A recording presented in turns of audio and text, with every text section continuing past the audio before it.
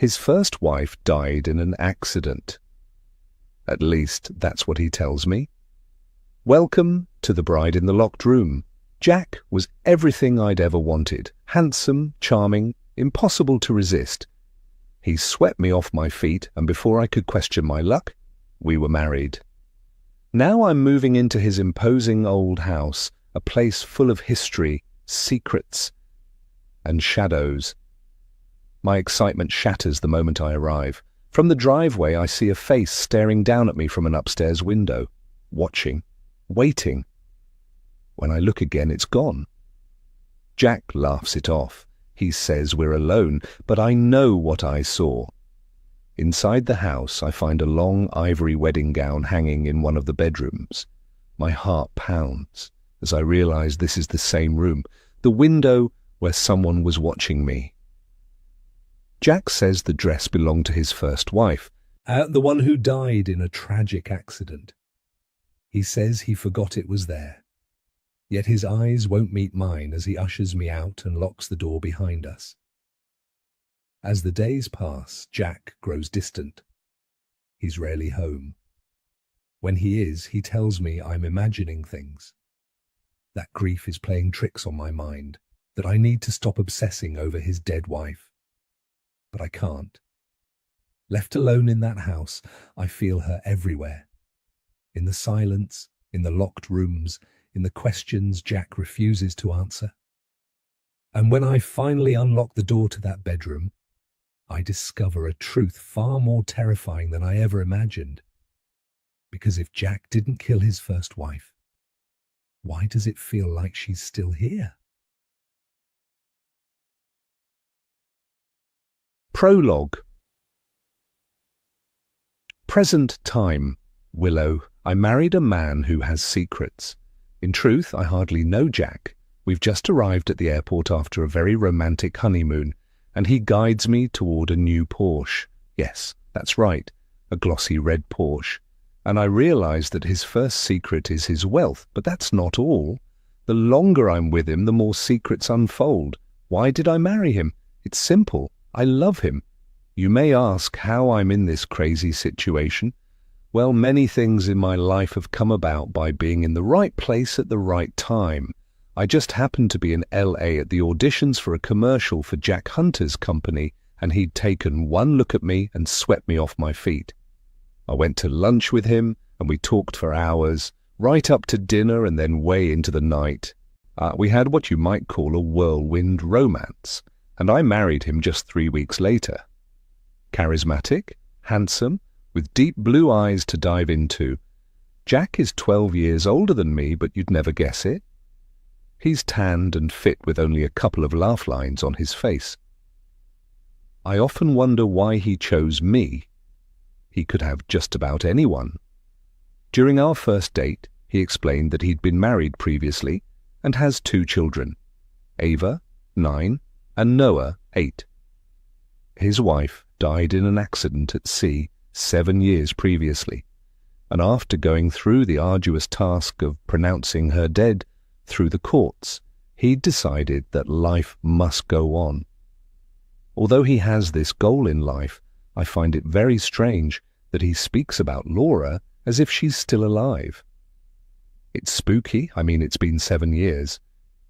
During our honeymoon, he made comments like, Laura would love this place, when we dined at a restaurant or whatever, and it made me feel like a third wheel. I guess as time goes by, he'll accept the fact she's gone. I must admit my life has changed dramatically.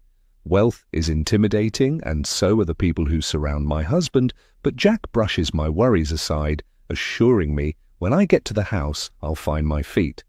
I haven't met the children yet, which I figure is a little unusual. I can't imagine how they'll react to being told that I'm their stepmother. I've seen photos and Jack has told me stories about them, but he doesn't seem to spend too much time with them at all. His life revolves around work and the Newport Yacht Club. I know nothing about sailing and Googled the marina and discovered it's a historic and well-regarded yacht club located in the heart of Newport Harbor. We're heading into Newport now when the ocean comes into view. I adjust my sunglasses to avoid the glare of sunshine glistening on the waves and move my attention to the majestic houses of the rich and famous. This place is amazing. I'll take Ocean Drive to the house. It's the scenic route. The engine of Jack's Porsche roars as we fly along the blacktop. Beaufort Manor is your home now. I hope you'll enjoy living here as much as I do. Laura loved it. I look at him and sigh. Laura again, as if she'll be there to meet us. Why does he do that? I shake off the feeling of being second best because every moment with him I need to pinch myself to believe it's not a dream. I've never lived like this before, and being able to buy whatever I want is surreal. Money has a power that could easily get out of hand. I look at Jack. His company builds hotels, skyscrapers, and upmarket housing. He gave me a brief idea of what he does in the company, but insisted it's nothing for me to worry about. I lean back and enjoy the scenery, but now we're heading along a driveway. Large wrought iron gates slide open as we arrive, and before me is a mansion. My mouth hangs open. It's old with windows everywhere, and it has that sinister vibe you see in horror movies. Or is my overactive imagination conjuring secret hallways and dark cellars with chains attached to the walls? The surrounding land is impressive. I'm seeing manicured lawns and perfectly trimmed hedges. Vibrant garden beds fill the air with floral scents as we sweep along the winding driveway. For a few seconds, the house is obscured by two massive oak trees, their puzzle-piece leaves spreading giraffe-pattern shapes across the driveway. My eyes widen at the sight of the grand entrance with marble steps and towering columns. It's intimidating, dominating the landscape like a medieval castle. I suck in a deep breath to steady my nerves. It didn't look so big from the front gate. This house is a testament to Newport's Gilded Age. That was a time long ago when wealthy New Yorkers built extravagant homes to live here. Jack grins at me. Laura knew the family who owned it. She played here as a child and claimed to know all its secrets. I purchased it for our first wedding anniversary. He winks. It makes a statement, doesn't it? I nod. I wonder why he believes he needs to prove himself worthy of his neighbours and bite my tongue. I've always been frugal. Having to work hard for every cent means I appreciate the little things in life. But this? How much money does he need? This house is screaming overindulgence to me. Keeping it clean must be a nightmare. The gardens alone would take an army. Intimidated, I swallow hard, suddenly wishing he'd brought me here before asking me to marry him. The huge house and the responsibility for 2 children I haven't even met weigh heavy on my shoulders. We stop on a wide gravel driveway, and the scent of roses drifts toward me. I can't resist and step from the car, turning to Jack. Give me a few moments to explore the garden. It's so beautiful. Go right ahead. He indicates to a grey-haired man trimming a hedge. That's Bill. He's been here forever. If you want to bring some of the roses inside, ask him to cut them for you. I walk back along the driveway, turn and stare at the grand facade. Panes of glass stare back at me like the eyes of a giant fly, and in one of the windows, a pale face looks out at me. I wave, and the face vanishes. I turn away and head toward Bill, who is watching me intently. You must be Bill. I'm Willow Hunter. The gardens are spectacular. Thank you, but I can't take all the credit. I do have help these days. Bill's weather-beaten face wrinkles into a smile. It's nice to meet you. I indicate to the house. It's not what I expected. It's very intimidating from the outside. Who are you waving at? Bill rubs his chin, his eyes never leaving my face. I look back at the house. I assume it was one of the staff. I believe the children are away until tomorrow. No, it's not one of the staff. They'll be downstairs waiting to see Mr. Hunter. That window is only for show. It can't be seen from the inside of the house. The other Mrs. Hunter spent hours trying to find that window because she insisted she saw a face peering out. Bill rubs a handkerchief over the back of his neck. It's probably a trick of the light is all. That window was bricked up on the inside during the renovation some years back, so nobody can be up there. The shivers sliding down my back stop as I turn to look at the windows, but this time I see nothing. Does anyone else see a face at the window? No, only you and the late Mrs. Hunter. He gives me a long, considering look and lowers his voice. Don't you go searching the house like she did. Strange things happen in the left wing. No one can explain them. It's not haunted. It's just weird. I figure the noises and such like drove the last Mrs. Hunter close to having a breakdown. I stare at him, unease seeping into my bones. How so? It's not for me to say. His lips flatten into a thin line. She just changed is all. The next thing I know, she died. Footsteps come from behind me. I clear my throat. I love the roses. I'll come and see you when I'm settled, and I'll grab a bunch for inside. You have the rest of your life to tour the gardens, Willow. Jack comes up behind me, and his arms circle my waist. I'm anxious to show you the house. Pushing the warning to the back of my mind, I smile. It was nice to meet you, Bill. I turn in Jack's arms. Okay, show me the way. Before we climb the steps, a man comes dashing out of the front door. He's wearing a dark suit with his grey thinning hair carefully combed. His face has a worried expression, and his pencil moustache twitches as he stares at me. His eyes are cold as if I'm an intruder he doesn't want to deal with. My heart sinks. Will all the staff have the same attitude toward me? The man stands to one side to allow us to pass, and his attention moves to Jack. It's good to see you, sir. Your bags arrived yesterday, and Amy has unpacked everything. He looks at me with a stiff smile, but says nothing. Thank you, George. Jack waves absently in my direction. This is Mrs. Hunter. He turns back to me. George oversees the running of the staff. You can go to him if you need to know anything. I blink as George hurries to collect our carry-on bags. I'll be asking you first. But I won't be here all the time. Jack takes my hand. You can ask George when I'm at the office. He leads me through huge oak doors and into a mind-blowing entrance hall.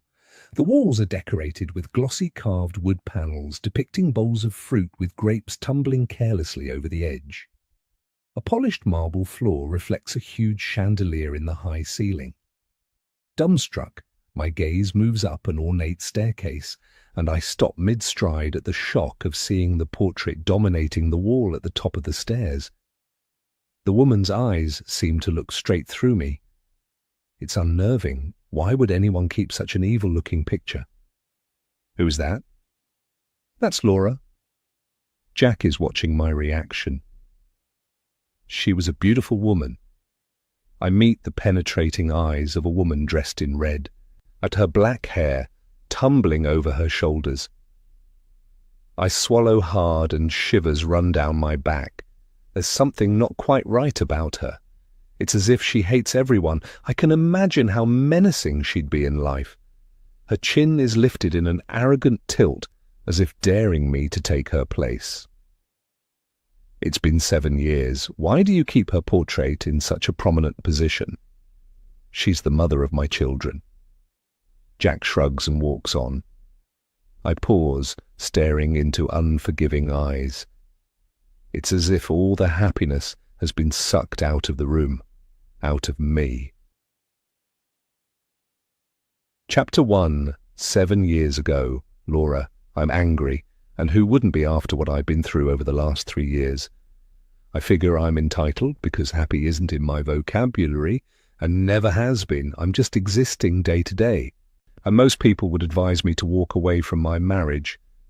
But I can't leave my kids. Trust me, I've tried to leave and take them with me, but my handsome and very wealthy husband, Jack, just drags me back. If I don't stay, I'll never see them again. What would you do? My husband is a powerful and respected man, and now most people believe I'm unstable. I can almost hear them calling me poor crazy Laura. Tonight, Jack insists we celebrate our 3rd wedding anniversary aboard the yacht. Celebrate is a joke. Well, he barely tolerates me. But appearances are everything to him, and I can play the part of a loving wife. The thing is, he doesn't trust me alone with my babies. My babies. No one will believe me about Jack's coldness toward me. His friends are loyal to him and tied to him by umbilical cords of money, and he tells them I've been unwell since delivering our son Noah, and they put on a good show of supporting him, not me. I hear them whispering behind my back and giving each other knowing looks, as if evaluating my mental state. I ignore them and try to relax amid the smiling faces, bubbling conversation, loud laughter, and the tinkling of champagne glasses. Our guests lounge on the lush leather seats as staff move between them, refilling their glasses or offering morsels of food on silver platters. The recessed lights almost blind me as they reflect on the wealth of diamonds worn by his friends. You'll notice I say his friends, as I haven't really had many of my own since we married. It's never been something my husband encourages, preferring me to move within his circle of acquaintances. It's safer that way. And Jack doesn't argue, and it infuriates me. I need to give him important information about a member of his staff, but he brushes me aside. When I insist, he hurries me into the galley. It seems I've embarrassed him in front of his friends. I need to get away and breathe some fresh air. I slip out on deck and sigh as the wind tousles my long black curls around my face. Out here, under the black sky, I'm free. An unexpected squall cools the midsummer night, making the waves climb and break in white caps, and in the distance, lightning zigzags the sky. The boat pitches and rolls as I turn to see the captain, illuminated at the wheel, chatting with one of the other men. He doesn't notice me as I continue my way to the stern. Beneath my feet, the deck shifts, and I slide toward the railing. I grab onto the cold metal, at my knuckles white as I strain to regain my footing. Knees trembling, I call for help, but rolls of thunder cover my cries. Beside me, a shadow moves. Relieved someone has seen me, I reach out a hand for assistance, but instead a violent shove sends me sprawling across the slick deck. Rain lashes my face as the floor beneath me rises high and then dips. Waves crash over the stern, soaking me in salty brine and rolling me back and forth. I try to get to my knees, but another wave flattens me. I'm in a desperate bid for survival as lightning flashes across the sky and thunder booms. Panic grips me as I slip toward the edge. I dig my nails into the deck, but it pitches again and a wave washes me under the railing.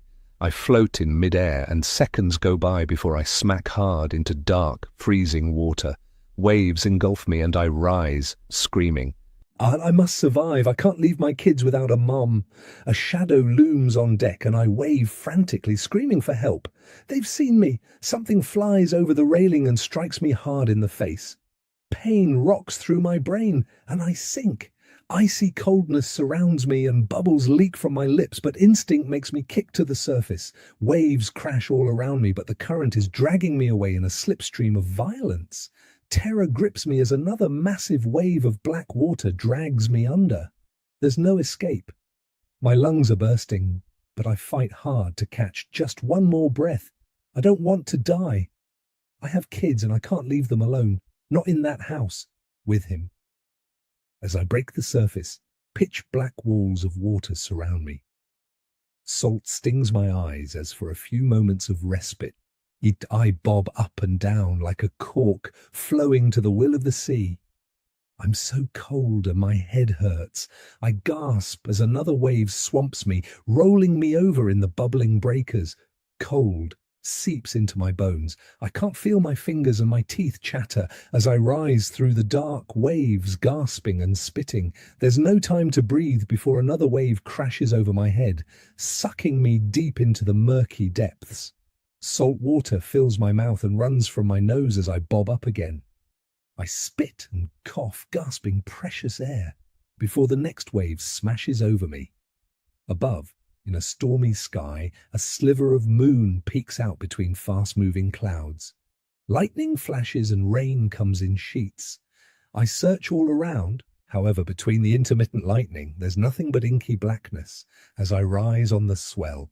I make out the lights on my husband's yacht vanishing into the distance and yell and scream, waving my arms, but no one will see me. I let out a sob as my husband's pride and joy, the Laura, leaves me to die. Panic has me by the throat. I need to swim, but which way? Which way is land? Something large bumps into my legs and images of sea monsters crash into my mind. Panicking, I scream and thrash about as another wave rolls me into a spin. Dark water rushes up my nose, but I fight. My instinct is to survive. I rise to the surface, suck in air, and dive below the next wave. I must get away. A shark will take me in chunks, and the moment my blood colours the water, it will cause a feeding frenzy. I swim hard in the darkness until my chest hurts, and I sink again under a crashing wave. This time, bubbles escape from my mouth, and I fight to break the surface. Exhausted, I float on my back, riding the waves and gasping precious air into my lungs. I lick rain from my lips, but it's not enough to survive. I don't want to die, not here, all alone in the dark. Wind whips up the waves around me and rain splatters my face. I open my mouth, hoping to catch a few more drops to ease my parched throat. I'm lost in the darkness, and it's only a matter of time before the next wave takes me to a watery grave. I should have seen this coming. The drugs in my food, the isolation, and now this. Someone on the yacht wants me dead. But who and why? Is it Jack? I guess I'll never know. Chapter 2, Present Time. Willow unease creeps over me. Allowing Jack to walk on, I look over one shoulder at Laura's portrait and shudder. So, this is how he keeps her alive. I feel inadequate and will never come close to her. I move and her eyes follow me as if watching me with her husband. It's eerie and raises goosebumps on my flesh. I hurry along a hallway after Jack and feel her eyes boring into my back. My confidence slips away under her gaze, and I'm suddenly an intruder. I push back the unnerving feelings and lift my chin. I'm his wife now, so why hasn't he taken down her portrait? I shiver. Seeing his shrine to her is darn right creepy. This is our space, one of many. Jack leads me into a large, bright room. Overwhelmed, I follow him, my legs trembling. I want to ask him about the face at the window, but change my mind. If Laura had seen it and become obsessed with finding the window, knowing I had seen it too might make him doubt my sanity. I force words from my mouth, or anything to sound normal, and at least a little excited to see my new home. How many rooms do you have? 11 bedrooms on the first floor, and more on the second and other rooms on the third. Jack grins at me. The staff quarters are behind the kitchen in a separate section of the house. We have a staff building as well. The house staff live here, and the rest have nice apartments in the other building. The size of the house intimidates me. I've seen too many horror movies to feel comfortable in an old, rambling mansion. It must be a nightmare to maintain. Not really. I have a large housekeeping staff and gardeners. Most of the rooms on the third floor are closed, as we'll never use them. He walks to a wraparound window with breathtaking views of the ocean. We have reception rooms, a ballroom, a library, and my office. There's a playroom where the kids watch TV. They don't come in here. There are too many priceless antiques in here to risk horseplay, so they know not to enter this room. He holds out a hand to me. Sue, the housekeeper, will be along soon. Once we've had coffee, I'll give you a tour of some of the house. He chuckles. We'll explore together. You know, I'm sure there are rooms here I haven't found yet. Finding that hard to believe, I meet his gaze. You really haven't explored the entire house after so many years? That seems so strange. Is there a reason? Honestly, I've seen the plans, so I do know there are small rooms on the 3rd floor. Jack waves a hand dismissively. I don't need to see dust-covered rooms we'll never use. It's a waste of my time. He glances at his watch. Where's Sue got to with the coffee? Before I have the chance to ask about Sue, footsteps clatter in the hallway. Jack, at last. A woman in her late 30s wearing a tight pink top and chinos with brown hair tied at the nape breezes into the room waving a piece of paper. Davis has been on the phone constantly. He needs you to okay a deal. Not now, Ruby. Jack frowns. I've just walked through the door. I'm sorry, but it's urgent. Ruby gives me a dismissive glance and pushes the document at Jack. You need to read this right away. I didn't expect the staff to be so cold toward me. It's very disconcerting, as if I'm an afterthought. I do expect Jack to introduce me before speaking to them rather than just ignoring me. I stare from one to the other, and Jack had mentioned a few staff live in staff quarters at the house, but I gathered they were gardeners and cleaners. He'd never mentioned Sue or Ruby, let alone George. What is George anyway, a manager? Totally lost and feeling like one of his priceless antiques left on the mantel, I sit on a plush sofa and wait. Moments later, another woman in her 30s arrives pushing a cart. This one has red hair and is wearing jeans and a t-shirt. The smell of fresh coffee fills the room as she propels the cart toward me and unloads the coffee pot fixings and a tiered cake stand with an assortment of sandwiches and pastries to the table before me. Plates, cups, and silverware follow. I nod to her. You must be Sue. That's me. Sue smiles. Dinner is at 7. She turns and walks out of the room.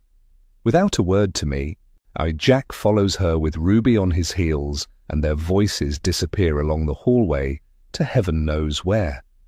My mind is racing. I did see a face at the window and didn't imagine it, but Bill's warning fills me with unease, especially after hearing there are rooms on the 3rd floor nobody visits. What strange things happen in the house? Am I safe here? I try to get a grip and take a few deep breaths. Do I ask Jack, or will he think I'm paranoid? Is this the same behavior Laura exhibited before she died? How can I find out the truth? I pour a cup of coffee into a delicate bone china cup and add the fixings. The trip has exhausted me. Our honeymoon was 4 decadent weeks traveling the world. Jack is wonderful, but why keep all this a secret? I look around a room filled with antique furniture and priceless collectibles, and I'll never be able to relax here. My hand trembles on the cup. One drop of coffee on the cream rug, and it will stain. As I stare at the open door and the empty hallway, loneliness creeps over me. He is the center of my universe and has never been far from my side for the last 4 weeks. Any business he needed to conduct happened when I took a shower or went to the beauty parlor in the hotel lobby. How life has suddenly changed. The moment we stepped inside Laura's home, I've become an afterthought. I stare into the view, contemplating my future living here. I sigh. I guess the honeymoon is well and truly over. I check my watch. I've been waiting for Jack for over an hour. The bread on the sandwiches has dried, the coffee is cold, and he is nowhere to be seen. It is a terrible waste of food, as the sandwiches are really good and I drank 2 cups of coffee. I've been staring out of the window for ages, taking in the scenery. But how long can you look at the beach? I'll do my own tour of the house. I really need to find our bedroom. After travelling by air and in the Porsche for some time, the makeup on my face feels like a stiff mask. I need to take a shower and change my clothes. I push Bill's warning to one side. The house has staff moving around and Jack is here. I have my phone in my pocket. What could possibly happen? I venture outside into the hallway and look both ways. There is no one around, so I make my way back to the entrance hall, and with Laura's piercing eyes staring down at me, climb the stairs to the first level. I reach a wide balcony with hallways leading away in both directions and decide to take the one on the right. If my sense of direction is correct, the right-hand side of the building overlooks the ocean. Artwork is everywhere, from the pictures on the walls to the bronze statues placed strategically on pedestal tables, and I have the strange feeling of being inside a museum. A long rug running along the middle of highly polished wooden floors muffles my footsteps. As I walk, I fling open each door. Most are empty guest bedrooms apart from two which, from the toys scattered over the floor and the posters adorning the walls, obviously belong to the children. Ahead, at the end of the hallway, is a small vestibule with double doors. I head toward it, certain this must be the master bedroom. Ah, there you are. Ah, Willow. Jack strides toward me, scoops me into his arms and kisses me. You are so beautiful. I love you so much. My heart pounds and my knees tremble from his deep kiss. I smile. I love you too. I've missed you terribly. What are you doing up here? Jack takes my hand. Our bedroom is in the other wing. Come, I'll show you. He takes my hand and leads me away. I walk beside him, trying to find the words to explain my problem with the portrait of his late wife, but nothing comes.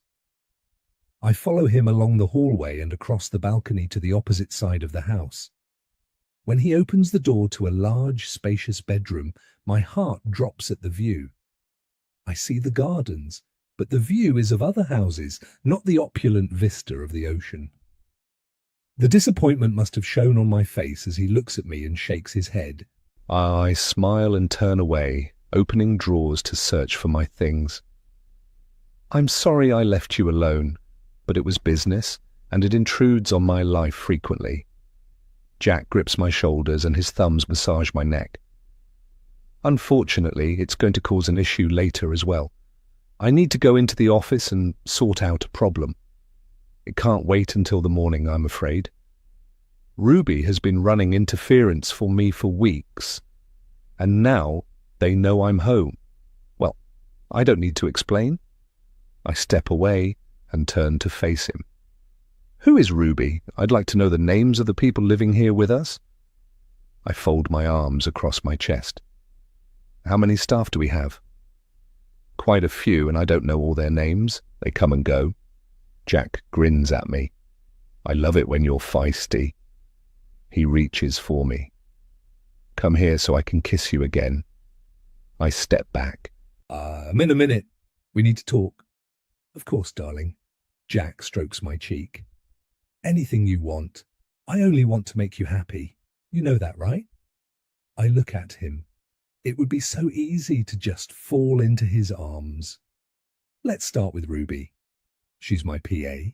Jack leans casually against the closet door. We've been working together since college. She lives here in the staff quarters. I rely on her, and it was difficult not having her around on our honeymoon. He holds up both hands. Oh, don't look at me like that, Willow. Of course there's no place for a PA on a honeymoon. That's why she remained here, but I'm used to her organizing everything for me. Things like dinner reservations, dry cleaning, and the tours we enjoyed during our trip. The itinerary was planned by Ruby. I made the reservations for our meals, but only occasionally. And the concierges at the hotels where we stayed were very helpful. I nod. Go on. You've met George, and he takes charge of all the staff for me. That includes gardeners, housekeeping staff, both live-in and outside workers. Jack rubs his chin. Sue is the housekeeper. She has 2 assistants who work in the house daily, Amy and Lucy, and then there's the chef, Pierre. The gardener you know is Bill. and he has many staff. I don't know their names. The nanny is Jenny. He frowns. I know the kids are old for a nanny, but she's been here since they were born, and they're attached to her. Keeping her means we always have someone here for them if we need to go out or spend the weekend away. He sighs and straightens. I'm guessing you'll want to freshen up. When you're done, I'll be in the office. It's 4 doors down from the room we were in earlier. I held up one hand. Before you go, how many bedrooms overlook the ocean? 6 on this floor. Why? Jack frowns. Don't you like this room? I stare out of the window and then back to him. Not really. The sea breeze on the other side of the house would be wonderful, and the views are to die for. I'd prefer to have our bedroom overlooking the ocean. I didn't want to cause an argument on my first night, but Jack is so even-tempered I'm sure moving our bedroom won't be a problem. I won't have too much to do around here with all the staff and the kids at school. Do you mind if I pick a bedroom and redecorate it to suit my tastes? I gather Ruby organised this one? I indicate to the roses on the white drapes and the matching coverlet. Red and white isn't my thing, in fact, but I believe it's unlucky. I always have. I'll have them removed at once. Jack comes to me and wraps his arms around me. His cologne is a familiar comfort. I want you to be happy, Willow. He presses kisses on my cheek and down my neck, sending goosebumps down my arms. I'll be sure to tell Sue to order anything you need. He chuckles, and his warm breath brushes my ear. I didn't like them either. I'm not into florals. He drops his hands and smiles. I'll be in my office when you're done here. Grinning and feeling warm all over, Jack does that to me every time he's close. I open what I think is the closet door and gasp. There is a room inside. My clothes take up a small area on one side of a huge dressing room. Along the other side, suits are lined up covered in plastic, shirts, and then casual clothes.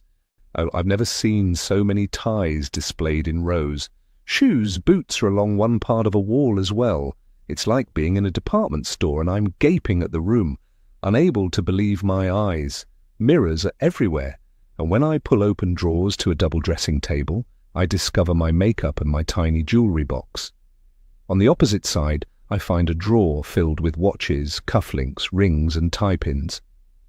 From what I'm seeing, Jack has occupied this room for a time. I collect my things and head into the bathroom. Like everything else in this house, it is overindulgent. A claw-foot bathtub big enough for 2 is set before a window. The towels are piled up on a shelf, thick and fluffy. Everything looks brand new. I step into the shower and turn on the faucet. Perfectly heated water jets out from various nozzles around the walls. Above me, the shower head is huge. I sigh in contentment. I could get used to living like this. I step from the shower and a noise comes from the bedroom. Jack, is that you? I wrap a towel around me and open the bathroom door. The bedroom is empty, but the door is wide open. I walk to the doorway and peer outside and freeze. The hallway is in darkness, and footsteps disappear into the darkness. Jack? Nothing. Chapter 3, 12 months before our anniversary celebration, Laura. I walked into our arranged marriage with my eyes wide open. I consider myself lucky, you see. Jack is everything a woman could want in a man, handsome, rich and powerful. His influential friends include senators and billionaires.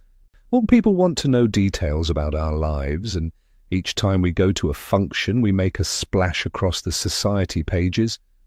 I enjoy going to functions just to show him off. When we're out together, he acts the loving husband.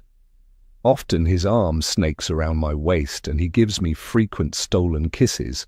Our life appears so perfect. So many women want him. I can see why they're jealous, but I don't care. He's mine. Or is he? I stare at the bedroom door and his words cut deep into my heart. His cologne lingers, and I want to grab it and hold it to me, but he's gone. I stare at my reflection. What is happening? Suddenly I've lost him. I try to remember what happened. What did I do? I can't think straight. Am I losing my mind, or is someone twisting reality? My marriage to Jack has turned into a nightmare, and I can't escape because no one will listen to me.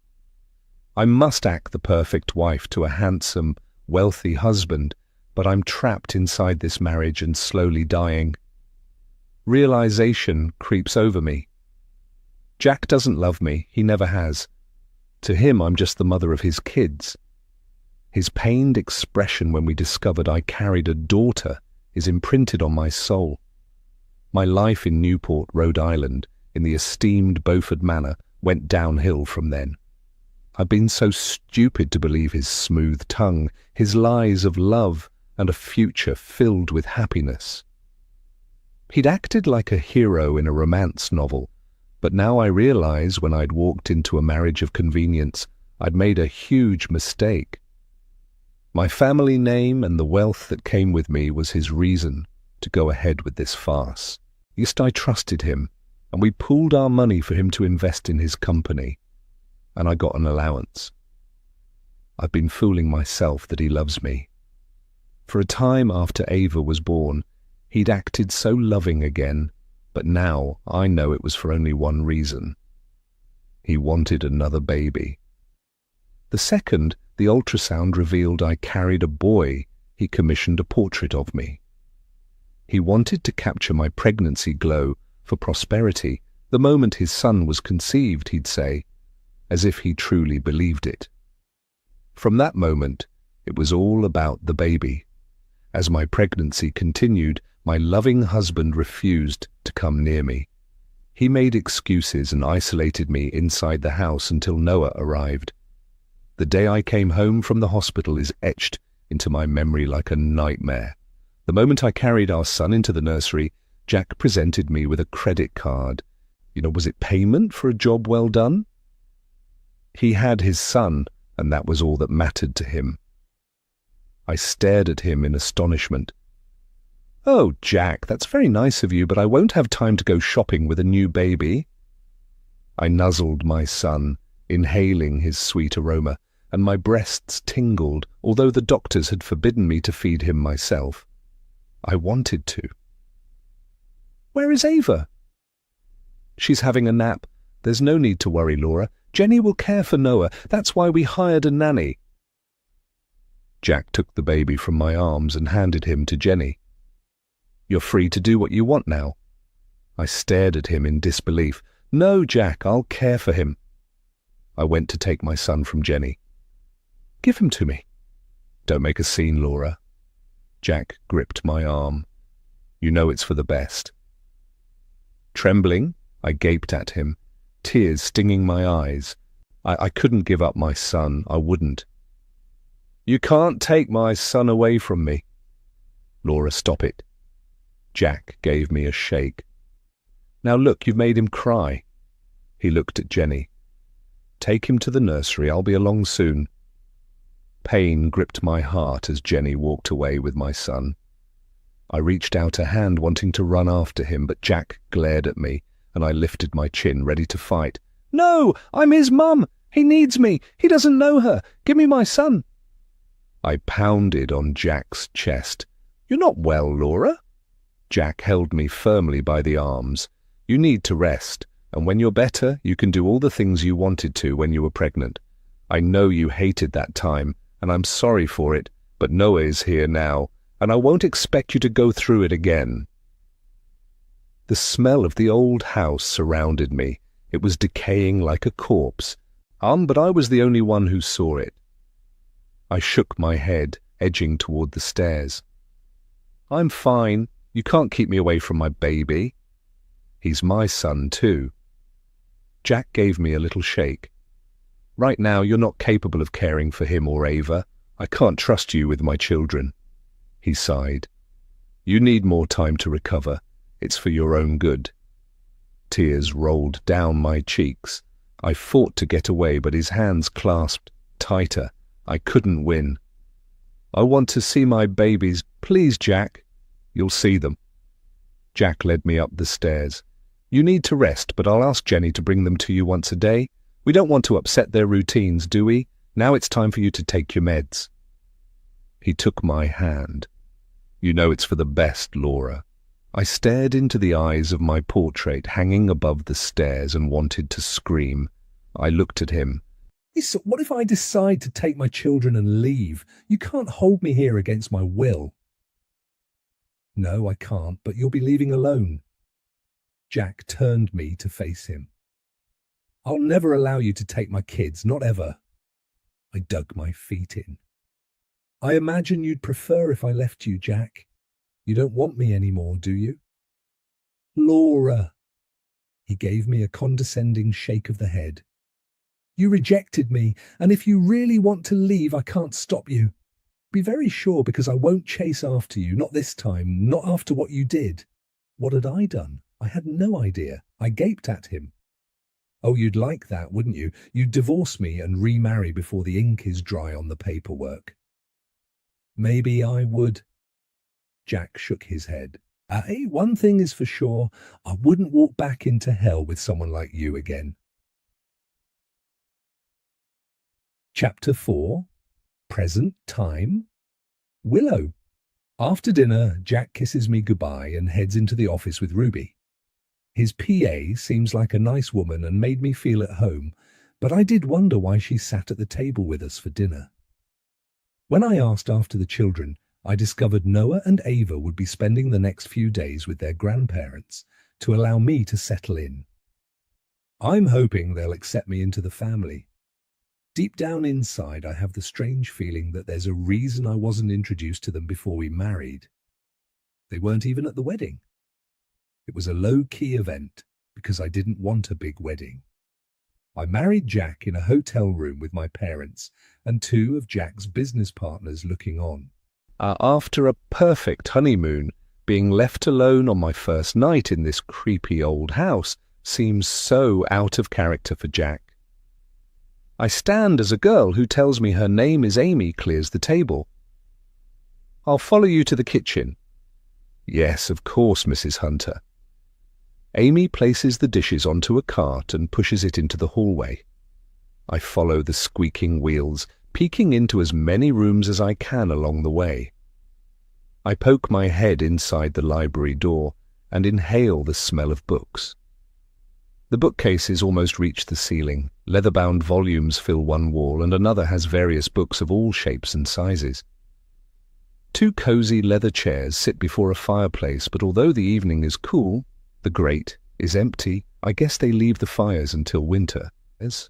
And the weather here is comfortably warm in the summer, and from what Jack tells me, the sea offers a fresh breeze. I duck out of the room and run to catch up with the squeaky cart. I enter the kitchen, noticing the doors are like a restaurant, as in two swinging doors with a metal strip halfway to allow carts to push through without damaging the surface. I step inside and all eyes turn to me. One young woman is stacking plates into a wall cabinet above an impressive marble counter. Like the rest of the house, everything is marble, but in here the high-end appliances are stainless steel. I gape at the refrigerator. It takes up a huge space along one wall and has a glass front displaying the contents like in a supermarket. Above a center island hang pots and pans from a rack. Mrs. Hunter. Sue comes toward me, wiping her hands on a dish towel. Is there something you need? I smile at her. Not right now. I'm exploring the house. Jack didn't have time to show me around. He has an emergency at the office. Do you want me to take you? Sue folds the dish towel and looks at me expectantly. It's easy to get lost. I shake my head. No, I'm fine. Are there any locked areas I'll need keys to open? Furtive glances move through the staff and my stomach clenches. Are there secrets in this house no one wants me to know? I wait, glancing from one to the other. I clear my throat as the question remains hanging. Another thing, who decides the dinner menu? That would be Ruby. She knows what Mr. Hunter likes. The chef. comes out of a walk-in pantry and smiles at me. I nod to him. Yes, maybe she does, but I'd prefer to discuss the menus for the week with you from now on, Pierre. I'm sure you can advise me on Jack's favourite meals, although after 4 weeks with him I have a good idea of what he likes. I turn to Sue. I walk to the drinks area of the refrigerator and pull open the door. It is like a store, with everything a person could desire. I select a bottle of water and with a nod continue to explore the house.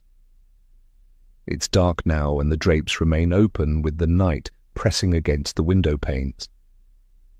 I admit I'm scared of the dark, and being in this house magnifies it 1,000 times. Just going and closing the blinds gives me the creeps. I'll need to tell Sue that I want the drapes closed at dusk. I make my way to Jack's office and take a pen from his desk. I'll make a list of the things to do and present it to Sue or George in the morning. Where is George? I haven't seen him since we arrived. Or maybe he goes to his room on the stroke of 5 or whatever. I'll need to know who is on duty and at what times. I sit in Jack's comfortable leather chair and inhale the scent of him. How strange, I could almost feel him the moment I entered the room. I need a notepad and pull open the top drawer. Inside are neatly stacked notepads and a bunch of keys. I take a pad and lift the keys to inspect them. 5 keys, 2 large old ones, the other 3 look almost identical. I push them into the pocket of my chinos, but I want copies of all the keys, and head back to the kitchen. As I walk past the stairs, the portrait of Laura stares at me as if daring me to invade her sanctum. I keep my eyes averted and keep going. Jack is mine now. Soon. Ah, you'll have a new home in the loft and can keep your dirty looks for the mice and spiders. In the kitchen, I go straight to Sue. Now about those keys, I gather there's more than one set for the house. Will you get me a set, please? There's always someone here to answer the door, Mrs. Hunter. Sue lowers her eyes to the floor as if trying to hide her expression. The other keys are to keep the children from the cellar and the loft. There is, of course, the room on the first floor. None of us are allowed inside by Mr. Hunter's orders. I don't have a key. I'll ask Mr. Hunter if I can get copies of the others cut for you in the morning. She's refusing to give me a key to my own house? What the heck is going on here? Chapter 5. 6 months before our anniversary celebration, Laura Jack tells everyone he purchased this house for me. It's a lie. He bought it as a status symbol and tells everyone that will listen. It was because it belonged to my uncle and I wanted to live here. I never have, but I keep up the story to make him happy. I spent some time here as a child, and it was spooky then and hasn't changed. I swear I've seen a face looking from a window that doesn't exist. I've searched for it and found nothing. Strange things happen here, and when I speak to my fast-dwindling circle of friends, they figure I'm joking. They're jealous of the house, but don't know how difficult it is to live here. Honestly, I look at the carved wood, marble and priceless antiques, and my skin crawls. Each day, my home is invaded with people. Cleaning and making noise with vacuum cleaners. They have that smell, you know, that dusty old lady's house smell, which wafts around for hours once they've been through. And then there's Ruby, Jack's PA, Miss Super Efficient I call her, with her tight tops and chinos and perfume that closes my sinuses. I understand he needs someone to do all the grunt work for him, but I wish he had a male PA. I'm a jealous woman, and I admit I don't enjoy him spending so much of his time with her. Jenny, the nanny, and Sue, the housekeeper, are plotting against me. I swear they keep moving my things. I'm forever looking for my phone. I put it down for a second, and it grows wings and moves to another part of the house. I make requests, and when things aren't done, they insist I never asked them. I figure they're trying to make me look bad in front of Jack. I'm isolated in this house. No car, no visitors. I'm a prisoner in my own home. I only get to see people when Jack takes me with him to spend time on the yacht. Early in our marriage, we threw many dinner parties and he escorted me to his business lunches and socialite parties, but things changed when I had Ava. Although during that pregnancy I was allowed to visit my friends and go shopping alone, not so with Noah. From the moment Jack knew I carried his son, my freedom and most of my friends vanished. The staff watch me now as if I might turn into a monster and kill them all. I hear them whispering when I move around the house, sending secret messages to each other as they follow and likely record my movements. Am I paranoid? Most people would love the lavish surroundings. I enjoy having the most handsome and rich husband in town, but every day something else happens to make me question why I'm here. My babies hardly know me. Ava allows me to brush her hair and chats to me, but Noah screams and holds his arms up for Jenny. When this happens, Jack sends the children away and tells me not to become upset. I want my babies. I'm their mum, not Jenny. I can never discuss anything with Jack. He works most days, and when we are at dinner, his PA is at the table. He treats her as if she's one of the family, and I often wonder if she is having an affair with Jack. They are always together, even though they leave in different vehicles each morning. Her office at his company is right next door.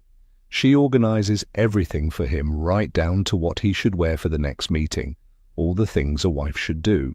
And I need to do something and take my chance after dinner as Ruby stands to leave. I touch Jack's arm and lean into him. I'd like to talk to you. I'll refill our coffee cups. I stand and go to the buffet where the coffee sits in a large pot beside the fixings. The aroma of the fresh brew fills my nostrils and reminds me of the time we sat at a little cafe in Paris. We held hands and he hand-fed me spoons full of lemon gelati. I believed it when he said he loved me. I sigh. Life never turns out as planned, does it? As I fill 2 cups, I glance into the pink-tinted mirror running above the buffet. I swallow hard when a distorted face looks back at me from behind my own reflection.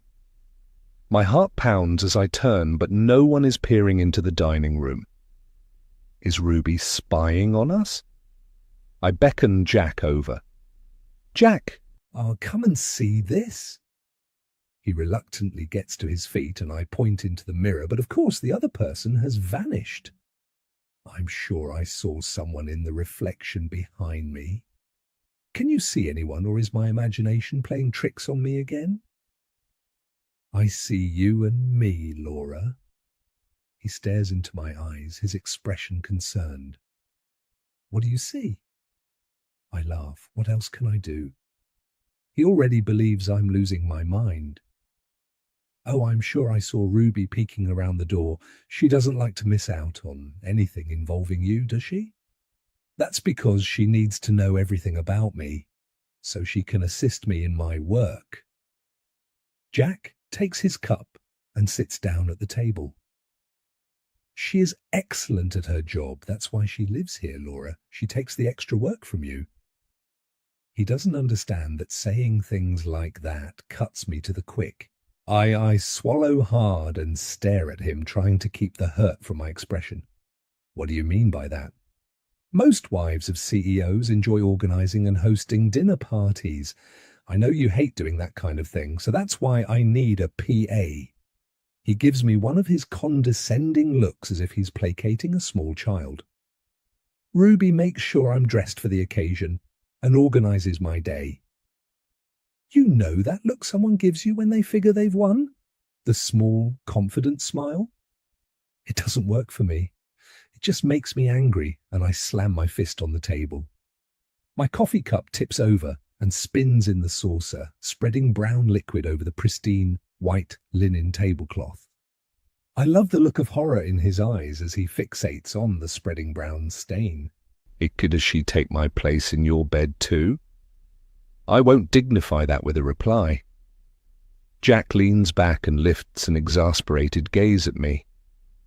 I'll make an appointment for you to see the psychiatrist. I believe your meds need adjusting. Seething, I gripped the edge of the table to prevent me from slapping his smug face. There's nothing wrong with me. I'm just sick of sharing my meals with the help. I want you to fire her. That's never going to happen. Jack places his cup in the saucer and stands. The meals, well, I'm sure she'll understand because, as sure as hell, I don't want any of the staff witnessing your violent episodes. He grips my arm. I'll walk you back to your room. We mount the stairs, and the musky old smell of the house suffocates me. At least my room overlooks the ocean, and I can open the window and smell the salty brine. As we get closer to my prison, the portraits of people I don't know and don't give a damn about stare down at me in judgment. I can hear them whispering. Laura's been a naughty girl again. I straighten my shoulders and walk tall, not saying a word. I'm not complaining, but I refuse to comply. He takes me inside, sits me down, and hands me my medication. I push them into my mouth, pretending to sip water and swallow. The moment he leaves, I run to the bathroom and spit them down the toilet. I'll wait a few minutes and sneak into the nursery to see my babies. My heart breaks as the click of a key, turning in the lock, dashes all hope. There is no escape from this nightmare. Chapter 6. Present Time. Willow. Needing to find a bedroom on the ocean side but not too close to the children's rooms, I make my way to the opposite wing. I walk along the carpet running down the center of the hallway. The floor either side is polished to a high shine. It's darker here than I expect, with only one light glimmering high above. I search the wood paneling for the light switch, but the one I find only controls the single light. The row of highly decorative chandeliers must be controlled somewhere else. I make a note to ask in the morning. Moving on, I open doors until I find a large room. It's perfect, but more of a sitting room than a bedroom. It must be part of a suite, as the first door I open contains a lavish bathroom. I pause at the window. The view of the ocean will be spectacular in daylight. The glimpse of waves crashing on the sand under a witch's moon is a delight. I turn away and look at the huge double doors with a small vestibule outside. The bedroom must lie behind the splendidly carved wooden doors. I move to the door, aware of the lack of light. Shadows cloak the area as I close my hand around the doorknob, but it doesn't turn. Sue's words come to mind. This must be a restricted area for the kids. Why would a bedroom be restricted? It makes no sense to me. Maybe it has a balcony and Jack is concerned they might fall to their deaths. I dig out the keys from my pocket and try each one. The last key slides inside and turns with ease. I'm not sure what to expect, perhaps another empty room, but my heart pounds as the door swings open. The air is thick, musty, but with a lingering hint of perfume. I swallow hard and fumble for the light switch. As light floods a magnificent bedroom, and I feel like an intruder. The bed is unmade, head marks crease the pillow. A champagne bottle and a glass sit on a tray beside the bed. A red negligee lies in a pile on the rug, as if someone just stepped out of it. This must be Laura's bedroom. Across the room, windows mirroring the family room below give a panoramic view of the beach. I turn slowly, unable to understand why Jack has left this shrine to Laura. It's been 7 years and he hasn't gotten on with his life at all. I move to the bathroom, and the same untouched condition greets me. The next door leads to a dressing room as big as our current bedroom. Clothes line the racks. Dresses with labels I have only seen in glossy magazines or on red carpets. It's messy with discarded clothes tossed around. The dressing table spans the width of the room. Open drawers display glittering gold and diamond jewelry, watches and bracelets in a statement of wealth. This woman flaunted her fortune and held a total disregard for her staff, expecting them to pick up after her. I look around in dismay. I'd be too embarrassed to leave a room in this mess. I turn on lights and notice Jack's clothes are there as well, but covered in plastic. I venture inside and find a second door. I turn the handle, peer inside, and find a light switch. It's a bedroom covered in dust cloths. I stand in a desolate, lonely room and try the door to the hallway. It's locked. They had separate bedrooms. How strange, when Jack spends every second of his night with me and hates leaving me each morning. When his wife died, was it too painful for him to return here? I can almost piece together the night before she died. When had they left the house after a night of passion and only one returned? I close the door, leaving the sadness behind, and move around the dressing room. I see my footprints evident in the dust, and a sudden chill lifts the hairs on the back of my neck. It's as if Laura is watching me, judging me to see if I'm good enough for her husband. I shake my head, dispelling the thoughts. No one has been in this room since Laura died, and no wonder the room is depression incarnate.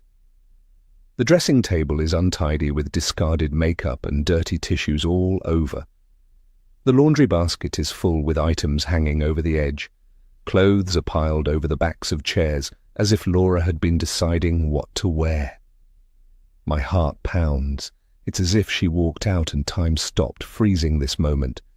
I hear a slight sound and glance over my shoulder just as the door winds and shuts me inside. Fear grips me. I don't want to be trapped inside this mausoleum. Breathing heavily, I drag it open, push it wide, and peer outside. No one is there. I'm acting like a fool. I ignore the overpowering feeling that I'm being watched, and I walk to a closet and slide open the door. Inside, Laura's clothes are hanging neatly, covered in plastic. I run my hand along them, seeing an overindulgence of expensive designer clothes, from casual dresses to fur coats. Everything she wore is preserved. The shoes number at least 50 pairs. I walk along the rack and feel the silk of an uncovered gold blouse. Why isn't it dusty? Dust coats the bedroom, but not here. How strange. Does Jack come here to be close to his wife? I throw open another closet door and cry out in shock. Inside is a mannequin in a wedding dress, complete with long, lacy veil. I swallow hard. I need to get out of here and slam the door shut. Rushing from the dressing room, I close the door behind me. I stand in the bedroom leaning against the door, my heart pounding. This isn't keeping a loved one's memory alive. This is an obsession. Chapter 7. With each step away from Laura's room, I feel better. I refuse to look at her portrait. Am I afraid she might smile at me, knowing she's scared me? Heavens above, I'm starting to lose it. I need to get a grip. A hint of fresh coffee brewing reaches me. Needing caffeine, I make my way to the kitchen. Sue stares at me when I enter and sit down at the center island. She raises an eyebrow and glances at Amy, who is emptying the dishwasher, and they exchange glances in a secret language of looks between them. I'm an intruder, no doubt, and I don't figure they like their normal being upset. I look from one to the other. I'm lonely and really need the company. If they'll allow me, I intend to make friends with everyone. I smell fresh coffee. Yes, it's ready. Sue takes down a cup and looks at me over her shoulder. If you need anything, we're all listed on the house phones. You don't need to come down to the kitchen. My mind is a shambles, but I smile and push a long strand of hair behind one ear. I enjoy chatting with you and would value your insight about the running of the house. I would have asked Jack, but he's not here. I lived a simple life before marrying him, and all this is new to me. I feel like a fish out of water right now. I indicate to the mugs hanging on hooks in a line under the above cabinets. I'd like my coffee in a mug. The bone china cups make me nervous. Of course, it's your home. What do you need to know? I'm happy to help. Sue places a mug of coffee and the fixings on the table before me. She gives me a stare from under her lashes. I notice her mouth tense into a thin line. I guess she doesn't want me to cross the line between employer and employee. Do I make her uncomfortable? I hope not. Maybe I can put her at ease. I indicate to a chair. Please, join me. With obvious reluctance, Sue pours herself a mug of coffee and sits opposite me. I look at her. She's in her 40s, neat and tidy. I'll keep the questions general and then try and make her reveal the house secrets. How long have you worked for my husband? Since the day he moved in. Sue turns her cup around in her fingertips. I'd say it must be 9 years by now. This news is good to know, and I nod at her. So you were here the night Laura died? I lean closer, seeing the flash of panic in her eyes. What does she know? I smile. I know all about what happened, but it's such a mystery. I'd love to find out more about it, and you were right here at the time. You don't mind, do you? Just between you and me? I guess it's public knowledge now anyway, so no harm done. I was here that night. It was Mr. and Mrs. Hunter's wedding anniversary. They held a party on their yacht, and I believe Mrs. Hunter fell overboard. No one noticed her missing. The weather had gotten bad, a storm, I believe. They never found her body. Mr. E. Hunter was devastated. I add sugar and cream to my mug and stir slowly. It's one indulgence I allow myself. Has he ever mentioned why he hasn't emptied their bedroom? I went inside and it looks like she just left. We received instructions not to touch anything. Sue eyes me with suspicion. He keeps the door locked. There's a rumor that she haunts that room. In fact, some of the staff swear the entire house is haunted. She laughs. I don't, and I'm here most of the time, but that's what happens in these old houses. People believe. They're filled with spirits.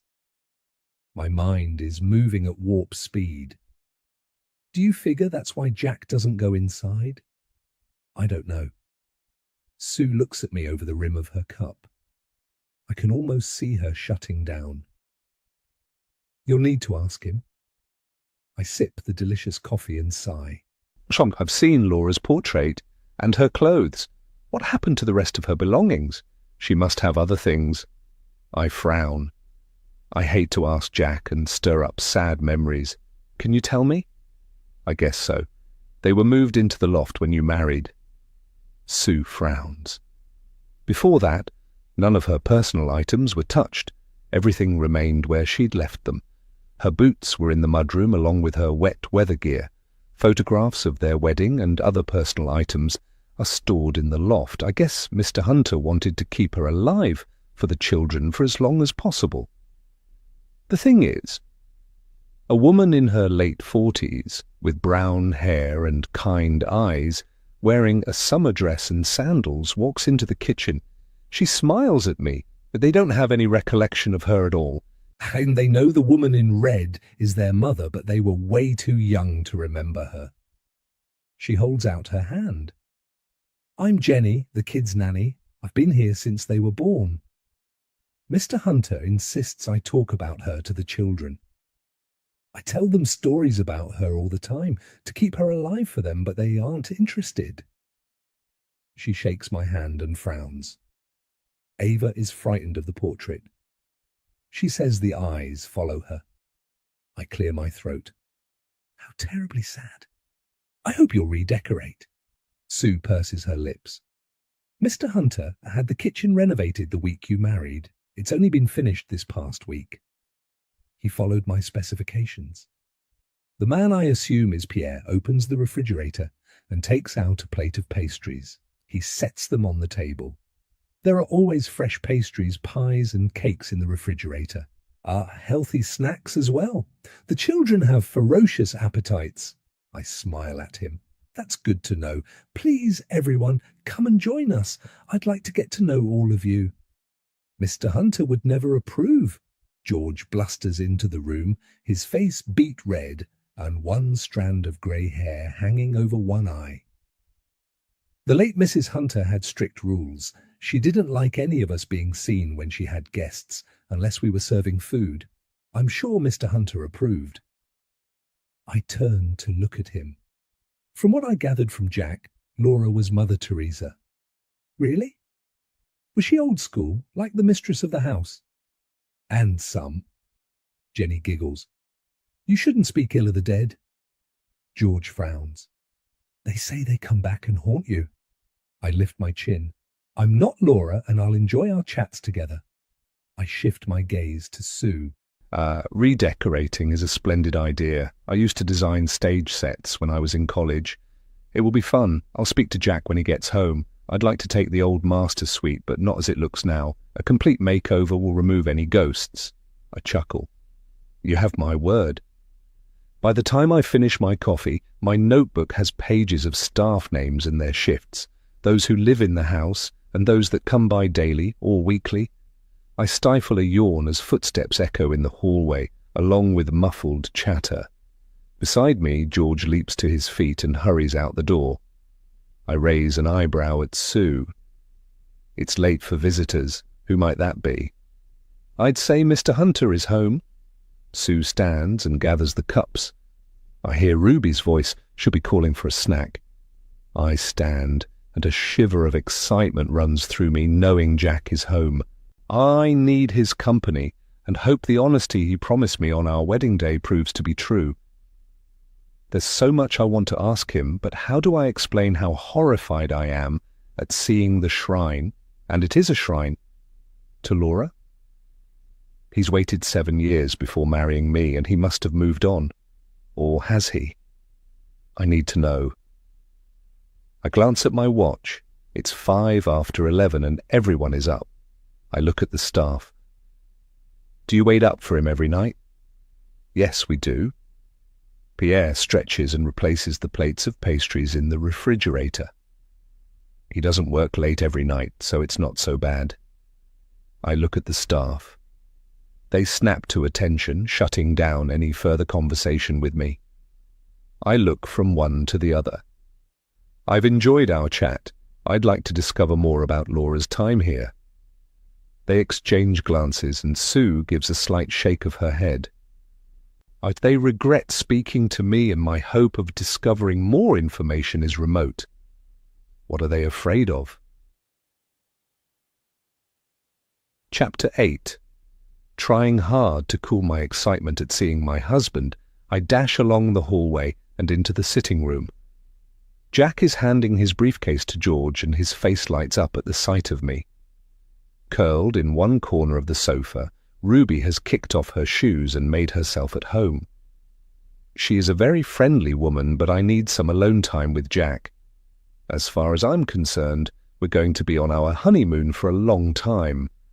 I go to him, and immediately his arms come around me, engulfing me in his warm masculine scent. I lift my lips to his, and he kisses me passionately. I'm breathless when he finally lifts his head. His eyes fill with love as he meets my gaze.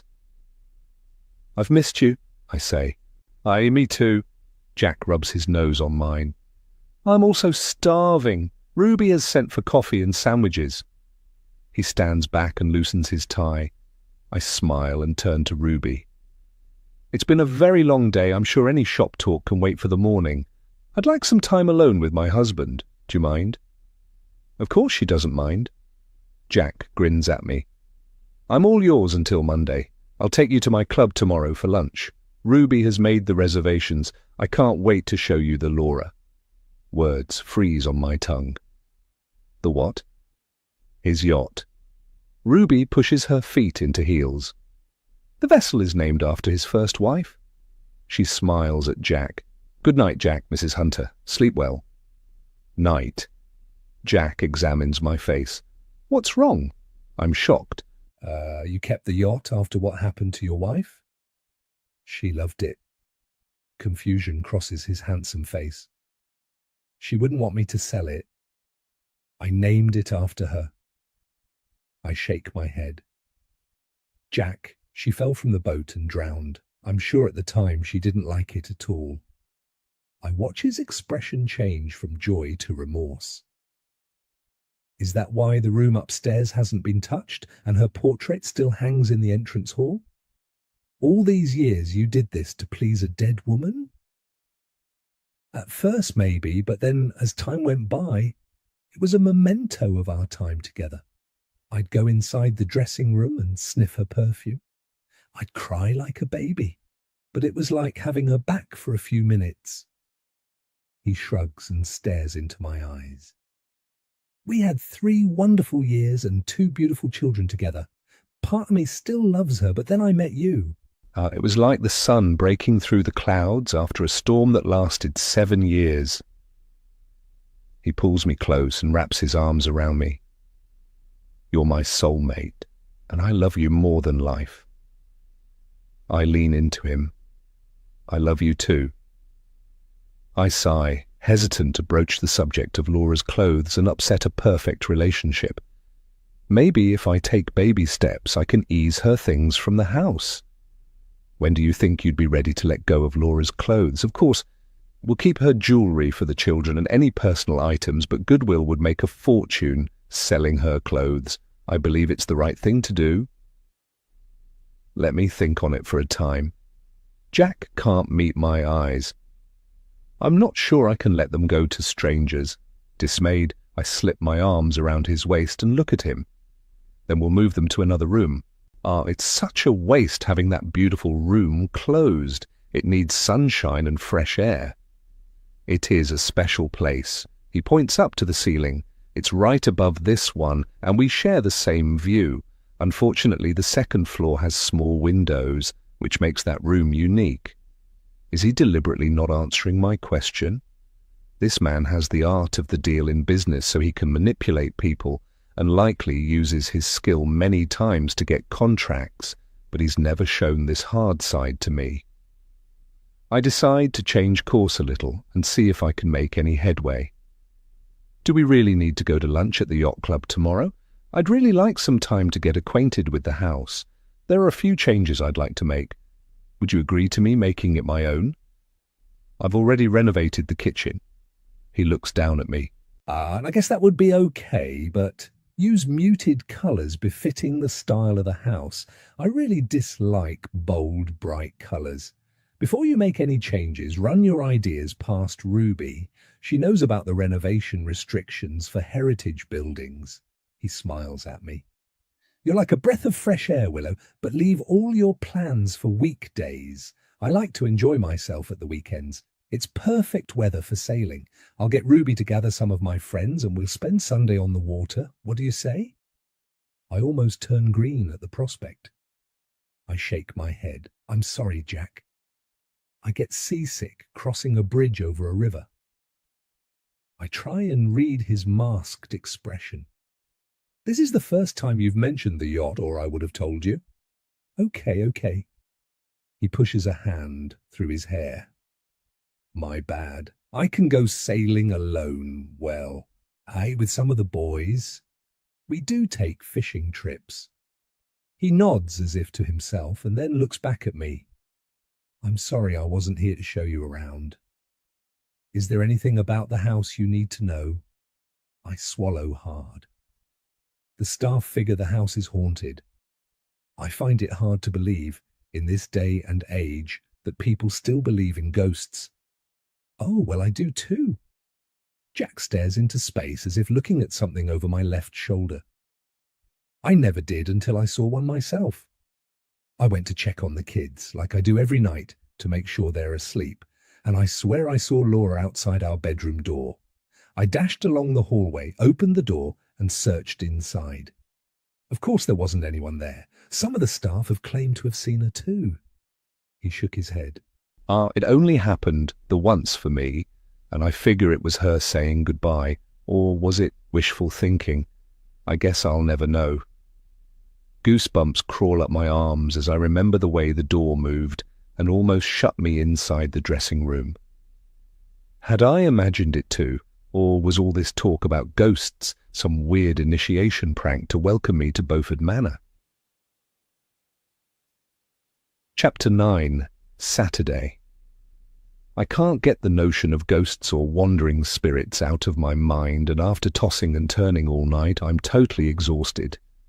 Honestly, I'd expected Jack to completely deny the fact there are ghosts in the house, not say he believed he'd seen Laura's spirit or whatever.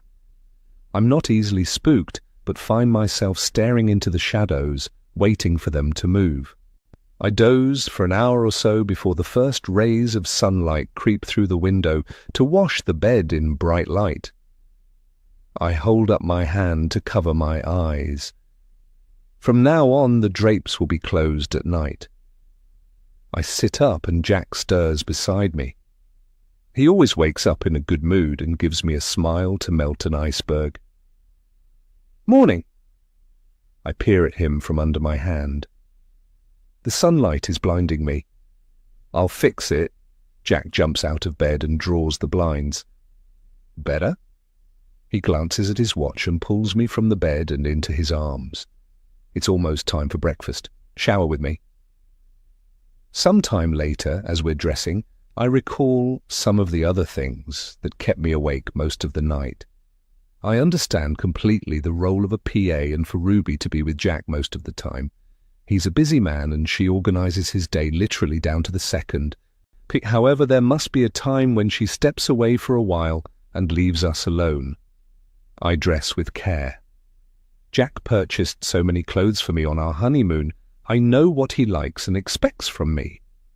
At first, I balked at the prices of the outfits he suggested and tried to refuse his generosity. It concerned me that he'd likely gone through most of his savings. I could see it made him frustrated, so when we went shopping, his "buy what you like and don't look at the price" became the rule of the day. If I'd known then how wealthy he is, his actions would have made more sense. The yacht club has polished wealthy clients, so I dress in a white blouse, a beige tailored skirt, and a soft blue jacket with matching espadrilles. I glance in the mirror. My skin is tanned from our honeymoon, and my dark blonde hair has sun streaks. I meet his gaze in the mirror. "Is this okay for the yacht club?" "You look wonderful." He wraps his arms around me and kisses my ear. "You didn't sleep well, did you?" I shake my head. "Nope, all the talk about ghosts, I expect." "Ghosts?" Jack chuckles. "I don't recall mentioning ghosts. Maybe you had a bad dream?" Confused but not sure if Jack is joking with me, I turn as he moves away to put on his shoes. "Before we go down for breakfast, there's something we need to discuss." "And that is?" He straightens and glances in the mirror before smoothing his thick, dark brown hair. As his wife, I'm entitled to make demands, right? So here goes. I take a deep breath. "I know you've been on your own for a long time and likely needed the company at meals, but we're married now. What I'm trying to say is, Does Ruby need to share every meal with us?" I give him a long look, trying to judge his reaction, but he's very good at hiding his feelings when he wants to. "You'll be back at work on Monday, and I want to cherish every second alone with you when you're home." Is that too much to ask? Ruby has always been a big part of my life, in fact, since I left college. Laura never had a problem with her living with us. A frown creases his handsome brow. "I rely on Ruby to make sure my day runs smoothly." I nod. "So you employed Ruby before you married Laura?" "Yeah, we couldn't manage without her." Jack shrugs. "She handles everything for me. Laura liked her. They got on well together. I'm sure you will too." His constant referral to his dead wife is getting annoying. It's as if he figures having her approval means something to me. I turn to look at him. "Did Ruby share meals with you and Laura?" "For a time, and then Laura decided to keep the staff at arm's length, even Ruby, who frankly is more like family." Jack chuckles. "Ruby understood and kept Laura at arm's length too. They rarely interacted at all. This worked well because Laura got annoyed if she spotted Ruby around the house. The only time she expected to see any of the staff was when they were serving our meals or during a dinner party. She tolerated Jenny, the nanny, and would discuss meals with Pierre, the chef, once a week on Mondays. I lift my chin, feeling a surge of confidence. That's good to know because I plan to have a few rules of my own. I want to spend as much time with you as possible, so from now on, do you mind if we eat dinner together? Just us, no staff? And this includes Ruby at our lunches at any of your clubs. That's our time together. Business hours is her time. I'll discuss the menus for the week with Pierre. I figure I know your tastes, but if there's a specialty he prepares, let me know and I'll be sure to include it. I'm good with that. Jack beams at me. See, you're settling into my world just fine. He clears his throat. Allow me a few minutes to explain things to Ruby. He picks up his jacket and heads for the door. Oh, no you don't, I charge after him. We need to show a united front, Jack. I don't want her to believe it's personal. I happen to like her very much. Okay. He pauses in the hallway and offers me his hand. Come on then. As we walk down the stairs, he pulls out his phone and calls Ruby. I need a word. In my office.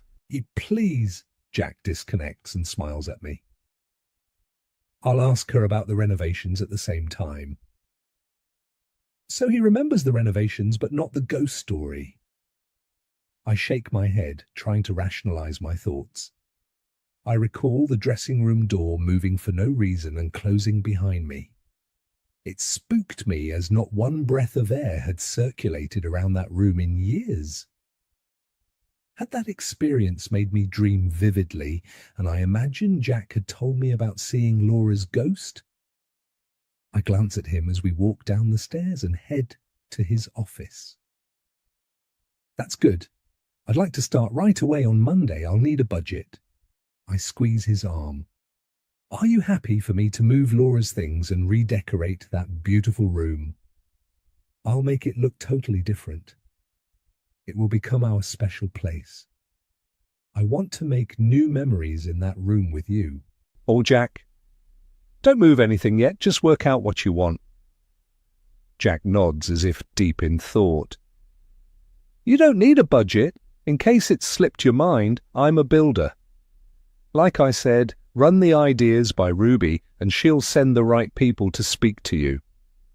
I'll give her instructions to be the intermediary if necessary. I'm sure we'll come up with a plan we're both happy with. Excited, I almost dance along the hallway. We find Ruby waiting in his office, scrolling through her tablet. She's dressed in smart, casual clothes.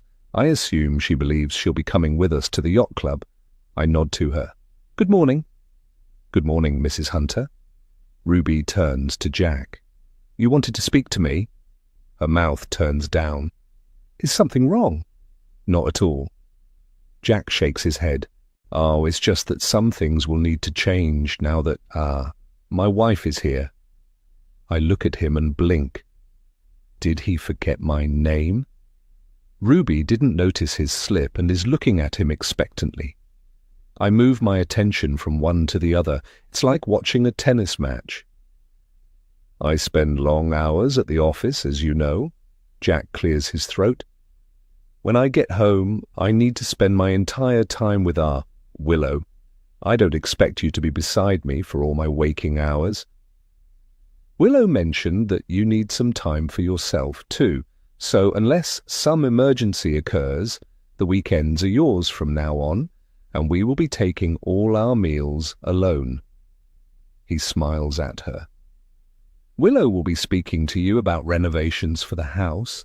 Call in one of our architects to make sure any changes don't contravene any building regulations for historical homes. I'll look over the plans before we begin. I'll be having the final say. Okay. Ruby makes a few notes and then turns to me. Thank you for thinking of me, Mrs. Hunter. That's very kind of you. She smiles. I do appreciate having some extra time to myself, and I'll look forward to discussing the renovations with you. She looks at Jack. If there's nothing else, I'll grab breakfast before Sue throws it in the garbage." "Thanks, Ruby." Jack leads the way out of the door. As we enter the dining room, he smiles at me. That went well.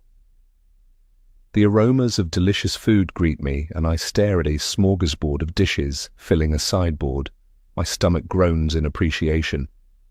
To think I had a fear of being wealthy. I smile to myself.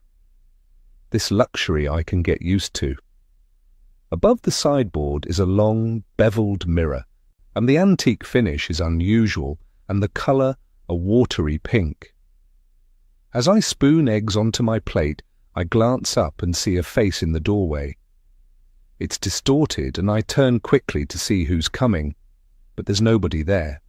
I turn to Jack. "Did you see someone in the doorway just before?" "No." He frowns and touches my cheek. "Maybe it was one of the staff making sure we're okay. There are people moving around the house all day. Make yourself familiar with them so they don't concern you. I don't want you having nightmares again." How can I tell him the face I saw was Laura? Chapter 10. Although we're going to the yacht club for lunch, the plan is to arrive early, so I can take the tour of Jack's yacht. The idea of seeing where Laura died terrifies me, but how can I tell him when he is so excited? I try to concentrate on the magnificent scenery. I didn't expect the Newport Yacht Club to be so picturesque. Set on an impressive marina, my gaze is drawn to sleek yachts and sailboats rocking gently in the water. As Jack guides his Porsche to a parking space with his name on a plaque, I absorb the elegance of the club's classic architecture and marvel at the brightly coloured flower beds. There are even flags on top of flagpoles, waving madly in the wind from the harbour. It's impressive, isn't it? Jack slides from behind the wheel. "Wait until you see inside." I smile at him as we enter a massive foyer. The glossy wooden floors reflect the lights above as we walk to a counter to sign in. My attention is drawn to wide picture windows that offer amazing views of the marina. A large room to one side with tables covered with crisp white tablecloths and silverware has servers buzzing around preparing for lunch, no doubt. Beside me, Jack waves to someone, and then we head to a group of tables where his friends are sitting. Everyone is drinking coffee and chatting. The atmosphere is warm and inviting. I usually feel out of place in these swanky places, but everyone is smiling, and I relax and decide to enjoy myself. Everyone looks at me as we approach, and I'm suddenly self-conscious. "Hi, everyone." Jack is smiling. "Let me introduce you to my beautiful wife, Willow." He places a hand on my back to urge me forward. "Willow, these are my friends, Carol and Peter Sutton." I step forward as he indicates to a woman in her 40s, tanned with eyes like a hawk. Her husband, Peter, stands and offers me his hand. And he is wearing a blue and white striped polo shirt and white shorts. He is perhaps 50, with a protruding belly and greying dark hair. His handshake is damp, but firm. "Nice to meet you." "June and Martin Cleves," Jack indicates with his chin. "Missy and Jim Durham." The men, both Jack's age, lean and good-looking, shake my hand. June is a mousy woman, as in she resembles a mouse, and Missy is younger. She is an example of a plastic surgeon's best friend, with her false eyelashes, plumped-up cheeks and lips. I blink at breasts big enough to use as a floating aid. She is friendly enough and stands to hug me and welcome me to Newport. I like her. With all her enhancements, she seems to be the only real person in the group. They talk about sailing, fishing, and the stock market. I'm sitting beside Missy and she leans toward me. I turn in my seat to look at her. It must be difficult stepping into Laura's shoes. She was larger than life. Missy frowns and her forehead doesn't move. "I was there, you know, the night she went missing." My ears prick. I know nothing about that night and lean closer. "Really, how terrible. What exactly happened?" "No one knows for sure, but I always wonder if Tom was somehow involved." Missy gives me a knowing look. I frown. Tom? Well, Missy leans closer. There was something going on, I'm not sure of the details, but after Laura died, Tom was demoted. He used to live in the house. It screams cover-up to me. Jack suddenly didn't want his bodyguard, and good friends since college, living in the house. It's as if they purposely distanced themselves from each other. I can't believe what I'm hearing, but I don't want her to stop. Did anything involving Tom happen the night Laura died? Yeah, Laura, Jack and Tom were all acting real strange. You know, what's the word? Forced. As if they were trying to act happy. Missy raises one perfectly manicured finger and points to the marina. We were all into our third or fourth bottle of champagne before we even noticed Laura hadn't returned to the party. She'd had an argument with Jack. Well, let's say a disagreement. It's very hard to get Jack to argue about anything. He is the coolest man I know. Intrigued, I look at her. Go on. I gather she told Jack something about one of the staff and he didn't believe her. Laura lost it and Jack told her to go outside and cool down. The next minute, Jack is pushing Tom into the galley to speak to him. I never found out what that was all about. Not long after, Tom went out on deck. Missy leans closer. Laura didn't take orders from anyone, but she told me she needed some fresh air, and Jack was being a jerk. She shrugs. That was the last time I saw her alive. The thing is, Laura could swim like a fish. It's unlikely if she fell overboard that she didn't make it to shore. I meet her gaze. They never found her, so that never happened. Do you have another theory? Not really, I blame the champagne, but another thing someone mentioned is that one of the life buoys was missing. She gave me a long look. I guess it could have been washed overboard in the storm. Maybe Laura grabbed it before she fell? The idea of being washed overboard horrifies me, and I swallow hard. That leaves a ton of unanswered questions. Doesn't it? I'm not saying anything, but I find it hard to believe Laura fell overboard. Missy shook her head. She was a fine sailor. My gaze moves around the table, and cold chills raise the hairs on my arms. Why would anyone want to hurt her? You were all close friends. That, Missy rolls her eyes, is the question I've been asking myself for 7 years. Chapter 11. Jack's excitement is palpable as he takes my hand and leads me to the marina. His constant chatter in my ear about the Laura reminds me of a small child on Christmas morning. Obviously, sailing is a very big part of his life, and yet he concealed it from me during our whirlwind courtship. I'm concerned why something so important to him failed to come out in any of our conversations. As we walk together, luxury surrounds me. I've never been this close to so many huge, extravagant yachts. They glisten under the sunlight, each polished to a high shine. It seems everyone is trying to outdo each other by buying the biggest and best. Although I'm impressed by the beauty of each vessel, just the idea of even stepping on board makes me queasy. I have tried to control seasickness, and I've taken medication, but the second anything moves under my feet, I'm gone, and the feeling lasts for days afterward. I know you get seasick, but have you tried to ride it out? Jack squeezes my hand and looks genuinely concerned. I've known people who start off seasick and end up fine sailors after a day or so. Sometimes it just takes a little time to adjust. I look at him and shake my head. I know now that sailing is a big part of your life, and I'd love to be with you enjoying the ocean. I love the sea, truly I do, but it's something to do with my inner ear. Anything that unbalances me, even driving fast around a few corners, makes me giddy and sick. I shrug and meet his troubled gaze. I discovered the problem when I went on a cruise. I couldn't get off the ship and spent 4 long weeks spewing. They gave me seasick pills and they did nothing. The worst thing was it didn't stop when I left the vessel. It took me a few days to come good. That bad, huh? Jack rubs his chin. It must be terrible being like that. I stopped walking and turned to face him. I wish you'd have told me about all this before. Now you've married a woman who can't join you in your favorite sport. My heart aches as I look at him.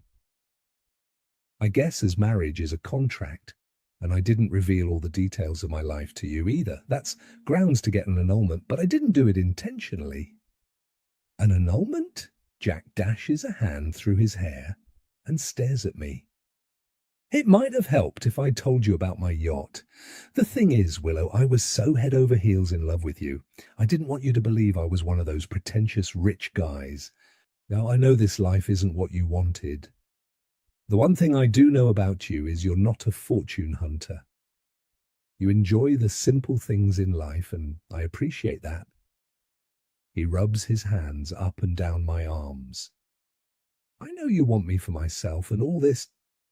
He waves his hand to indicate the marina. Means nothing to you. I know the house isn't what you'd choose as our home. It's way too big for us, but in my profession, clients expect to see wealth and prosperity. His Adam's apple moves up and down as he swallows hard. Please don't tell me you want to leave me because of a stupid yacht. I couldn't stand it. Tears burn the backs of my eyes at Jack's distraught expression. I love you, Jack, but you're right. All this means nothing to me. I'm used to working hard for everything I own. All around me I see waste and overindulgence. While people are sleeping in the streets and kids are going hungry. I fight back tears. I can't be what you want me to be, Jack. Our honeymoon was wonderful. Traveling was something I've always wanted to do. I figured you'd spent all your savings making it perfect. When you said you were in real estate, I thought, as in a realtor, not a real estate mogul. I drag in a breath and try not to cry. I can't be Laura, Jack. She was refined and sophisticated. That's not me, and never will be. I've never wanted a replacement for Laura. Jack pulls me into his arms and rubs my back. To be perfectly honest, I never believed I would find anyone to love again. Laura was the complete opposite to you. She came from wealth, and it made her spiteful toward other people less fortunate than herself. He steps away and lifts my chin to look deep into my eyes.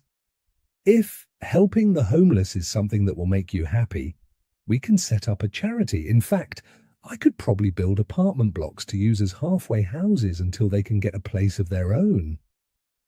He smiles at me. Sometimes being wealthy can be an advantage.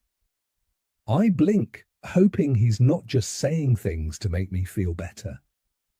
You do that? I'll get my legal team on it on Monday. He takes my hand and we continue to walk along the sun-bleached dock. Once it's established, we can do many things to raise money. I'll start with a sizable donation and make plans for the halfway houses.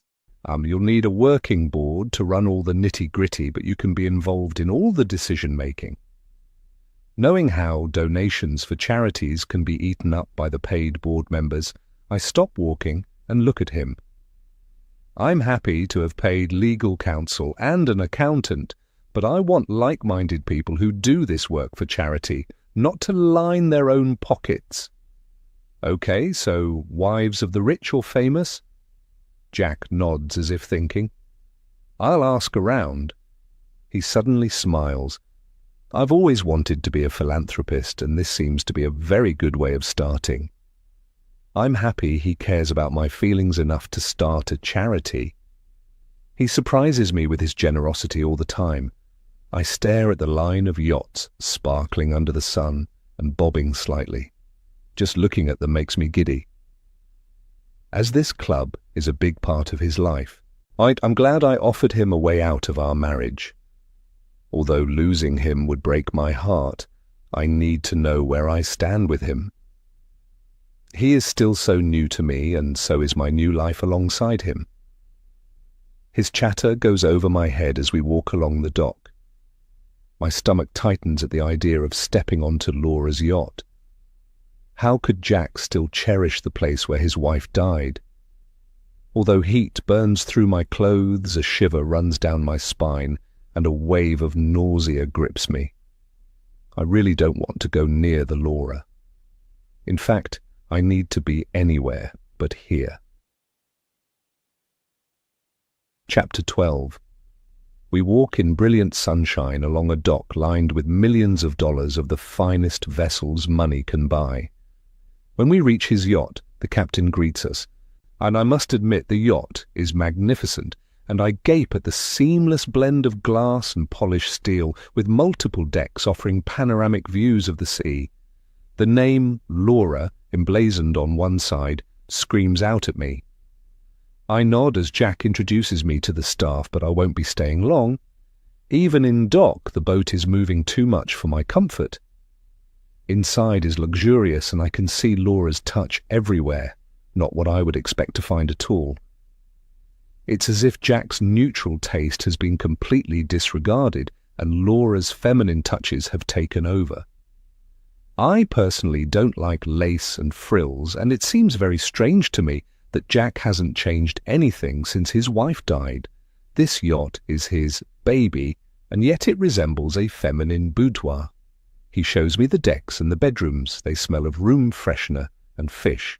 The mixture is doing strange things to my stomach, and I turn to head back into the fresh air. As I move along the passageways in an attempt to escape, I can feel Laura's presence so intensely that I expect her to open a door and scream at me for stealing her husband. I'm moving faster now, running until I slow to move down the gangplank and back onto the dock. I bend over, sucking in deep breaths of salty air. Willow? Jack is at my side. I'm so sorry, I had no idea this would happen. I straighten and look at him. That boat isn't you, Jack. It's old and not a good representation of who you are in this world. You're a builder.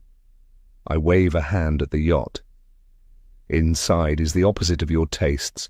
Neutral, you told me, and that is more like a brothel. You should sell it and buy something more appropriate. I breathe slowly. I'm just trying to settle my stomach. You don't need to please me, Jack. Buy something to please you, yes. I'll miss you when you go fishing with your friends, but I'll never stand in your way. We can work this out. One thing, though, I would prefer you go out fishing with the boys and not have parties on board without me. Oh, that's a given. He smiles at me, and his eyes sparkle. I'm faithful, and that's one thing you can take to the bank. He leads me to a bench, and we sit down. Rest for a time until you get your sea legs. I chuckle. That will never happen. I turn to him as we both stare at the yacht. If it's not too painful, what happened the night Laura died? There's not much to tell, really. Jack rests one arm along the back of the bench behind me. It was our wedding anniversary, and we had some friends aboard to celebrate. We'd had a great meal and were drinking bottles of champagne. Something had gotten into Laura's craw. She had a problem with a couple of my staff and wanted me to fire them immediately. I asked her to cool down and just enjoy herself, and that I'd deal with them in my own time. She flew at me and slapped my face. He shakes his head slowly and sighs. She had a temper and didn't suffer fools easily. We went through so many staff in the house, as she always found something wrong with them. I want more information and turn in my seat to look at him. When did she go missing? Was she drunk? No, she wasn't drunk. She'd had maybe one glass of champagne, and she always drank water with meals. Jack stares into the distance, and I can almost see the memories coming to the surface. After she yelled and slapped me, I told her to go and clear her head, and she went out onto the deck. He points to the back of the boat. She was heading for the stern when I last saw her. I wasn't concerned in any way because she often went and stood at the railing and stared at the stars. It was her favorite place to be, especially at night.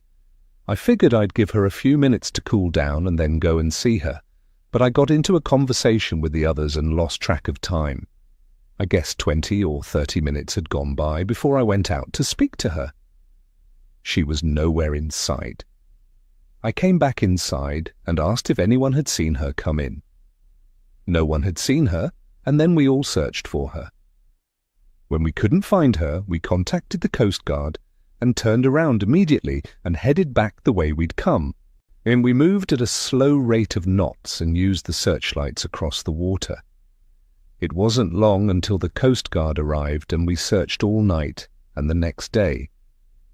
There were choppers and just about everyone I know from the marina out searching, but we never found a trace of her. I frown as he hasn't mentioned the weather or the missing lifebuoy. What could have caused her to fall overboard? She was an experienced sailor, I assume, and familiar with that spot.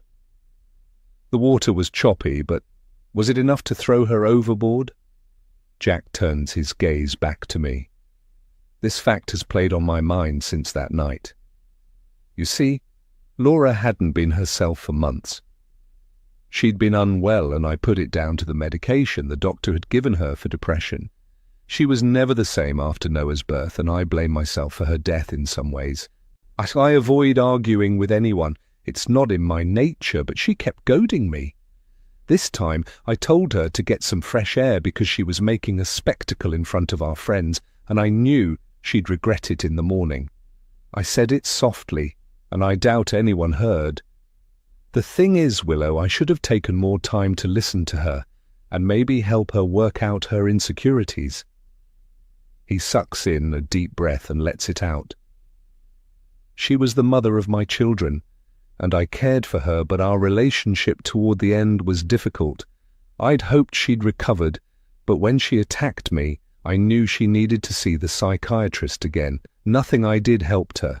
I can't get it out of my head that maybe she took her own life just to spite me. Chapter 13, Sunday. I stretch and snuggle back under the covers. Tiredness grips me, pulling me down into much-needed sleep. The room is dark, the drapes tightly drawn, but slivers of sunlight peek through in places. The scent from the vase of roses on the desk fills the room, and I can just make out a fallen petal in a beam of sunlight. I reach out to touch the warm body beside me and sigh. I love having such an understanding husband and don't believe he was any different with Laura. I want to have confidence in him, but there are so many conflicting accounts I'm having trouble getting my head around.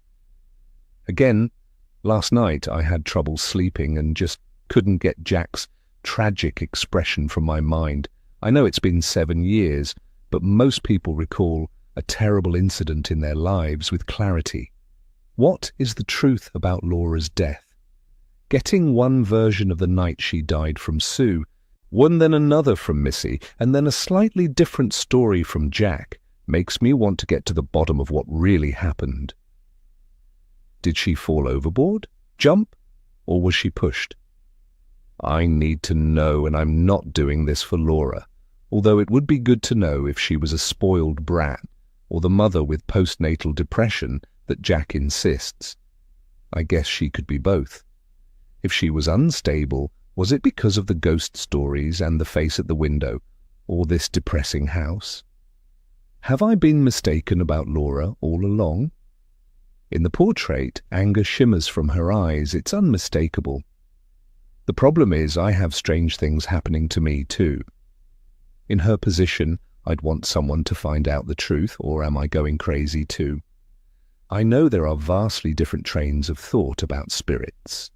Some say they don't exist, while others insist they haunt houses for a reason, and that's to reveal the truth about their deaths, and so lay their souls at rest.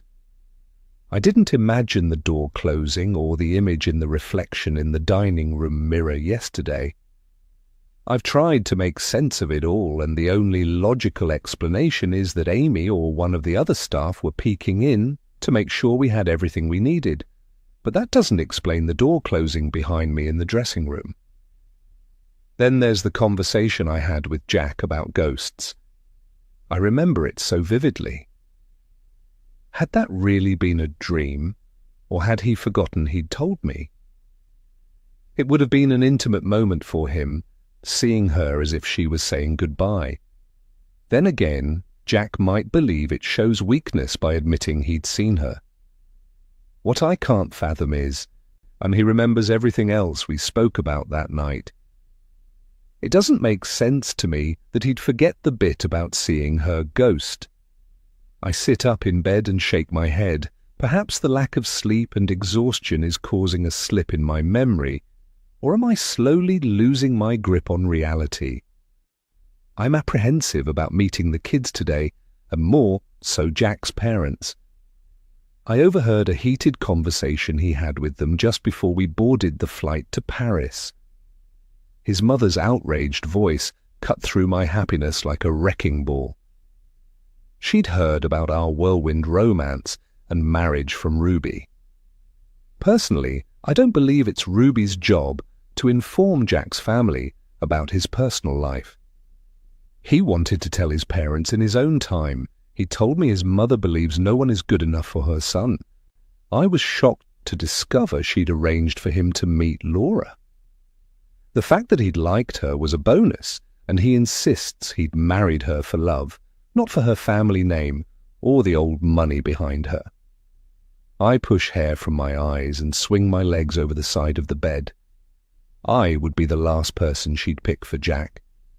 Although I'm educated, I wanted to be an actor and ended up taking any work I could get, mostly in advertising. My agent would send me to the craziest auditions, but I was fortunate enough to make a living. Beside me, Jack is sleeping soundly.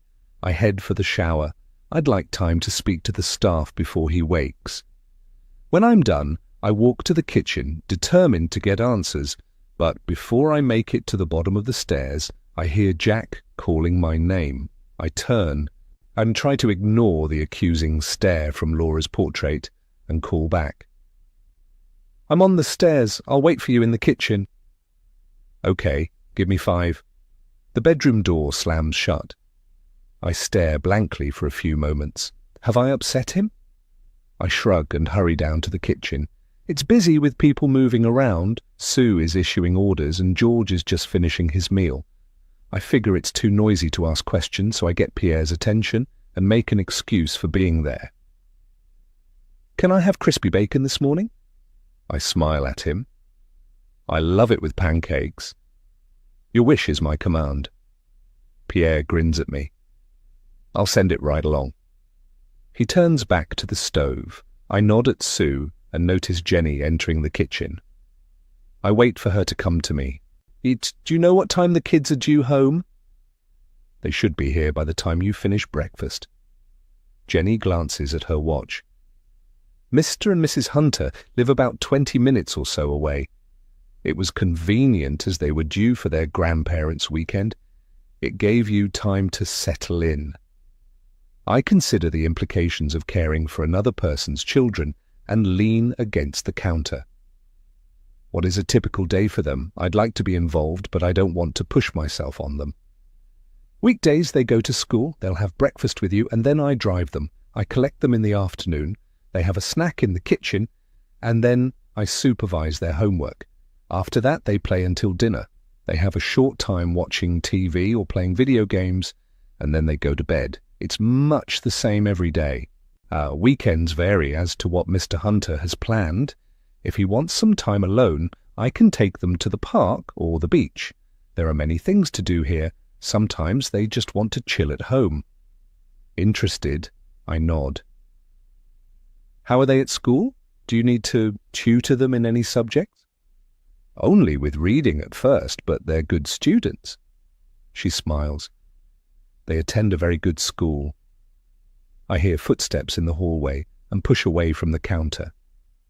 That's good to know. I head for the dining room. "There you are, sweetheart." Jack pulls me close and kisses me. "Got tired of me already?" I gaze into his bottomless blue pools and sigh. Never. I couldn't sleep, so I took a shower and came downstairs. I wanted to ask Jenny about the kids' routine. "They're set in their ways," Jack shrugs. They'll accept you easier if you slide into their lives unnoticed.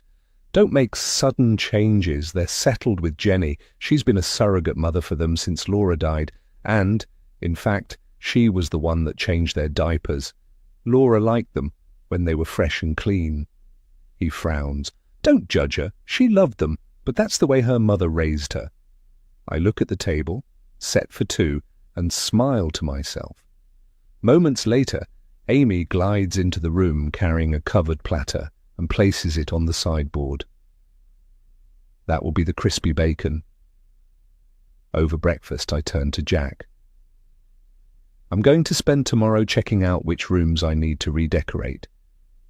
Do you have a floor plan I can use? It's something I'll need if I plan to suggest changes. I'll send you the password to my computer and the office files. Jack looks at me over the rim of his cup. If you type Beaufort Manor into the search engine, the blueprints of the building will come up. Print what copies you need. There's been many changes over the years. Laura insisted the house has secret passageways where she used to play. When visiting here as a child, the house was in her family for a time. I've scanned the blueprints and can't find anything. I do know part of the house was changed, as in interior walls moved to increase the size of some of the rooms. There are windows on the outside that don't show on any plan I've seen. They don't exist on the inside. It's a mystery. Intrigued? Do I open my mouth to reply when footsteps come clattering down the hallway with the unmistakable sound of children's voices? Two dark-haired children run into the room and a young girl is waving a toy. A smaller boy of the same colouring follows close behind. "Dad, we had the best time yesterday." Ava threw herself into Jack's arms. "Grandma took us to a place called Save the Bay." "The aquarium?" Jack pulls her onto his lap. "Yes, I've been there. It's great fun, isn't it?" "We got to touch the fish and some yucky things." Noah waved a blue shark under Jack's nose. "Grandpa got this for me at the store. I saw a big lobster with huge claws. The lady said we couldn't touch it because it might hurt us." "I got to touch a starfish." Ava held up a finger. "It was all bumpy and weird. It made my fingers stink. Here." "I smell it." She stuck it under Jack's nose. "Ava, that's not nice. Haven't you washed your hands since yesterday?" Jack frowned at her. "What else did you do?" "I did wash my hands, but I can still smell it." Ava's gaze left Jack, and she looks at me. "Is that Willow?" "It is." Jack moves around in his chair to look at me. He gently places Ava on the floor. "Willow, this is my daughter Ava and my son Noah. She's not ugly at all." Ava looks at me. She is a replica of her mother, right down to the almost black blue eyes and tumbling ebony curls. She gives Jack a strange look and frowns. "Stepmothers are supposed to be ugly. Grandma read me a story, but Willow is pretty and has hair like an angel." I grin like a monkey, and a giggle escapes my lips. "Thank you, I think you're pretty too. It's nice to meet you, Ava, and you too. Noah? Are you staying here now?" Noah looks at me with his father's deep blue eyes. "All the time, like a real mom?" I nod and notice just how like Jack this little boy is, right down to his concerned expression. "I am, yes. Is that okay?" "Yes, I guess so. I can't wait to tell my friends about the—" He looks at Jack. "Aquarium? Can we go again sometime?" "Please, Dad." Ava jumps up and down. "It was awesome." "Yes, we will, soon." Jack looks up and waves at the door. "Come on now, you two." Jenny comes into the room. "Help me carry your things upstairs." As the kids scamper off, an older couple walk into the room. I look at Jack, and he smiles at me. My stomach does a backflip. This must be his parents. "Mom, Dad!" Jack stands and hugs his mother. "Thanks for taking the kids. Sounds like they had a great weekend." He turns to look at me and holds out a hand. "I bet you're dying to meet Willow." I stand and walk to Jack's side, feeling like I'm an animal at a show, and these are the judges. His mother flares her nostrils, and her eyes flash with instant dislike. "It's nice to meet you, Mrs. Hunter." I offer my hand, but she doesn't take it. "Welcome to the family." Mr. Hunter takes my hand in both of his and looks into my eyes. "I hope you'll be happy living in Beaufort Manor. If not, I'm sure Jack will build you the home of your dreams." He glances at his wife's stony expression and smiles. "Jack tells me you're an actor." He leads me to the table. "Tell me all about yourself over coffee." I sit down and the temperature in the room drops to 0. The woman is staring at Jack in disbelief. I smile sweetly at her husband. "Yes, an interior design. I've created quite a few sets in my time too." "You are a breath of fresh air to this family." Mr. Hunter beams at me. "Isn't she?" He glances at his wife, who's standing like a frozen statue. "An actor?" Mrs. Hunter glares at Jack. "Why is this news to me?" "Come and sit down, Mum." Jack urges her to the table and pours her a cup of coffee. "I'm sure you have many questions. We have all day. Ask away." I cringe, waiting for a put-down, and wrap my trembling fingers around my cup. I meet my mother-in-law's cruel expression. "Yes, an actor. It's a well-respected profession, and has been for many years." "If you say so." Mrs. Hunter lifts her chin and her beady eyes move over me. "All the women are fake. Oh, they've had so much cosmetic surgery. Men don't know what they're really getting until the children come along looking like gargoyles." I meet her gaze. "I haven't had any enhancements. This is my real hair color. In fact, my life is an open book and I have nothing to hide from Jack." "They all say that?" Mrs. Hunter shakes her head and stands abruptly. "Peter, I want to go home. Now." She bends to kiss Jack on the cheek. "You need to fix this right away." She straightens and then storms out of the door with her husband on her heels. I swallow the bile creeping up my throat and turn to Jack. "That went well." "Well, at least Dad likes you." He shrugs. "Don't worry, Mom is a little prickly at times, but she'll come around." The woman's disgusted gaze is imprinted on my mind. I'd made an instant enemy. Or somehow I don't think so. Chapter 14. Monday. I really enjoyed our Sunday alone with the children. They are exhausting but so much fun. I believe Ava needs a mum, someone to just have fun with and shop until we drop at the mall. We made popcorn in the afternoon and watched kids' movies. Ava chatted all day, and, from what she tells me, Jenny keeps a very close rein on them. Noah is delightful, and when he asked me to give him a cuddle, my eyes became all misty. I figure they've wanted a mum for a long time, and they understand Jenny can never fill that role. When we tucked them into bed, I read Ava a story, and she smiled so sweetly. I do believe I've made a good impression. It's wonderful how kids accept a person on face value and give their trust without reservation. I admit, I wasn't expecting it, but I'm so glad. In a few hours, I'm part of a family. It's surreal. I dress quickly, aware of the time limit with the kids going to school this morning. Out of the blue, Jack surprises me by giving me a password to his corporate account. I stare at my phone and then look at him. Isn't it dangerous to give this information to me? What if I lose my phone or something? Take a look at the message again. Jack slides into his jacket and gives me a slow smile. It says, "Here is that number I promised to send you." It doesn't mention anything about my company or which account it opens. Once you get onto the website, you'll use your name to log in. I set that up for you last night. There's a drop-down file on the left. Go to Blueprints and Specifications. It will ask you for a password. Use the one I sent you and search for Beaufort Manor. There's everything there I have on the renovations over the last 50 years or so, but there are documents held at the city clerk's office, and they have an online database if you need to go back in time. He smiles at me. If you need any help, Ruby will be here until 10. She's chasing up clients. Her office is next to the kitchen. Sue will point you in the right direction. He checks his watch.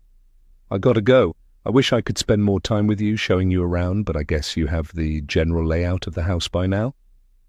I go on tiptoes to kiss him. I'll be fine. I have a ton of things to do. Great.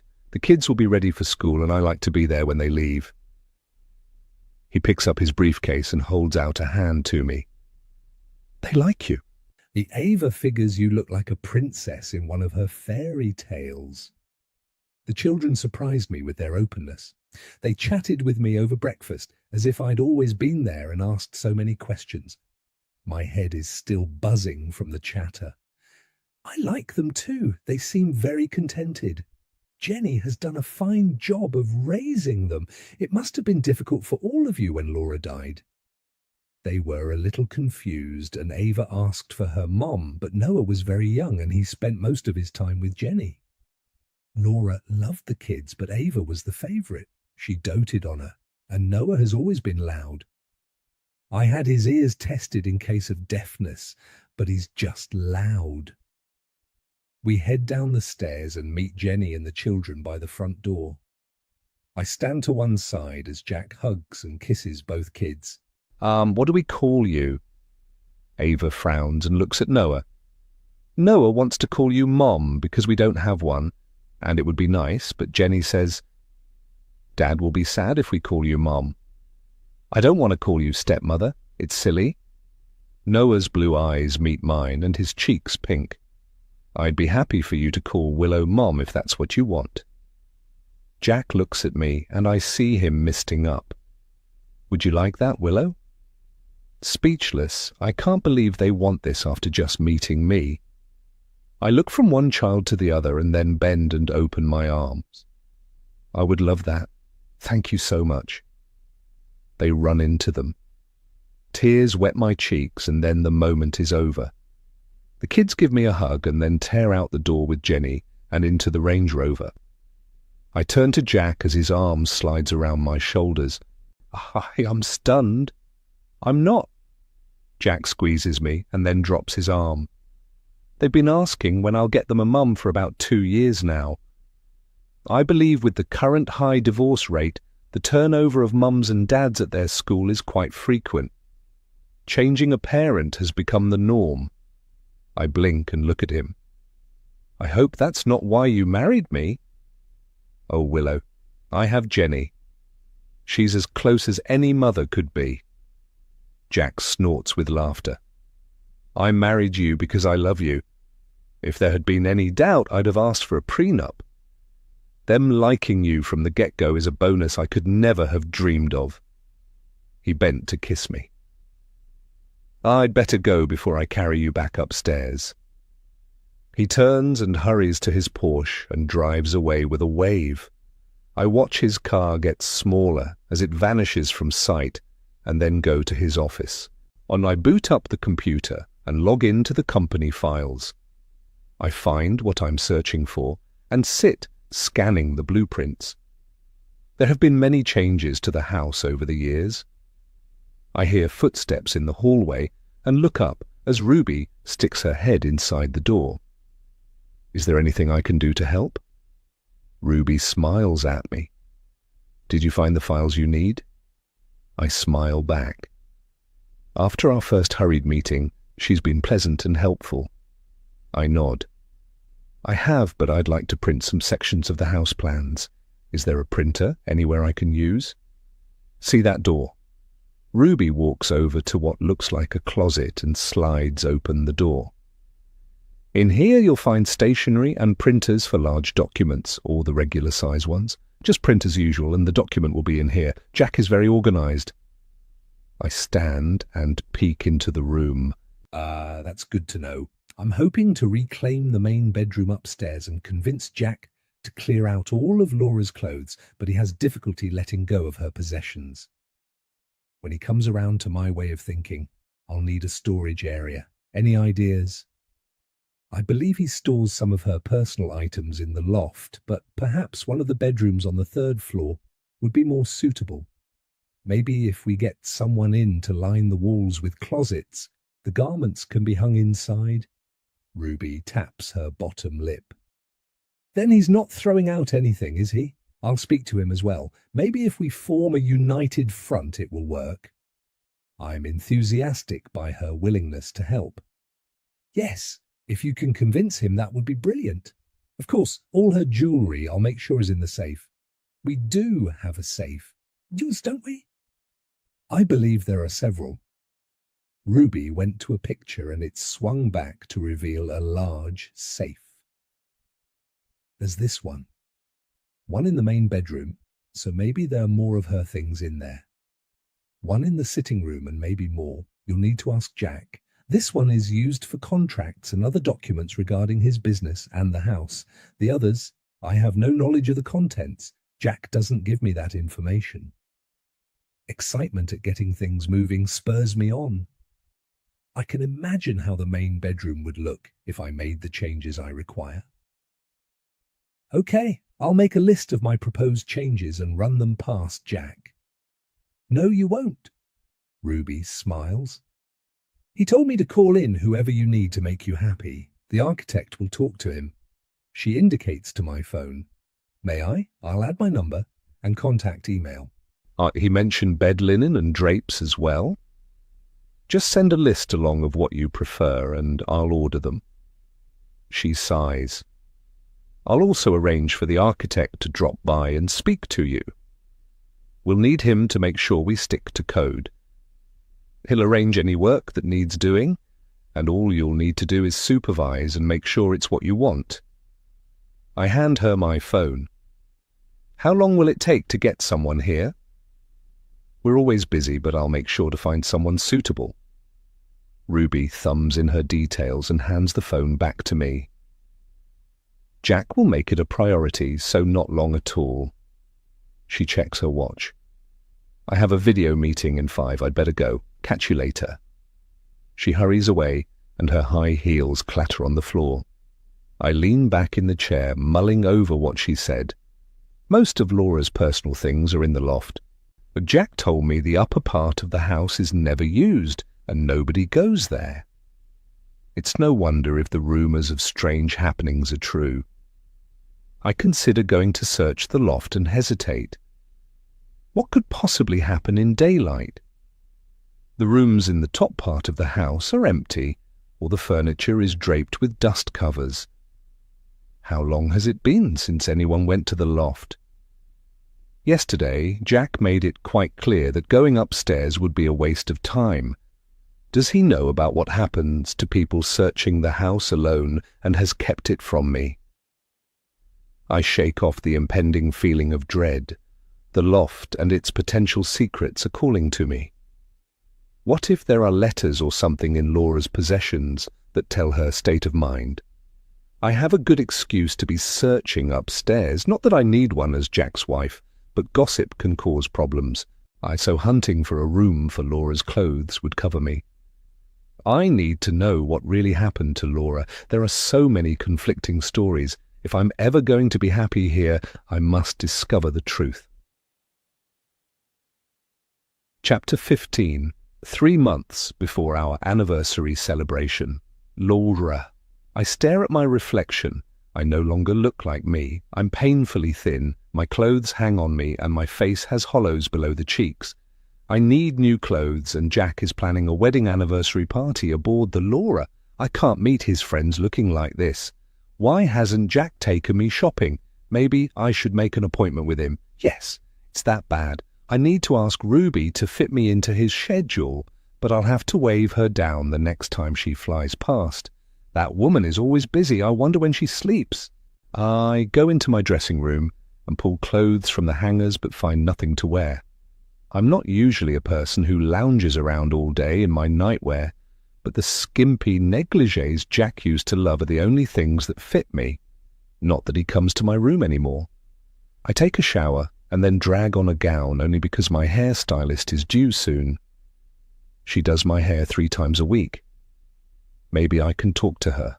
At least she can't run away or make an excuse not to answer. I've sent emails to my friends, but very few reply. It's as if I've been sent to the naughty corner, and that knowing me is social suicide. Although, looking at me now, I'm not surprised. I wrap a towel around my wet hair and grin at my reflection. I don't care. They're all fakes, hanging around Jack in case I catch an incurable illness. Or any one of them will jump into my place before my corpse is cold. Wrapping the gown around me and securing it with a belt, I walk out into the hallway as Jack comes out of his bedroom with Ruby beside him.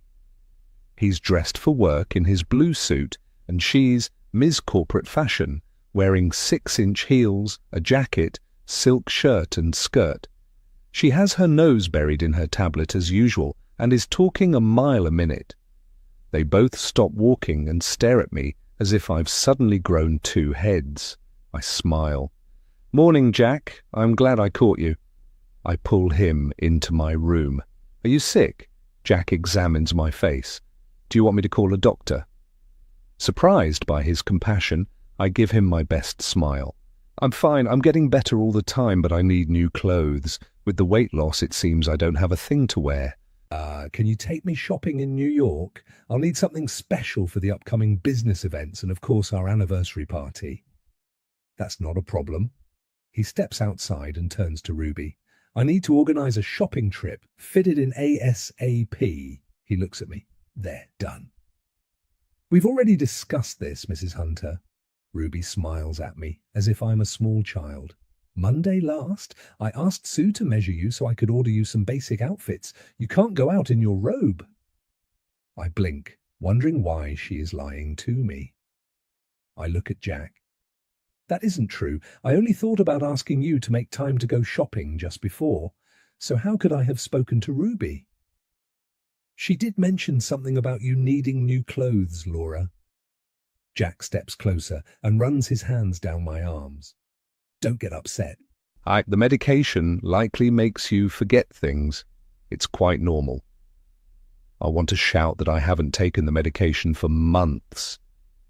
Each time he gives it to me, I flush it down the toilet.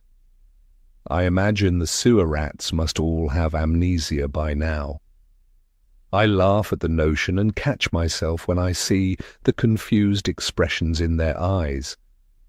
I look at Jack, trying hard not to snigger. "I recall everything else, Jack. Maybe Ruby discussed the clothes with you. I do remember telling her I'd lost weight. Your clothes will arrive today, Mrs. Hunter." Ruby looked up from her tablet. "They're coming by courier. If you want me to take you shopping for something special, I'll make time." Jack walks me back to my room. "We'll talk about it later." He glances at the stairs. "Ah, here's your hairstylist. I'll leave you to it." He kisses me on the cheek and then hurries away, Ruby following close behind. I stare after them, dumbfounded. I hadn't spoken to Ruby about my clothes, although I do recall mentioning my weight loss.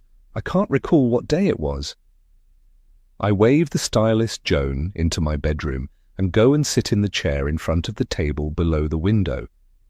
Outside, the waves pound the beach, the sky is angry, and dark clouds rush across the horizon. "How have you been this week, Laura?" Joan combs my wet hair and adds product from a large bag she'd placed on the table. I don't mind her using my first name. We've known each other since I moved into this horrible house. "Fine." Well, not fine, really. I'm not sure if I'm becoming forgetful or someone is playing a sick game with me. "How so?" Joan uses her scissors to trim my long hair. I explain, and she nods. "Do I sound crazy to you?" "Not at all." Joan takes out the hairdryer and her brushes. "I know it's old-fashioned, but why not start a journal? Write down the things you need to remember and things that happened. Make a note of anything unusual, and then you have a record. And if anyone is gaslighting you, you'll know."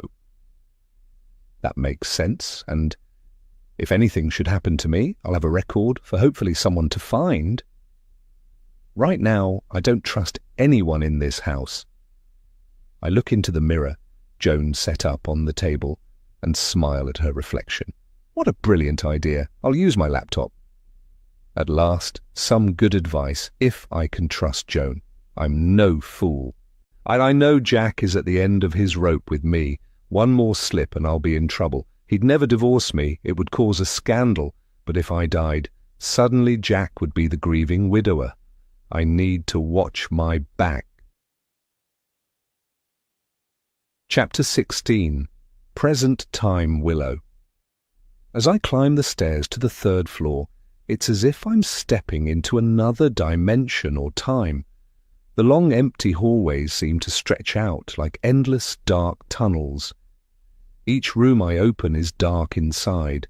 The drapes are tightly drawn and a musty smell accosts my nose, although when I turn on the lights, dust doesn't coat the rooms as I'd expected.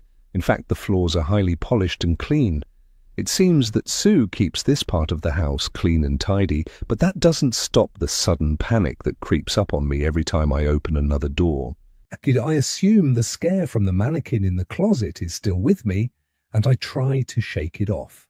I find a room with one small window. It's square and wide and would take wall-length closets large enough to house all of Laura's clothes. Job done. I make a mental note of the location and move on. According to the plans, the loft is at the top of a single staircase in the middle of the house on the top floor.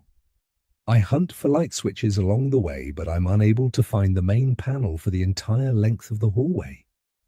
The only one I locate turns on one single light, the same as on the hallway outside our bedroom. Fighting my fear of the darkness, I move through the shadows until I come to the ornately carved banister and move slowly up the steps. As I climb toward a shadowed doorway, Would a patch of coldness surrounds me with such intensity, my breath comes out in a cloud of condensation and goosebumps rise on my skin. I feel around for an air conditioning grate and, finding nothing unusual, hurry up the stairs. In front of me is a solid oak door, and I turn the ornate copper doorknob. I expect it to be locked, but the door swings open, and a loud squeak and grind of metal breaks the silence. I feel inside the door for the light switch, and to my horror, my hand sinks into a mess of cobwebs. I cry out and jump back, teetering on the top step. Windmilling my arms, my feet slip and I go down 2 steps before grasping the handrail. I lean against the banister, panting. If I'd fallen and knocked myself out, I'd be lying here for ages as no one comes to this part of the house. I must be more careful. When I hear something and look behind me, staring into the darkness. Was that music? I listen and hear a tinkling sound. It's like a music box, but it's coming from inside the loft. Fear grips me, but then I recall a music box I had as a child and how the slightest vibration would set it playing. My stomping up the stairs could have caused the same phenomenon. Gathering my wits, I pull my phone from my pocket and walk inside the loft. Using the flashlight, I search along the wall. It's not cobwebs. It's a fringe on a wall hanging beside the door. I find the light and listen intently, but the music is no longer playing. The loft is spacious and takes up the entire footprint of one wing of the house. The light doesn't penetrate the farthest recesses and shadows cloak the corners. The strange forms hidden in the darkness could be anything or anyone. I want to look around, but this place freaks me out. I take a deep breath. I must do this. It's the only way to discover the truth about Laura. Stale, musty air crawls up my nose and dust itches my eyes as I hover at the half-open door, and a shimmer of fear washes over me. What if I get locked inside and can't get out? I open the door wide and step into the unknown. Heart thundering, I search around and find a wooden chair. I drag it to the doorway and push the back under the doorknob, pinning it against the wall. Dust motes twinkle like fairy dust in the beam of my flashlight as I turn, slowly, determined not to lose my nerve. I suck in a deep breath. It's just a dark room. I can do this. and the house creaks and groans and tree branches brush against the windows in an eerie, screeching sound. I try to dismiss the feeling that someone is watching me. Taking a firm grip on my nerves, I use my flashlight to search the immediate area. I notice boxes with Laura written on the side piled up in one area of the loft. I head in that direction and read the labels. They say things like books and photographs, but then I come across one that says laptop. I take it down and brush the dust from the top before tearing it open. Inside I find a laptop with Laura written in sparkly lettering across the top. I lift it out, collect the cords, and tuck it under my arm. A laptop tells many things about a person. I've hit gold. I turn toward the door, remove the chair, and turn to take one more look at the boxes. I use the flashlight, flicking it over the walls, and discover portraits of people staring down their noses at me, and then something moves. I freeze, and my attention fixes on a lit area. It wasn't there before, and now I can see a face looking at me. It's moving. I can't breathe and stare transfixed, frozen to the spot. The phone in my hand slips in my damp palm, and the figure staring at me lifts what looks like a candle. I gasp and move the phone. Realization hits me. I'm staring into a dusty, cracked mirror. I walk backward. I hate this place and need to get away. Now! Suddenly terrified, I start to run and hurtle down the stairs and bolt along the hallway to my bedroom. I lean against the door, panting. My instinct tells me there's something bad in that loft, and whatever it is, I sure as heck don't want to meet it. Chapter 17. I place the laptop on the small table in front of the window in my bedroom, plug it in, and then stare at it. I pace up and down, chewing my fingernails. I'm not sure if I've done the right thing. Opening Laura's laptop is like invading her privacy. Going to the loft has unnerved me. My overactive imagination has gotten the better of me. My fear of the dark goes back to when I was a child, playing with my cousins, and one of them locked me in a closet. They left me there and went to play downstairs in the garden. I recall the smell of dirty shoes and the clothes hanging around my ears, feeling like somebody was constantly touching my hair. By the time my aunt came to rescue me, all I wanted to do was go home. It seems that particular fear has never left me, and I shouldn't need an excuse to open Laura's laptop. But the little voice inside my head is whispering, "Would you like a stranger to expose your innermost thoughts?" I need a good reason to open the laptop and discover what I can about Laura. From what Jack told me, he's been living with guilt since her death. If I can uncover the truth, maybe it will give him some peace and will shut down his so-called friend's gossip. I didn't like Missy's implications. Did she believe that Jack killed Laura? I can't imagine him doing such a thing, but the seed has been planted, and now it's something I need to consider if I'm to weigh up all the facts. I recall the way Missy leaned into me to drop her bombshell. She'd taken no time at all to rat on her friends. There's one thing I hate about people, and that's those who speak about their friends behind their backs and make up stories. I'm not sure if it's their weird attempt to be liked, or maybe they just don't have anything in their miserable lives to talk about and so must make something up. I stare at my reflection in the mirror as cold grips my heart. I love Jack and must assume he's telling me the absolute truth about the night Laura died, but the ghost story denial is like finding a worm in a juicy apple. Taking a deep breath, I sit down at the table and open the laptop. It's working and looks in good shape. I tap enter, and at once it asks me for a password. I enter the kids' names and then Jack Hunter. Nothing happens, and I have one more chance. I stare at the graffiti all over the laptop. It's childlike. Mock Laura has scratched her name or written it in marker pen over every spare space. It's almost obsessive. This is so unlike how I imagine Laura. She dressed in the height of fashion and from the photographs in Jack's office of her, she appeared to be stylish, but was she childlike and uncertain? I take a chance and enter. Laura. The computer opens, and an outdated Windows background greets me, but all the icons are familiar. Documents, pictures and the like. My finger is poised over the files. Where do I start? The list of files opens, and it is a long list. Different file names intrigue me. One is titled Bones, and when I open it, it contains a journal of sorts.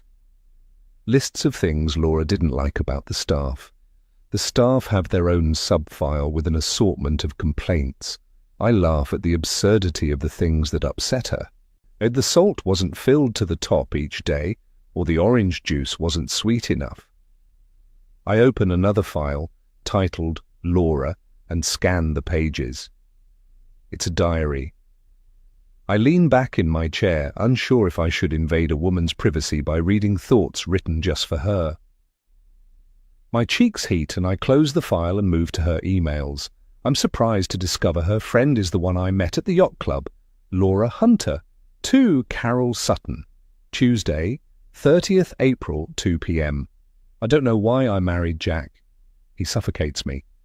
L. Carol Sutton, to Laura Hunter, Tuesday, 30th April, 2:05 p.m. I wish he'd suffocate me. LOL, what's wrong? C. Laura Hunter to Carol Sutton, Tuesday, 30th April, 2:10 p.m. He wants to know everything I do. I figure he's having me followed. L. Carol Sutton to Laura Hunter, Tuesday, 30th April, 2:12 p.m. Why would he do that? C. Laura T. Hunter to Carol Sutton, Tuesday, 30th April, 2:15 p.m. He doesn't trust me alone with the kids. L. There's no response, and the emails stop there as if that statement had frightened her friend away, or she didn't want to be involved. I stare at the emails and go back to the diary. I search for the date of the emails and read the pages from the months before she died. I find the usual things that people do: shopping, buying clothes, and trips on the yacht. Then, in the months before she died, and after Noah was born, things start to change. May 30. This is the third time this week my phone has gone missing. I know I had it at breakfast. I went to grab a newspaper from Jack's office, and when I came back, it had vanished. I went to the landline and called it. I found it beside the bed. Another time, I fell asleep in Noah's bedroom and found it in the kitchen. How many times do I go into the kitchen? When I mentioned it to Jack, he says that women often get distracted when they have new babies. I turn the pages and scan the screen, needing to know what happened next. June 21st. I've heard footsteps in the hallway 4 or 5 times, and when I go to look, there's nobody there. Jack is late home most nights, and I refuse to spend my time with the staff, but I'm sure someone is in the house, watching me. Just this morning, I caught the reflection of a woman's face in the mirror above the sideboard. I asked Jack, and he looked at me as if I'd gone crazy. Have I? I don't know any more. I stare at my phone beside me on the small table and breathe a sigh of relief. It hasn't gone missing yet, but the other things disturb me. I've heard noises, and then there was the face in the mirror. I didn't imagine it either. I don't imagine things. I stand and pace up and down, but the diary drags me back. I need to know what happened next. I sit and scroll through a few days of nothing unusual happening, and then find an entry about Ruby. July 15th, I don't need to be told what to wear to a dinner party, and having Ruby interfering is just too much to bear. She purchased me a ton of what I call house clothes, and Jack promised to take me to New York to select evening attire. How dare Jack send her to choose a dress for me to wear? Doesn't he know me well enough to trust me to select my own clothes? It's an executive dinner party, so I'll wear black and white.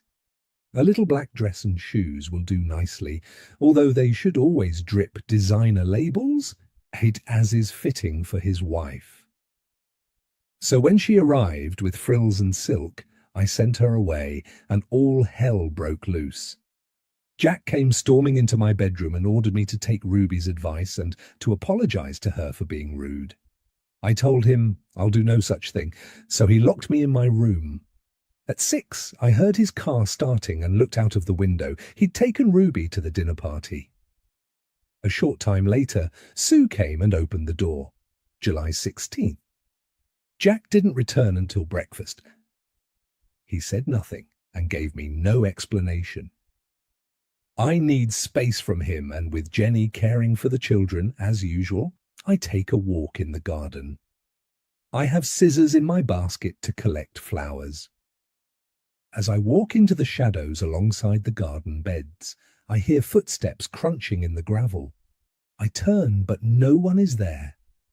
I move on, and they come again. I chance a glance over one shoulder but see no one. Is Jack having someone follow me in the garden? If so, why? I swallow hard. The implications of Laura's rambling notes make me wonder if she was of sound mind. Had Jack been coping with an unstable woman? Could this be why he didn't trust her alone with the kids and why he believes she took her own life? I need to know. I close the laptop and slide it into my underwear drawer.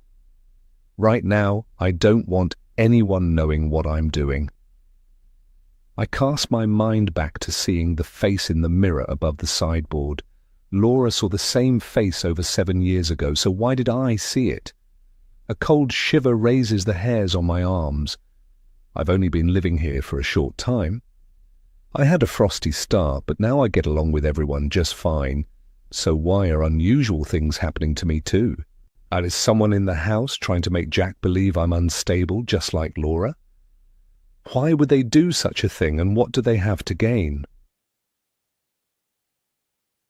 Chapter 18. I head downstairs and hunt down Jenny. I find her in the laundry, ironing the kids' school clothes. I have no idea what duties she performs. It seems she takes the place of a mum. I'm not sure if I agree with that. As their new mother figure, I should be at least assisting with their homework or reading them bedtime stories, if they still enjoy bedtime stories. Not having children, I have no idea what kids of their age do, but I can learn. I see a basket of freshly dried clothes and smile at Jenny. I've been hunting down a room to relocate Laura's clothes. This house is bigger than I imagined. I take out socks and start to match them into pairs and roll them together. It's huge. Jenny glances up at me and returns to the ironing. I've only gone to the second floor once. Ava decided to run away and made it up there. She was convinced she'd seen a ghost and had nightmares for weeks. I pile up the socks and nod. I'm not surprised. It's creepy up there. I gather it's cleaned. Most of the rooms look spotless. Once a week, I believe. Jenny smiles at me. How are you settling in? I make piles of underwear on the table and shrug. I'm fine. I'd like to be more hands-on with the children, but I don't want to step on your toes. Is there anything you'd suggest? Maybe start with helping them to get ready for school. She glances up at me. Start slow and see how you go.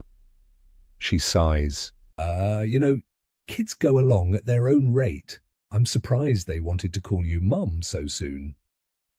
I pull out shirts and dresses and fold them. I'm very surprised. It's nice, though. What do you remember about Laura?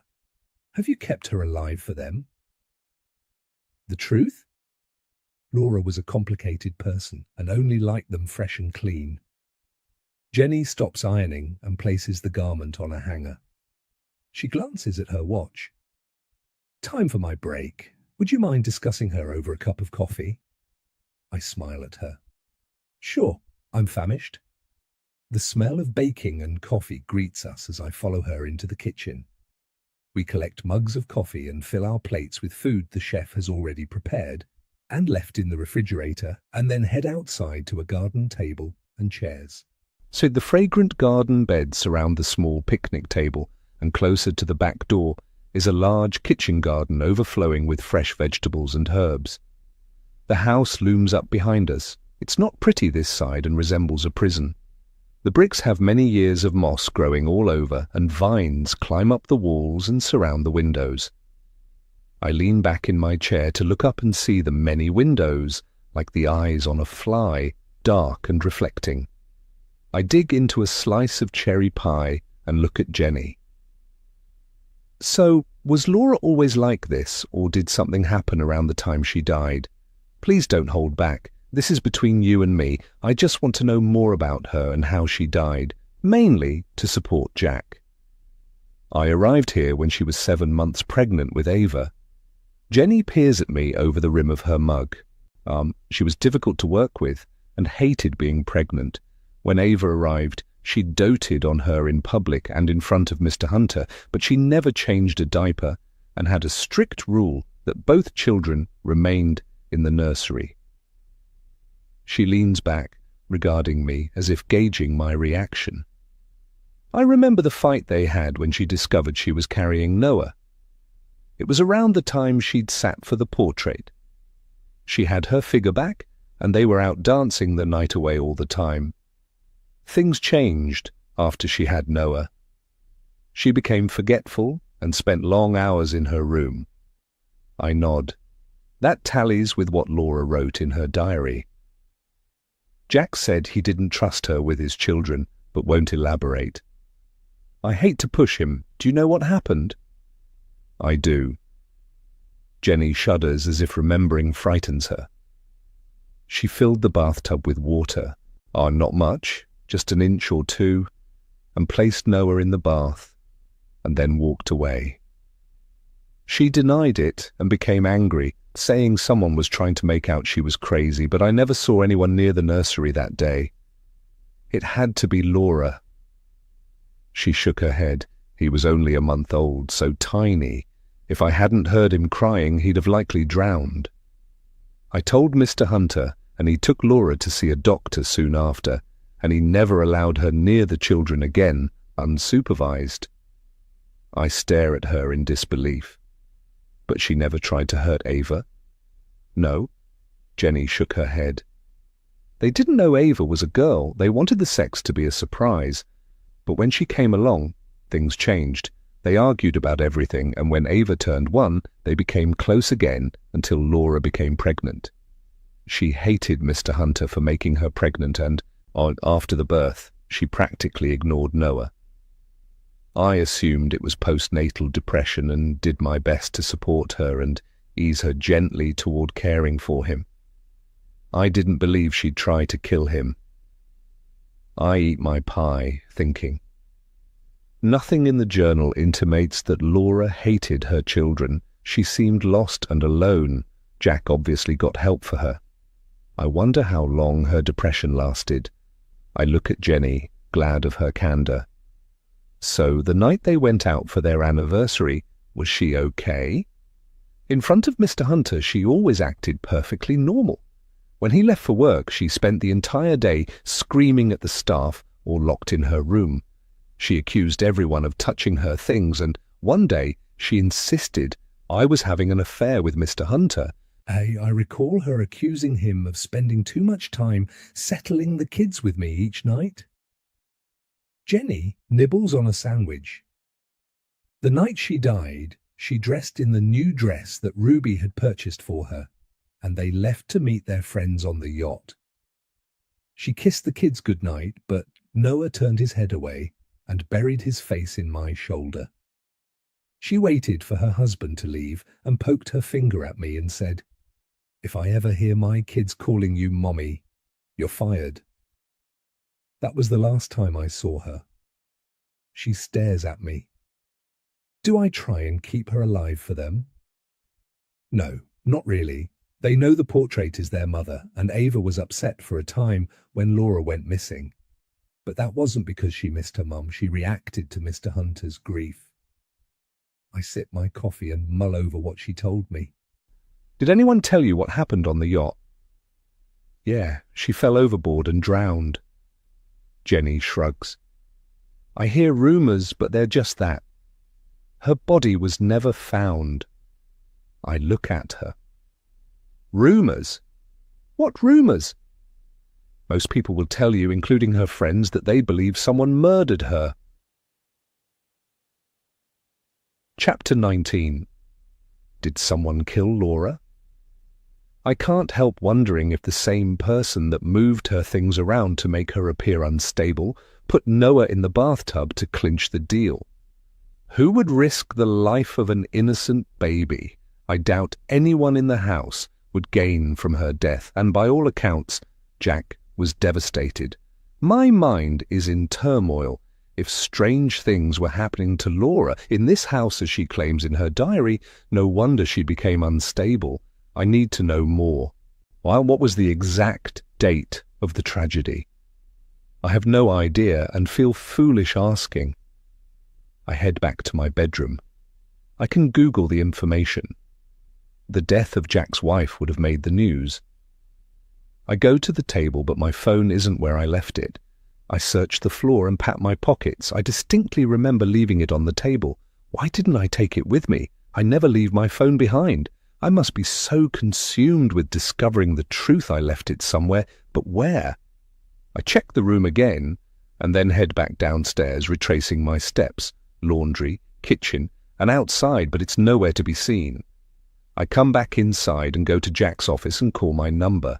I hear my ringtone and follow the sound into the dining room. I stare in disbelief. My phone is on the table where I sat to eat breakfast. I grab it up and slowly head back to the office to disconnect the call. I walk inside, shut the door, and lean against it. What is happening to me? I'm an actor. I learn lines and need to know cues and stage direction. I'm not a scatterbrain. Calm down, so you forgot your phone. It happens. Reading Laura's diary must have disturbed me more than I imagine. I look around the dark walls and aging wallpaper and wonder why Laura insisted Jack buy this place. This old house with dark hallways and spooky corners would disturb anyone. It's daunting and will never be home to me. I wonder if Jack would move. A new life in a different home sounds like a plan, if I can keep my sanity in between time. Concentrate on the jobs at hand. I take 3 deep breaths and sit down in the worn but comfortable office chair and inhale the scent of my husband. It's imprinted in the leather seat, and his familiar cologne lingers in the air as if he's just left. Feeling him around me makes me feel better. Determined to get the information I need, I open his computer using the password he gave me. Pages of images and news reports fill the screen. What is missing is any details or interviews with anyone on board. I stare at the screen. After scrolling through the different news items, I find a list of the people on board that night, and notice with interest that in Missy's rendition she mentioned her friends and the crew, but forgot to mention Ruby and Tom Bates. Maybe, as Laura considered them as staff, they weren't invited to the party. What happened to Tom Bates? I go to social media and can't find him. Is he Ruby's friend? And I'm not aware of Ruby's last name and sit for a few moments figuring out the problem. I go back into the company files and search for a list of employees. It doesn't take long for me to find Ruby Wiseman listed as PA to Jack Hunter. I have her last name and can search for her on social media, but I suddenly have a hunch and put Tom Bates into the search engine and discover he works at Jack's company as a security guard. I investigate his employment record and discover he's been with the company for 10 years. Why would Jack require his bodyguard with him on his yacht? I haven't seen him with a bodyguard on any of the occasions that I've been with him. I scan the records again and find no indication that Tom Bates has been fired, so he's still with the company. What did he do to be demoted to a security guard? And there is one person in the house who would know, and that's Sue. I shut down the computer, and movement in the doorway startles me. "Oh, it's you, Ruby. I figured you'd left for work ages ago." I needed to make a few calls, and when I contacted Jack, he told me to stay here as he's going to be home early today. She stands, staring at me. I saw you going up to the second floor. Did you find a suitable room? Glad I'd found one, I stood and grabbed the copies of the blueprints I'd printed earlier. I point to the room I'd selected. This one will do. It's large enough and very wide. It's perfect for lining with closets. If you could arrange to get someone in to fit them, we can get Laura's things moved. Once we've emptied the room, I'd like to speak to the architect whenever you can get him to drop by. I'll be completely changing the dressing room and bedroom on the first floor. I don't want any memories of Jack's past life creeping up on him when we're alone.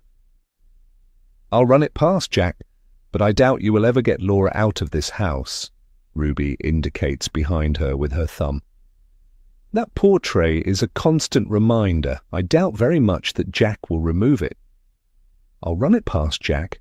Really, as we'd already discussed making changes, I wanted to say, well, you know him better than I do. But I wouldn't give her the satisfaction. She'd been kind to me, and I didn't want to sound ungrateful, but I couldn't help feeling like an outsider. For some reason, Ruby made me feel superfluous, like the new puppy someone brings home and interest wanes after a few days when it pees on the expensive rug. We'll see. I'll speak to Jack about the changes and then call you. I tap my bottom lip. Who do I see about changing the drapes and linens when they arrive? Is it Sue or George? George handles the running of the staff and Sue handles everything else. Ruby crosses her arms. Is there anything else I can assist you with? I have a few calls left to make. I so want to ask her about Tom Bates, but bite my tongue. I have no idea if they were close friends, and if he was in any way involved with Laura's death, but I need to keep that revelation to myself. I stand and shake my head. No, not for the moment. Thank you for dropping by. I'll call you after I've spoken to Jack. I go to the door and watch her walk back to her office. I follow at a discreet distance and slip into the kitchen. Luckily, Sue is there and she turns to look at me. Oh, hi there. Oh, Mrs. Hunter, I apologize. I completely forgot about asking Pierre to prepare your lunch. She looks at me with an aghast expression. He won't be back until 4. I smile at her and shake my head.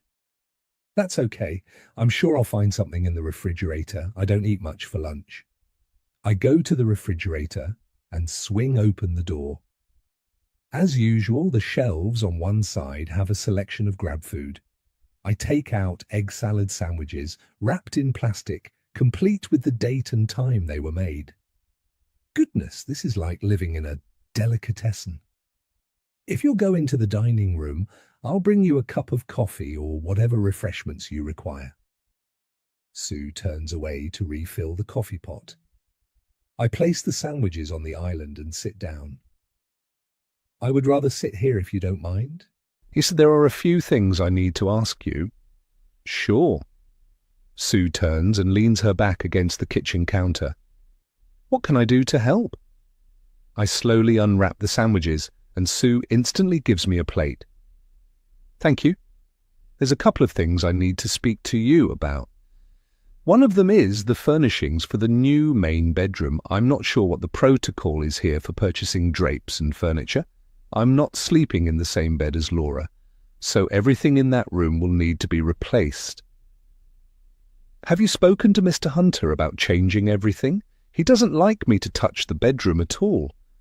I am only allowed to go in and dust the dressing room. Sue pushes hair behind her ears in an almost nervous gesture. He wouldn't throw out any of her things. I collected everything she'd left around the house and stored it in boxes in the loft. I did this because seeing her things made him upset. I nibble at the sandwich and stare at her. Yes, I have. I understand you never went back into her bedroom after the night Laura died. That's right. He didn't either, as far as I know. He wouldn't sleep in his room. He slept on the couch in his office until a new bed arrived, which he had placed in the bedroom that you're using now. Sue takes down cups and then smiles at me and collects a mug from a line of pegs under the above cabinets and fills it with coffee. He asks me to gather 3 sets of clothes for him from the dressing room. The next morning, his new wardrobe arrived along with his tailor. He had new suits on order, so he'd replaced everything in his closets upstairs within a week. She hands me the mug and places the fixings on the table. Have you asked him if he'd like to go shopping for new furniture? It might be something he'd enjoy. I smile at her. I will, that's a great idea. I add creamer and sip the coffee and then lift my gaze back to her. Have you met Tom Bates? I believe he is or was Jack's bodyguard. Is that true? Yes, he was until Laura died. She frowns. I hope you don't mind me calling her Laura. It's just easier to distinguish between you and the last Mrs. Hunter. I nod. That's fine. Then we all know who we're talking about. I take another bite of the delicious sandwich. What do you know about Tom Bates? Well... She glances at the kitchen door and drops her voice to a conspiratorial whisper. I did hear he became involved with Ruby, and Mr. Hunter has a no-fraternization policy in his firm. He still works there, but after Laura died, Mr. Hunter wanted to fire him. Ruby pled his case, and he ended up demoted and works in general security, as in he takes care of the building. I stare at her, dumbfounded. Can you recall when this happened? Vividly. She leans closer. It was when Mr. Hunter, Ruby and Tom arrived home after Laura fell overboard. I didn't hear exactly what went on as they were in the office, but Tom stormed out, packed his belongings and left. That's the last time I saw him. I swallow the sandwich and stare at my plate. I wonder what really happened on the yacht that night. That's what we've all been thinking for the last 7 years. Sue's eyes rounded as Ruby walked into the room, but she gathered herself well. Ruby, great timing. Did you smell the coffee? Chapter 20. I wonder if Ruby was eavesdropping in the hallway, and if so, what will she do? Hiding a smile, I add another spoonful of sugar to my mug. I love the rich brown sugar that Jack prefers. I stir it slowly, waiting for Ruby's reaction. Mrs. Hunter, or may I call you Willow? Ruby smiles at me. I'm not sure Jack would approve of you eating in the kitchen with the staff. Would you like me to carry your meal into the dining room? I'm sure Jack has explained that I'm not from his usual circle of society friends, and Ruby is only trying to be helpful. She must figure I'm a trophy wife without a brain in my head and must be told how to behave. As she calls my husband Jack and seems to be beside him every waking moment, I must assume she's of great value to him. Although I feel the rebuff, which it is, even heavily disguised, it's her attempt to pull me into line, I notice there is a hierarchy within the staff. Although Jack informed me that George oversees them, it's clear that Sue runs the house, and it doesn't take a fool to see that Ruby lords over all of them. I don't intend my place in this house to be controlled by a member of the staff. It's Mrs. Hunter, if you don't mind, Ruby, and I just happen to like Sue's company, but thank you for your concern. While I have you here, can you tell me who was on the yacht the night Laura died? Jack and Laura, of course, the Suttons. Cleves, Durhams and the crew. I believe we had 6 people on board to serve drinks and a chef, a couple of cleaners and the captain and second mate. Ruby crosses her arms, and I wonder if it's a tell that she's lying. It's a long time ago. I stir my coffee slowly and look at her. You were on board as well, weren't you, and Jack's personal bodyguard? What was his name? Yes, Tom Bates. Whatever happened to Mr. Bates? Yes, I was on board with Tom. He is still working at the firm. Ruby's eyes sweep the table. Jack doesn't employ a personal bodyguard now. I sip my coffee nonchalantly. I need to keep the conversation cordial. say, do you remember what happened the night Laura went missing? It's not something anyone could forget. Ruby turns to the counter and pours herself a cup of coffee, and then turns back and sits down opposite me. It started out a wonderful evening. We had a great meal and everyone was sitting round chatting and drinking champagne. She stares blankly over my shoulder for a few seconds. Everyone was talking. The men were discussing recent fishing trips and the women were chatting about a fashion show they'd all attended the previous week. I went to the bar to get a drink of water and overheard Jack and Laura disagreeing about something. They weren't having an argument, but it was obvious that Jack had discovered I was seeing Tom. I glance at Sue and she raises an eyebrow. Yes, I'm aware you were involved with Tom. Or was I assume that didn't go down too well with Jack, as he has the no fraternization policy for his staff? I met Ruby's troubled gaze. You knew that, didn't you? Why would you risk losing your position? We'd become friends working in such close proximity, and it just happened. Ruby shrugs. Office flings happen all the time. Although I do understand Jack's rationalization for introducing the clause, but it's not realistic. Not when we both lived in the house as well. People fall in love. I shake my head. I disagree. The clause is designed to protect workers. Vulnerable young people can be taken advantage of by superiors. I don't wait for her to comment.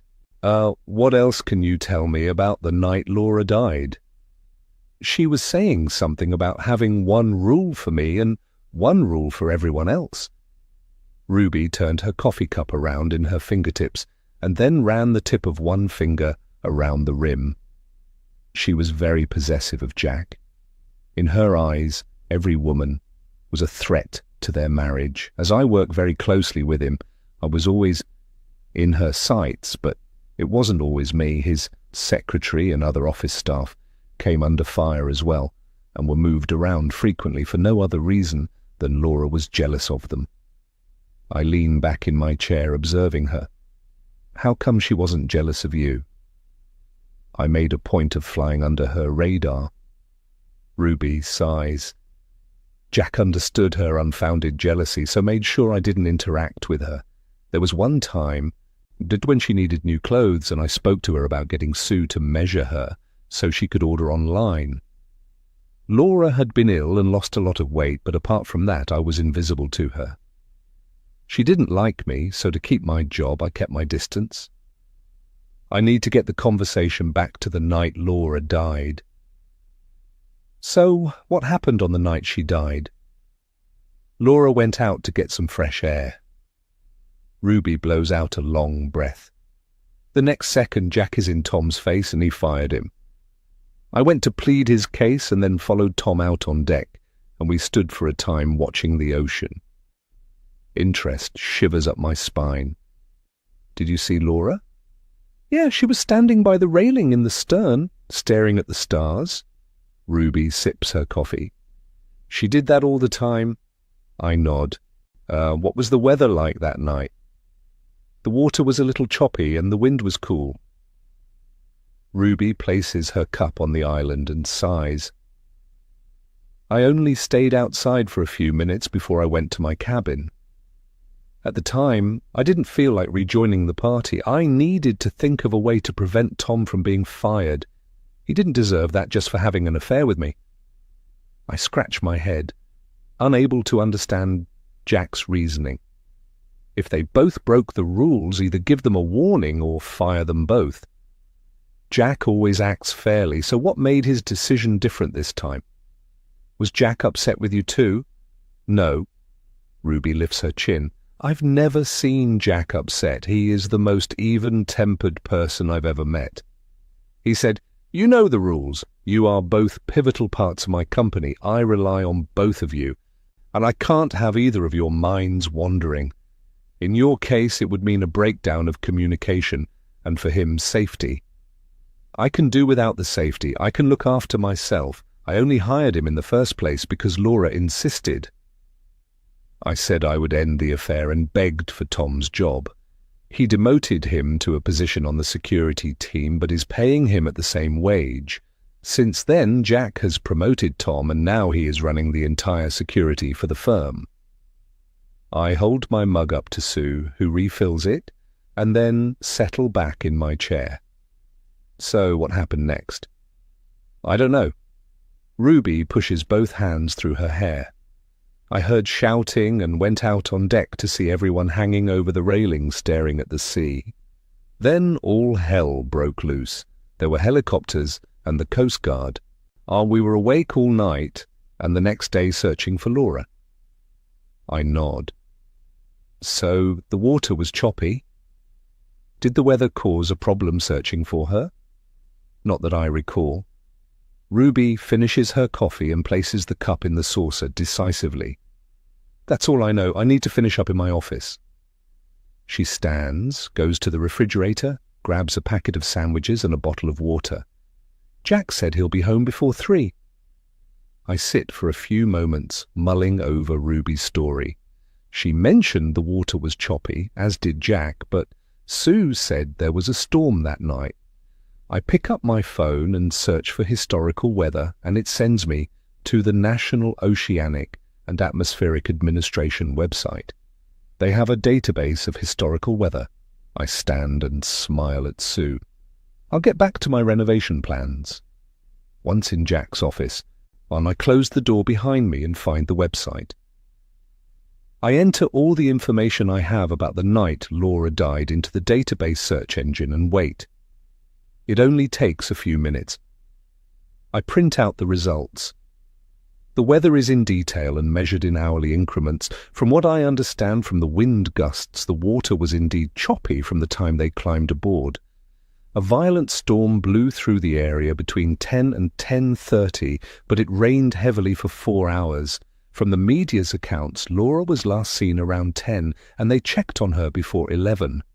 How come nobody mentioned the rain or the storm? How could they miss it, sailing on the ocean? It makes no sense, and if they're lying about the weather, what else are they covering up? I lean back in Jack's office chair and stare at the picture of Laura and the kids on his desk.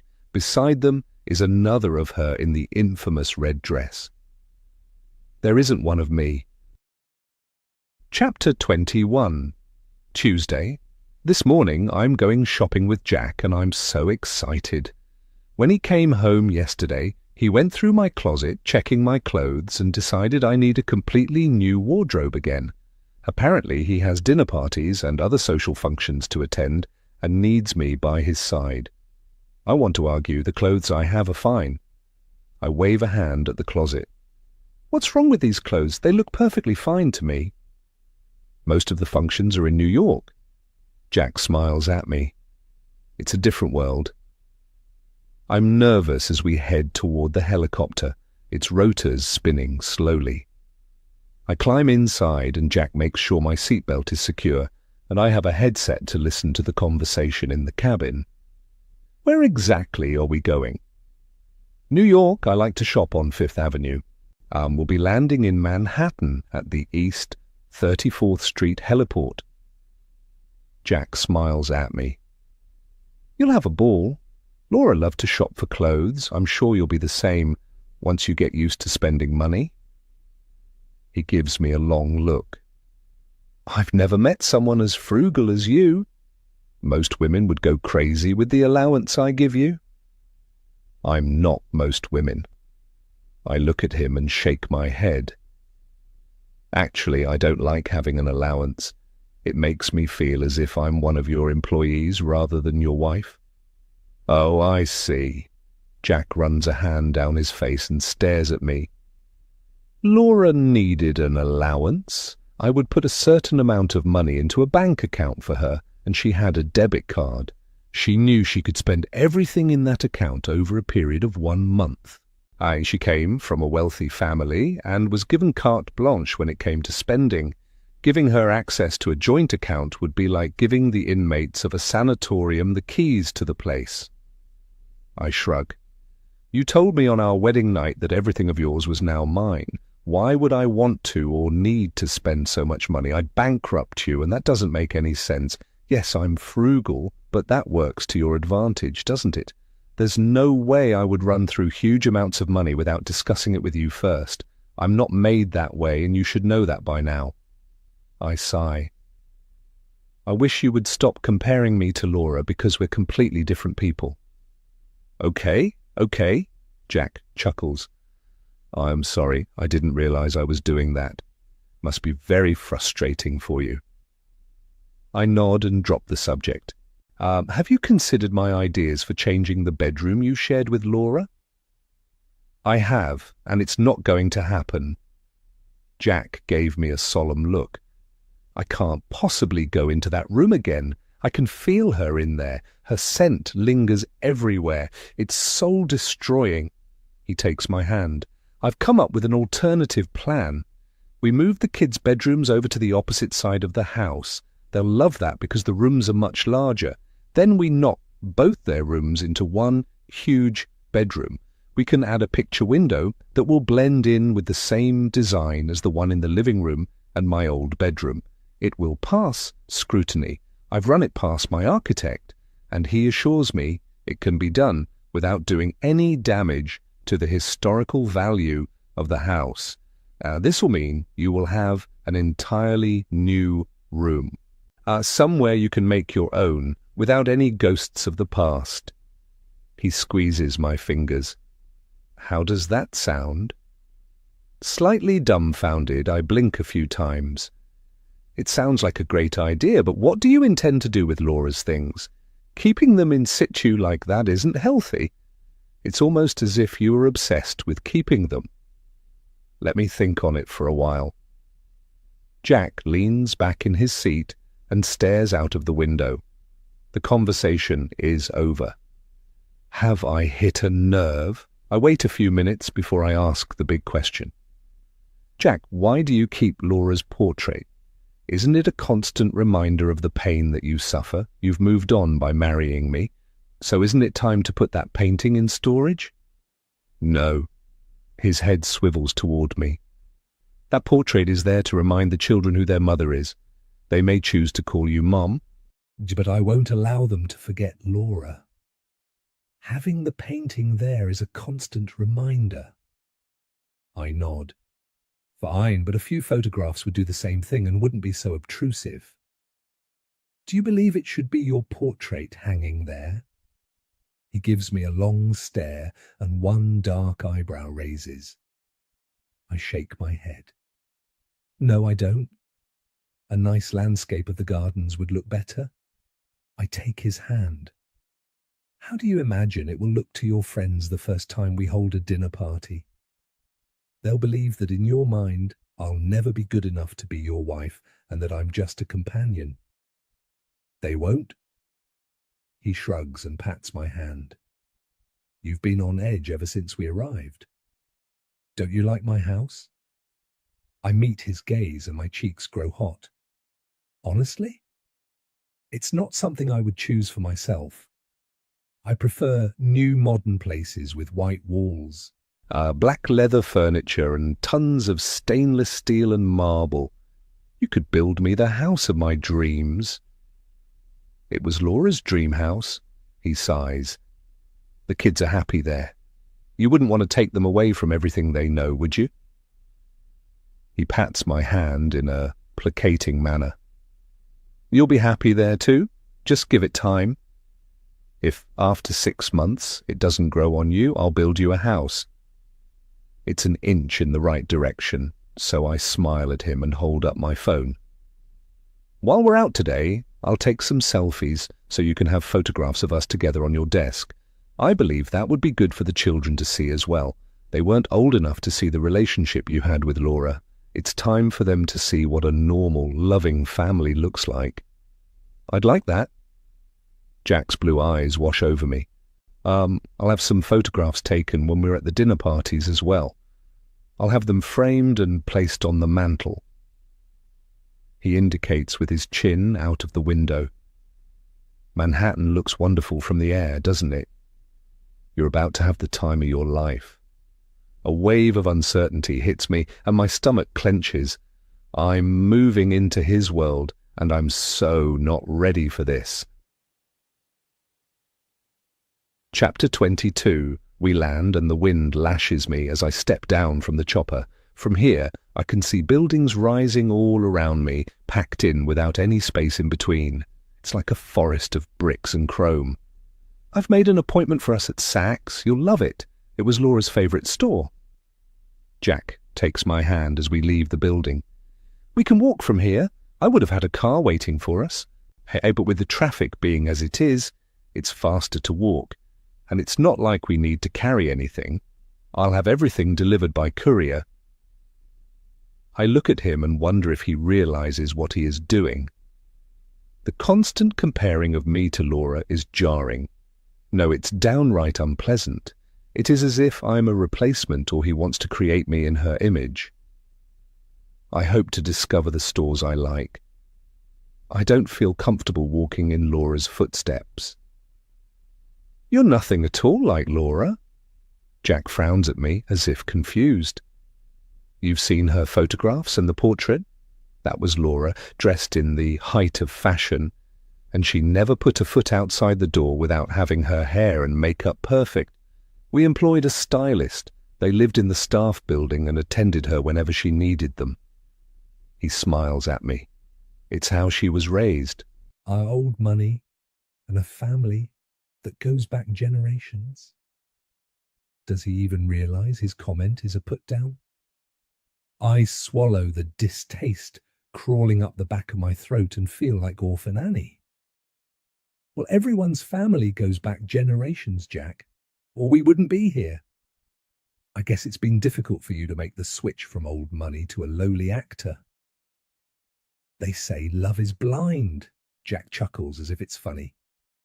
When I met you, I didn't care where you came from or your profession. It was love at first sight. I consider my answer as we walk. I've met quite a few people from old money, as you call it, and most of them didn't have a brain in their heads.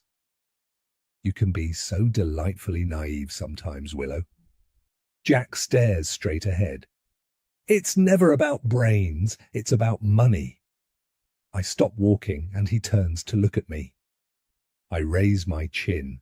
It wasn't for me. I didn't marry you for money, far from it. You told me you were in real estate. I figured you sold houses, and I know that job can be lucrative, but most people just scrape through on the few sales they make. The cream of the real estate sales usually goes to the owner of the company. I clear my throat. You didn't look like this then, did you? I mean, wearing a $30,000 or $40,000 suit. And I had no idea you owned the company who wanted the commercial. I was just auditioning. You could have been one of the crew for all I knew. Hey, don't get yourself tied in knots over who we were when we met. Jack cups my cheek and shakes his head ruefully. It's who we are now that matters. My friends love you. You made a good impression. So now you'll have the confidence to move into my business circle. I want to say, I don't need confidence. I'm an actor. I can play the part he wants me to play, but it won't really be me, will it? We come to the end of the block and I see the Fifth Avenue street sign. It's like stepping into another world. High-end fashion stores line the sidewalk. I feel so tiny as I stare up at the skyscrapers that seem to lean in toward the street. They dominate the entire landscape. As we walk along Fifth Avenue, tall, light grey buildings line each side of the street.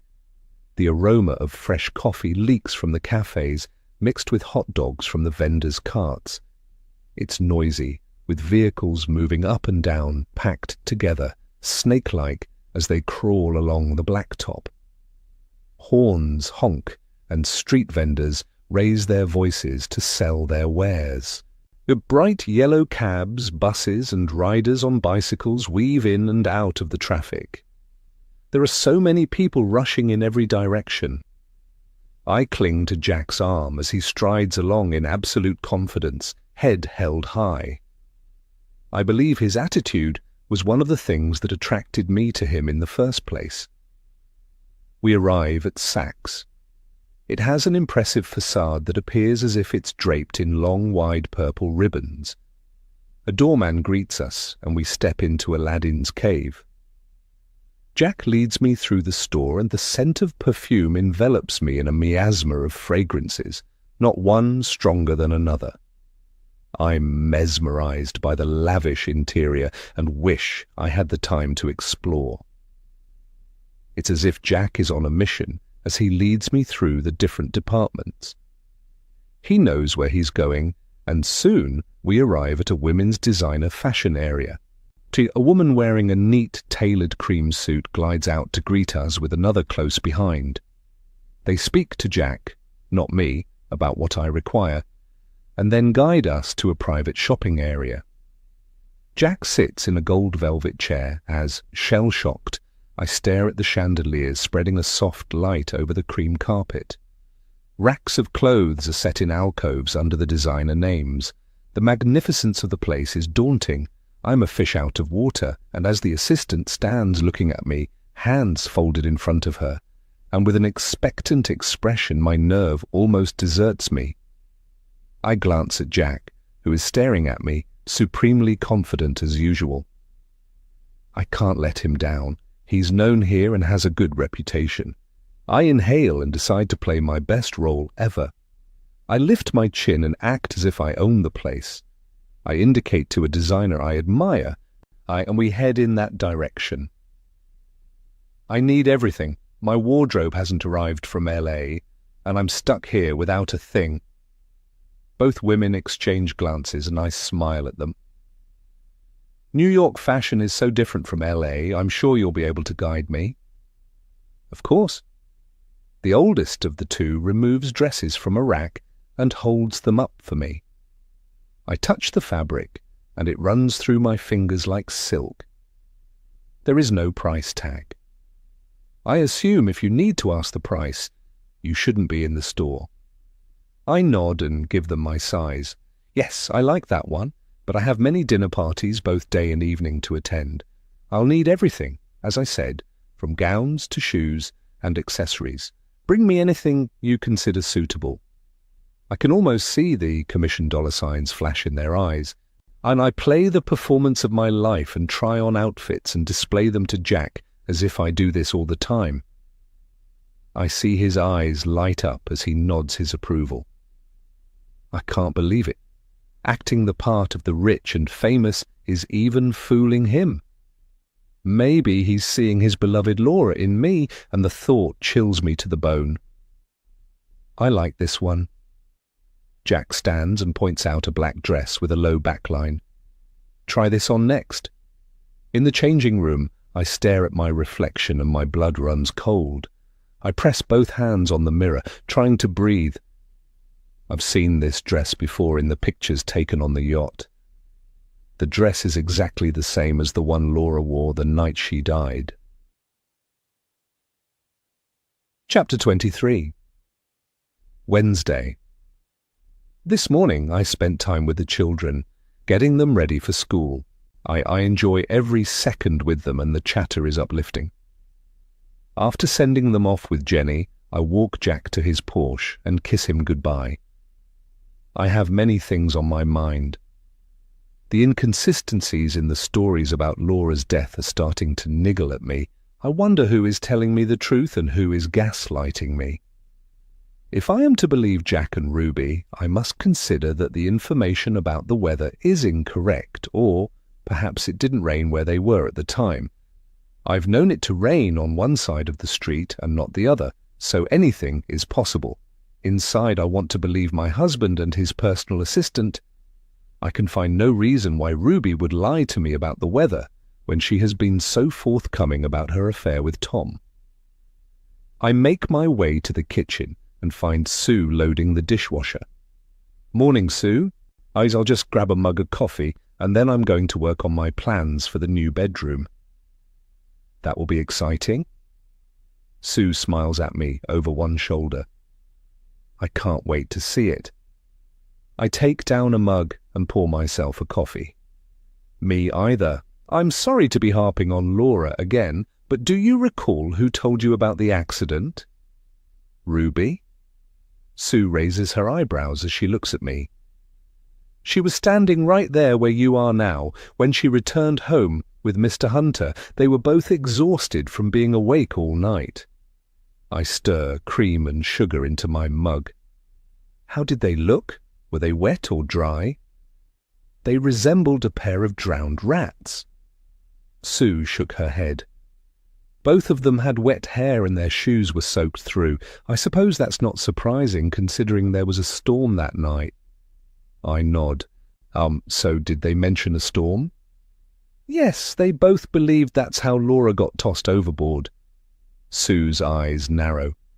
Have you heard something to the contrary? I straighten and smile. No, I know about the storm. It's a huge yacht, so people can easily move around without being seen. I know Laura left the others to get some fresh air.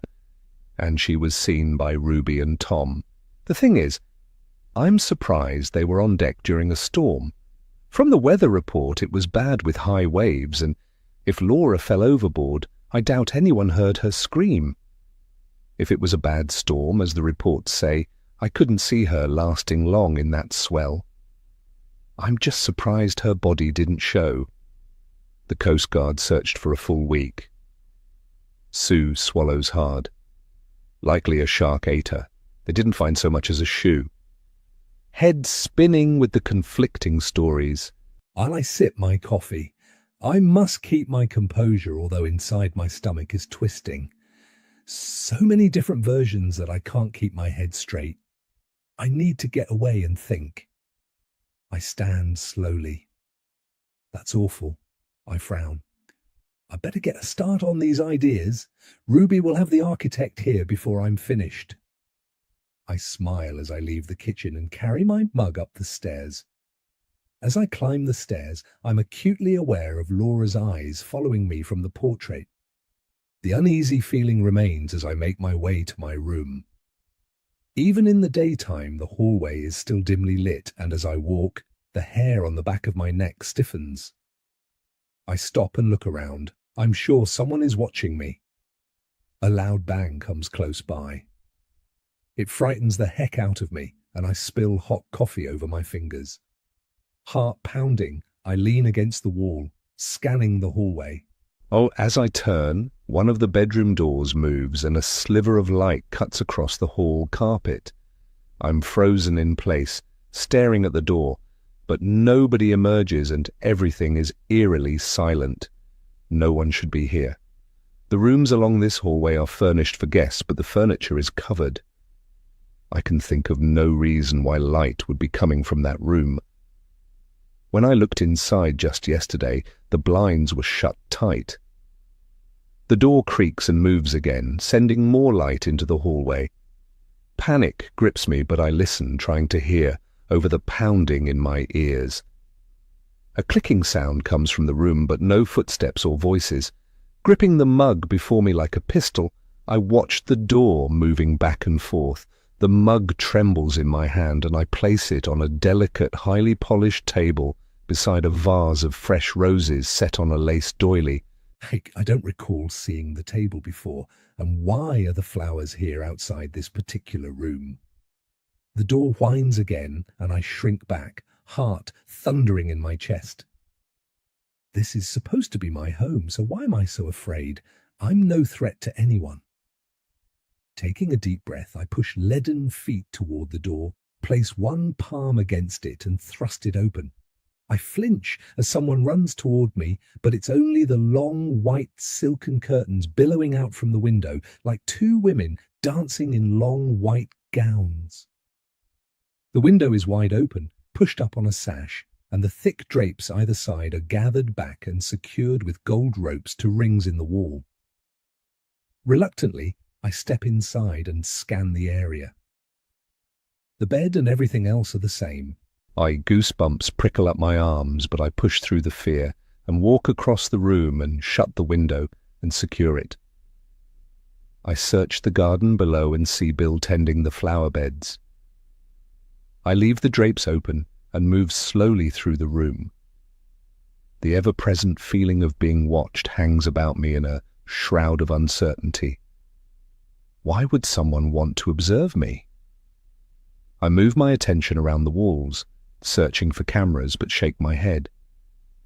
The technology these days could mean a camera might be hidden anywhere in anything and appear like a speck of dust. Opening closets has become a challenge since seeing the mannequin, but I suck in my breath and throw open the doors. A wave of old wooden closet smell fills my nostrils, and a light flickering inside illuminates a figure. Alarmed, I jump back, but it's just a coat. I laugh at my stupidity and close the doors. I walk out, leaving the bedroom door wide open. The light streaming into the hallway is welcome. I gather my courage and make myself check the second bedroom, but it is the same as it was the first time I peered inside. The feeling of being observed clings to me, and I hurry to my bedroom. I'm glad to get inside, but somebody has been here. The new curtains of a beige velvet and the matching bedspread are welcome additions. The room has been made up and is sparkling clean. I close the door, turn the key, and then sink onto the bed. I should feel comfortable in my home, and yet it's as if I'm in a five-star hotel. I'm not sure if I'm happy about strangers going through my belongings and setting things straight. It seems like an invasion of privacy. All the strange happenings since I arrived are unsettling, especially when my phone went missing. It's as if everything around me is slipping from my control. Is that what Laura felt like living here? Am I starting to parallel Laura's time in this house? I remember my mug of coffee and go out to retrieve it. I stand and listen to the creaking of the old house for a few seconds and then turn back to my room. My mind is in turmoil, and small, insignificant things have become giant problems. This just isn't like me. I've always been strong, but right now, after the conflicting stories about Laura's death, I don't know who I can trust. It worries me that Jack gave me the same story as Ruby's, and yet differs on the weather from the original one Ruby told Sue when they returned home that night. So how come they both gave me a different version? A storm at sea is a crucial detail to forget, as it offers a rational explanation of how Laura could have fallen overboard. So why the cover-up? Or was Tom involved? If so, why would he want to kill Laura? My attention moves to the bottom drawer of the dresser, where I've hidden Laura's laptop. I wonder if Jack knows that Laura wrote a diary. If so, was he aware of the unusual happenings she experienced in the house and just dismissed them? Should I ask him or keep the diary to myself? I stare at the drawer, unable to drag my eyes away. I must discover more about Laura and can tell no one. Someone is lying about that night, and I need to find out why. Chapter 24. I can't stop thinking about the diary. It's becoming an obsession. I need to know what happened to Laura. The diary and what's inside are like a box of chocolates you keep in the refrigerator and make a rule to only eat one each day, but then you go back multiple times until you take the box and eat them all. I open the laptop and scroll through the pages. After reading for an hour, I'm at the entries, written a few weeks before Laura's death. Unusual things happen to her, and I need to spend more time reading every page. But from my quick scan of the entries, I can tell Laura was getting more and more paranoid about everything happening around her. But there's one thing she mentions that catches my attention. I read it through and then again to make sure I'm not mistaken. August 1st. Is anyone out there reading this? I discovered something disturbing about Jack before I had Noah. At first, I dismissed it as a bad dream, but I'm sure it led to Jack sleeping in a separate room. Although we shared a dressing room once I mentioned it, Jack never came to my bed again. You see, Jack talks in his sleep. More than once he mentioned a woman by the name of Caroline. When I confronted him about her, he was visibly shocked, but just said, "She's someone who died." I couldn't let it go, and recalled him mentioning that he kept every newspaper article published about his life in a trunk in the loft, and one day he'd find the time to make them into a book. The loft is a place with way too many family secrets and ghost stories to feel safe exploring, but I needed a reason for Jack's evasiveness. I waited until he'd gone to work, grabbed a flashlight and headed upstairs. Once inside, I found the trunk and then hunted through the newspapers and found Caroline. Now I need to confront him and discover the truth.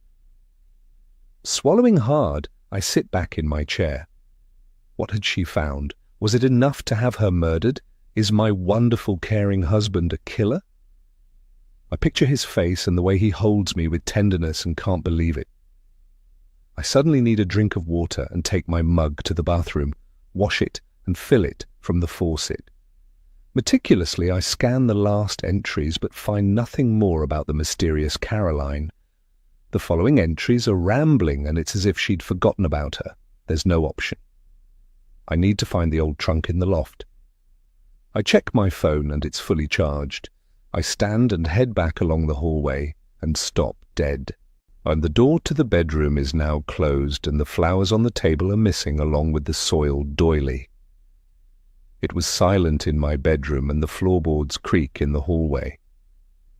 I'd have heard someone walking by outside, wouldn't I? I stare at the door, uncertain if I should open it, and look inside. Panic rises, but I push it down, grasp the doorknob and turn. The door swings open. The room is in darkness and the blinds tightly shut. I close the door and walk back toward my room. I open the next bedroom door. It's the same as before. I head downstairs and march into the kitchen. Sue, who was upstairs just before? They removed a vase of flowers from the hallway outside my room. No one. Amy cleaned your room when you were down here. I don't recall seeing her with any flowers. Sue frowns. She's been here since you went back upstairs. She just went out to the vegetable garden. I nod, but confusion cramps my belly. The gardener for the vegetables, what's his name? Bill does the kitchen garden as well. Sue smiles. He potters around, but the landscapers and garden service come by twice a week. That doesn't explain who moved the flowers and why. I frown. Does he come inside? Bill? No, none of the outside staff come in here. They deal with George. He has an office in the terrace.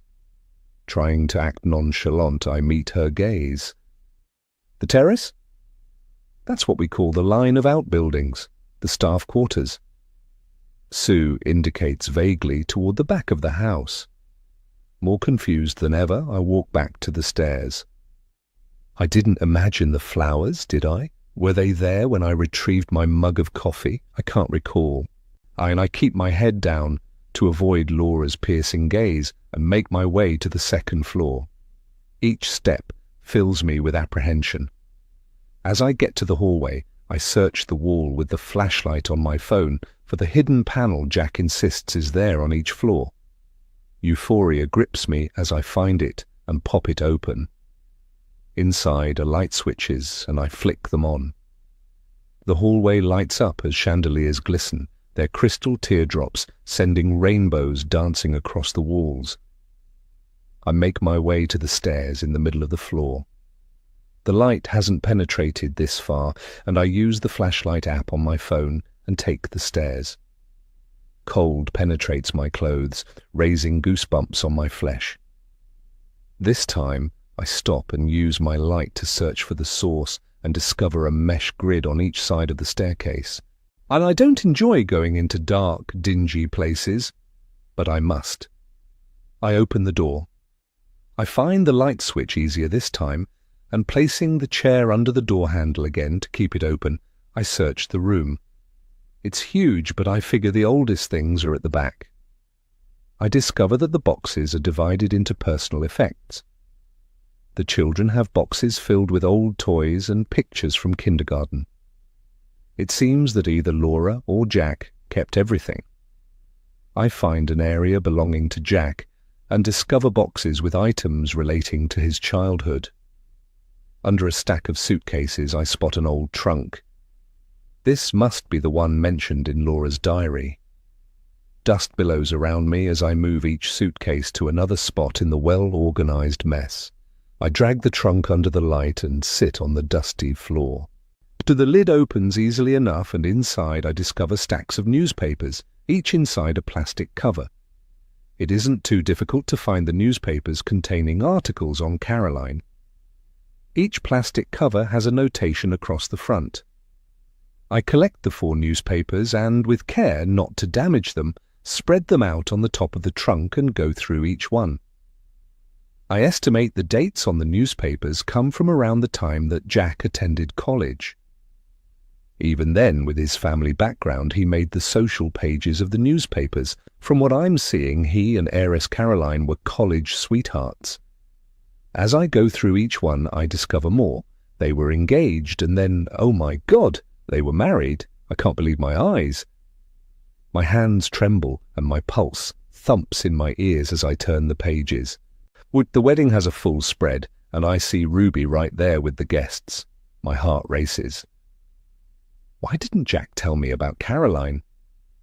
Maybe he believed I'd think twice about marrying him if I'd known the truth. Hell yeah, I would. I'd want to know every small detail. I'm no fool, and he likely knows it even after only being with me for a short time. I pull the next paper from the plastic and turn the pages like a maniac, heedless of the damage now. I swallow hard at the headline sprawled in bold letters. Wife of Jack Hunter, found floating in river. Unable to breathe, I scan the report of Caroline's death. She fell from a trail and went over a waterfall during their honeymoon.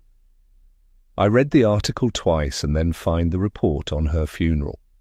It's depressing, and the young woman's smiling face on her wedding day dances through my mind. A shiver runs through me as I fold the newspapers slowly and return them to the trunk. I cover them with the other items I'd found. As I push the trunk back into place and brush the dust from my hands, I stare at my wedding ring. My husband had 2 wives and both died in accidents. I lift my gaze and meet my reflection in the cracked mirror. Will I be next? Chapter 25. My first instinct is to confront Jack, but by the time I get back to my room and take a shower, I've devised a different plan. Maybe it's better if I keep my discovery to myself for the time being and ask Jack more information about himself. I'll ask him about college and his sweethearts. I figure that would be a normal topic for a couple to talk about. In the meantime, I need to make a list of everything that's happening around me. It'd be the way Laura did, so she could keep track of everything. I need to talk to people to discover the truth. I realize how isolated I am in this house. If I want to leave, I can't. I don't have a vehicle or phone numbers of anyone apart from Jack, Ruby, and of course my family, but they're in LA. My only form of online communication is my phone, unless I use Jack's computer in his office.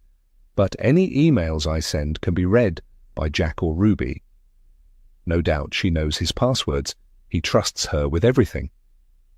I sit at my dressing table, brushing my hair, suddenly feeling trapped. There are people I would like to speak to. Jack's friends who were on the yacht the night Laura died, and Tom Bates. I need to know if any of them met Caroline and what was the true story behind her death. Will any of them tell me the truth? And my attention moves to the bottom drawer where Laura's laptop is hidden.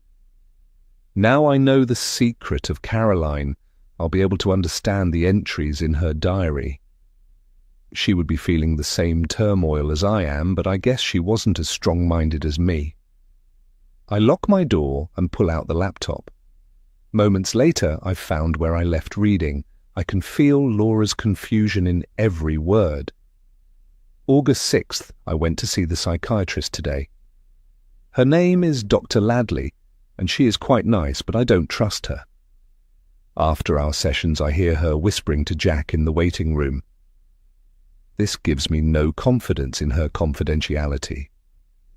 I always believed what was said between a doctor and a patient was sacrosanct, but she gives him instructions on how to keep me medicated. I haven't been taking the meds that Jack thrusts into my hand each night, but lately I've been sleeping like death and waking up with a mouth so dry I can hardly speak. My brain isn't working right, and it takes me most of the day to wake up. Someone in the house is drugging me. Last night at dinner, the moment Sue placed my plate in front of me, I asked Jack to go and look outside because I was sure I saw someone looking at me through the window. It was a lie, of course. I just needed him out of the way for a few seconds so I could switch our plates. When Jack didn't come down for breakfast, I knew I'd been correct, and Sue or Pierre are involved in drugging me. I can't trust anyone. I don't have any friends, and my parents live overseas and wouldn't believe me if I told them. I need to take my life into my own hands. I can't leave. I've got nowhere to go, and I'm watched every second of the day, but I do have a debit card and this laptop. I plan on ordering meals from my favorite restaurants and having them delivered. It's the only way I'll be able to survive. I stare at the entry and push both hands through my hair, clutching my aching skull. I'm not sure what to do. Am I reading the ramblings of a woman who is mentally ill, or is she the victim of a coercive husband? I consider my time with Jack. The honeymoon was bliss, and we spent every moment together, but since he's been back at work, I've been literally housebound. Okay, so I don't have any friends to go visit, but I should have a vehicle of some description. Most people in my position wouldn't be content to sit at home every day. I need a car to go visit the local stores. I go shopping and drive around the neighborhood to get the feel of it. Am I slipping slowly under his coercive control without realizing? I think over my time since I arrived, I've spoken to most of the staff, and they've been very cooperative with me, and, in fact, I can't find fault with them. Although I do find them a little intrusive, I guess having all my meals cooked for me and my bedroom cleaned is the usual way for rich people to live. I return the laptop to its hiding place. I need to limit my exposure to Laura's unstable ramblings before she drags me down with her. What she writes is very unsettling, and what if it's true? My resentment for her has now gone, replaced by sympathy for a woman in a terrible position. Like me, she had no one to go to for advice and no one she could really trust. When the room suddenly becomes unbearably small, oppressive and suffocating, I fling open the door and step outside. The feeling of being watched is overpowering, and as I head down to the kitchen, I scan the walls for any sign of surveillance cameras. Am I getting paranoid? If I am being recorded, perhaps it's just a security measure, but I need to know. Where would I find the hard drives connected to a CCTV? Would they be on Jack's computer? As the clock in the hall chimes, telling me it's 1 o'clock, I walk into the kitchen. Sue has proved to be a font of information, but how much of it is second-hand? If she was willing to drug Laura, can I even trust her to tell me the truth? The people in this house could be rehashing a well-rehearsed fabrication of lies. It would make sense to have a deviation from the original story after so long. Maybe I need to have a chat to George and Bill as well. There are so many things to consider, and I make a mental list of things to do. First is to find a suitable notebook. I'm so used to working on a tablet that using pen and paper is going to be strange. I frown, recalling what happened to my tablet. I was lounging under a huge umbrella by the pool during our honeymoon, answering emails from my friends. A shadow loomed over me, and Jack smiled, plucked the tablet from my hands and tossed it into the pool. I believe he is jealous of anyone or anything taking my attention away from him. I remember the credit card in my purse. Maybe it's about time I purchased a new tablet online. I smile. I need to become a little more self-sufficient. I walk into the kitchen and Pierre is there. Ah, just the person I need to see. I'm starving. Or what do you recommend for lunch? Spanish omelette served with French toast? He smiles at me. I've read your menu suggestions. Do you want a specific meal on a specific day, or do you want me to surprise you? Mr. Hunter has some desserts he likes as well. Is there anything on his list you don't like? He takes a list from a drawer and hands it to me. I read down the list of delights and shake my head. I love all of them, and yes, to the omelette. I turn to Sue. I'll eat in the dining room today. Could you find George? I'd like a word with him. He was just here for lunch. Sue pulled out her phone. I'll call him. I leave them and head to Jack's office. Inside, I go to his supply cabinet. I find a nice hardcover notebook with his company logo emblazoned in gold on a blue cover. I select 2 silver pens and walk to the dining room. And by the time I place the book and pens on the table, George is knocking on the door and giving me an inquiring stare. I grip the pen so he can't see my hands trembling. I'm an actor, and this is just a scene of the mistress of the house talking to a subordinate. Action. Thanks for coming, George. Sit down. I'd like to speak to you. How are you settling in? George rests his clasped hands on the table. I look at him. He is the man Jack trusts to run the entire estate. Fine, thanks. May I ask how long you've worked here? Must be over 20 years, I figure. George nods and smiles at me. I'm guessing you want to know about the previous renovations. They were completed during my time here, although I'll never know why they decided to section another part of the house for staff and then changed their mind and built the staff buildings. It seemed like a waste of money.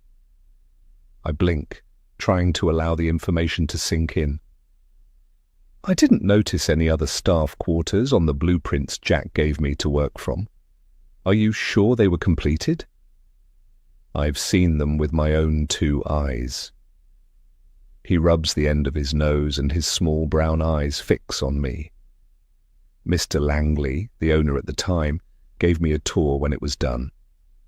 The bedrooms were small, but there was a sitting room and a nice kitchen. The entrance was downstairs. It takes up half of the cellar and has steps leading upstairs. It was never used because Mrs. Langley figured she could hear people talking. She didn't want the staff hearing her private conversations, so it was locked up and never used. He frowned. Some time later they renovated again and expanded the rooms. They took out the staff quarters. Like I say, a waste of good money. Mind spinning, I stare at him. Does Mr. Hunter know about it? I can't say. George scratches his cheek and leans back in his chair. I've never spoken to him about it. I heard from Sue about the renovations you'd planned and assumed you wanted to speak to me about it. I don't know why it's not on the blueprints. The door is still there. I don't know how much inside remains. I stand. Could you show me? I don't have the keys. He lowers his gaze to his hands resting on the table. Mr. Langley took them from me. I've never seen them since. Perhaps he decided it would reduce the chance of selling the estate if anyone knew about the changes and then had a new set of blueprints created. Dismay rolls over me. I sit down and see he is just as confused as I am. I guess so. How strange. Anyway, while I have you here, there are a few things I'd like to know. How is the security here? I don't see any security guards. Do we at least have CCTV surveillance? Yes, we do. George blows out a sigh as if relieved. Outside, and the front gate. I frown. What about inside the house? Surely the entrance hall at least is covered. I believe so, yes. George nods. I recall Mr. Hunter arranging for them to be updated when you married, and we do have a security team. They patrol the estate regularly and have an office in the staff quarters. So someone is watching me. To what extent is the house covered by the cameras? All over, including the hallways, front and back doors. George ran a hand through his thinning hair. Outside, the gardens and driveway as well as the gate. The idea that strangers watch my every move is disturbing. Where does the feed go to? I believe Mr. Hunter can tell you. George frowns and his eyes shift uncomfortably. I would imagine he has the house feed either sent to his office or his home computer. It's stored in the cloud, as far as I'm aware. It's only in case anyone breaks in, but with the security system that would be remote. I force my expression into one of relief. That's good to know. I meet his gaze. Has anyone ever discussed the night Laura died with you? Well, yes. George opens his hands wide. It was a topic of conversation at the time. There was a storm at sea. She went out on deck to get some fresh air, and a freak wave knocked her overboard.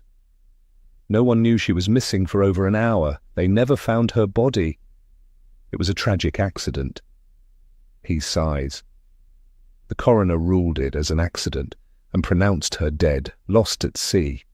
I shake my head. How sad. Did you get along with Laura? I heard she could be quite prickly at times. She was set in her ways. George stares into space as if thinking, and then shifts his attention to me. She had a habit of mislaying things and often made me question the staff about them.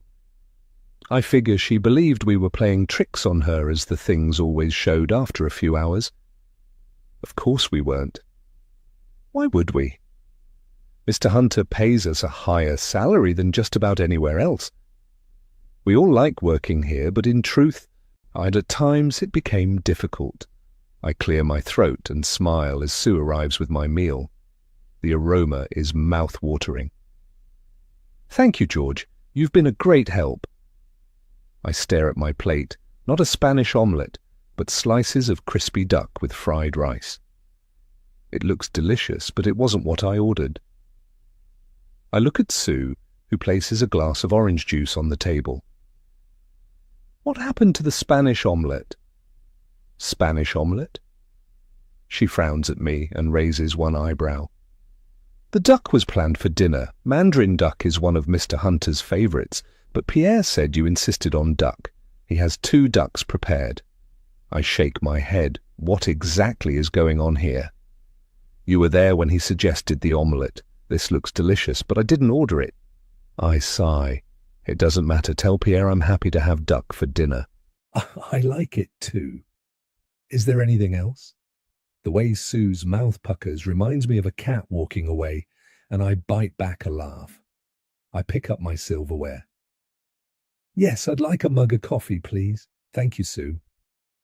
I watch her leave and wonder why the deception about lunch. Why the different accounts of Laura's death? I eat slowly, trying to get my head around everything. I'm no threat to the staff. What game are they playing with me? Chapter 26. After lunch, I go straight to Jack's office to view the blueprints and find nothing on any of them about renovations. I recall Jack mentioning the state archives. I have a list somewhere on his desk. I can search their online files.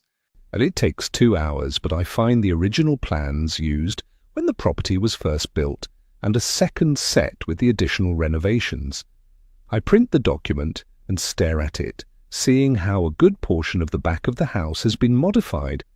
How strange no mention of it was made to Jack. I hear footsteps in the hallway, and Jack comes in. I glance at the clock. I hadn't expected him until later. He sweeps me from the chair and kisses me soundly. I catch my breath and smile at him. I'm pleased to see you too. What have you been doing all day? He glances at the blueprints. What are these? I turn to look at the copies spread across his desk. These are the original plans for this house, and the others are the renovations. I spoke to George about our plans, and he mentioned the house was altered considerably 20 years ago. I wanted to compare the plans is all. You know, Laura mentioned secret passageways and mysterious faces at windows. She hunted for the windows but couldn't find them. She insisted they were there when she visited her cousins here. I showed her the blueprints, but she was sure she hadn't imagined the rooms. To be honest, I figured it was an overactive imagination as a child, like an imaginary friend. Some things can seem real at the time. He sighs. I wish she could have seen this. Is it still there, do you think? I shrug. I have no idea. I doubt it. I point to the recent documents. There's no mention of it here. Who else has been here for a long time? Old Bill. Jack scratches his cheek. 30 years, I believe. He started here during the time Laura's uncle owned the estate. She remembered him. He smiles at me. He was pottering around when I drove in. Do you want to speak to him again? Excited, I gather up the copies of the blueprints and nod. Yes, I most certainly do. I figured you'd say that. Jack takes the documents from me and indicates with his chin to the gardens. He was picking roses. He raises an eyebrow. For you, I assume? I follow him from the room. Yes, I love fresh flowers and we have acres of them. I like them too. His fingers link with mine as we walk to the front door. They made Laura sneeze. Trying to ignore the savage stare from Laura's portrait, I lean into Jack and smile. If Laura's ghost or whatever still lingers in this house, she needs to know he belongs to me now. I'll fill the house with flowers, and it will rid us of that awful old house smell. It reminds me of a locker room. It needs to be aired. The windows are always closed, and it's beautiful at this time of year. You're in charge, Willow. Jack winks at me. Tell the staff what you want, and they'll do it. That's what I pay them for. I'm not surprised when Jack takes over the conversation with Bill. I notice the man's hesitance to say anything, and I look at him and give my head a little shake. I want to convey I haven't spoken to Jack about the face in the window, or Laura's instability. Do you recall the renovations to the house about 20 years ago? Jack unrolls the plans and holds them up for Bill to peruse. Apparently they built staff quarters and never used them. I can't find them on the current plans. Do you know what happened to them? Was there another renovation I'm not aware of? Yeah, I recall the renovations, but I never got to look inside. Bill drops a rose into a basket and turns to look at us. I only remember the builders being here that one time. The last renovations were the ones you had here to the kitchen and bedroom, I believe. I recall Laura telling me she played in secret passages as a child. Jack narrows his gaze. There must have been a way inside. I squeeze Jack's arm. I know where the door used to be. George recalls it being in the cellar. He said the previous owner locked it and no one was allowed inside. Well, the previous owner sold the property to me. Jack frowns. He died a few years ago, so we can't ask him. I don't remember seeing a door in the cellar, but it's not somewhere I visit. There's a door. Bill pushes back his straw hat.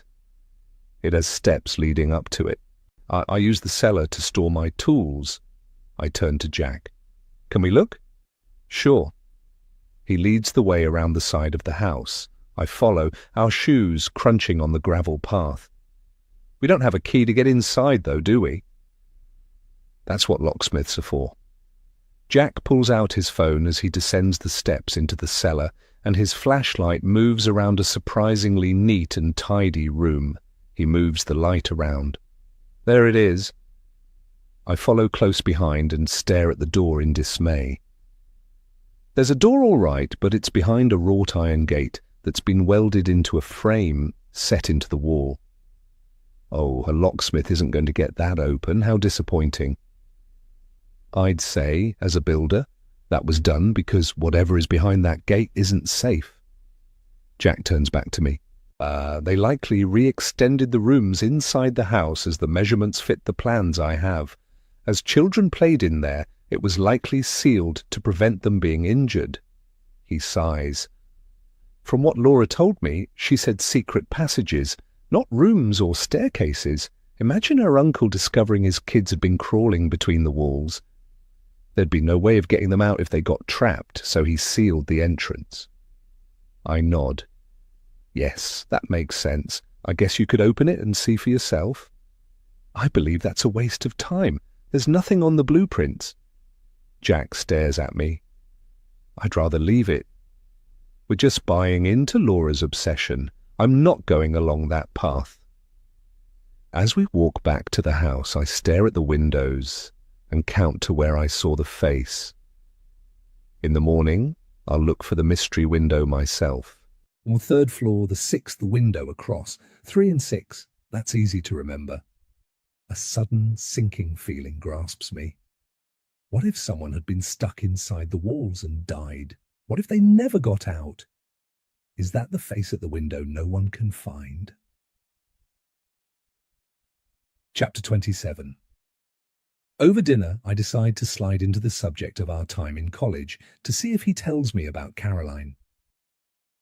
I had so many boyfriends in college, but none of them affected me like you did. I smile at him. What about you? Who were the great loves of your life? Oh, I had a few. Jack winks at me, and his eyes dance with mischief. I dated all through high school. I admit being on the football team helped. The girls loved us jocks. I nod. I dated a few in my time, too. I take a forkful of fried rice and almost moan in delight. The food is amazing. No one special. I've never had that rush of emotion I had when meeting you. The day after, I couldn't stop thinking about you and saw you on every corner. It was the strangest sensation. When we said goodnight that first day, it was as if I was leaving part of me behind. I felt the same way. Jack sighs.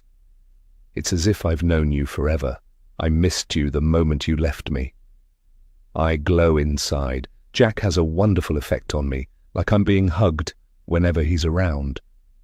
I'm not sure if this is normal. It's never happened to me before. I need to steer the conversation toward Caroline and Laura. I want him to tell me everything about himself. I keep my eyes on my plate. You've been married before. Did Laura have the same effect on you? With Laura, no. Jack sips a glass of white wine. The spark we have was never there, I'm afraid. We were never soulmates. I found her very attractive, and after we'd gotten along together, marriage seemed like the next step. My parents encouraged me to marry her. They kind of pushed us together. It all worked out okay. I believed I loved her, but it's not the same as I love you now. He takes my hand and squeezes it. I didn't believe that could happen twice in my life. I disengage my hand and cut into the sumptuous duck.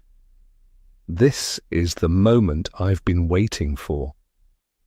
I lift my gaze to meet his and see pain in his eyes. Who was the first, and why didn't you pursue her? I did. Jack blows out a long breath. I should have told you about Caroline, but it's painful to recall, and I've pushed her out of my mind for my own peace. He holds up a hand to prevent me from speaking. Caroline was my first wife of 2 weeks. I met her in college, and I loved her so much it hurt. The same as I love you, Willow. He stares into space and winces. She loved to hike in the forest, so on our honeymoon I arranged for a party of our friends to set out on a mountain trail. We stopped for a rest, and Caroline went with some of the others to collect wildflowers growing alongside a waterfall. She slipped and fell into the river. I take his hand and squeeze. Oh, Jack, that is so tragic. I'm so sorry. This is why when I met Laura I was content with a good friendship, more than the animal attraction I had with Caroline. He shrugs. I did grow to love her. I rub my thumb over the back of his hand. Did she love you? She was possessive, so I guess so. Jack shakes his head ruefully. She was jealous of anyone who took my attention away from her. That portrait is her, larger than life, dominating and what I'd describe as an alpha female. It was difficult living with her the year before she died. She became reckless, spent money like it was going out of fashion, and then she became irrational and delusional. The day she died was the only time in almost a year she appeared to be back to her old self. I clear my throat. Did you try talking to her? Oh yeah, but that ended up in her throwing things at me. He rubs his chin. She'd tell me about outlandish events she claimed happened to her, and about how everyone was against her. She believed people were watching her and other crazy things. I want more and lean closer. What crazy things?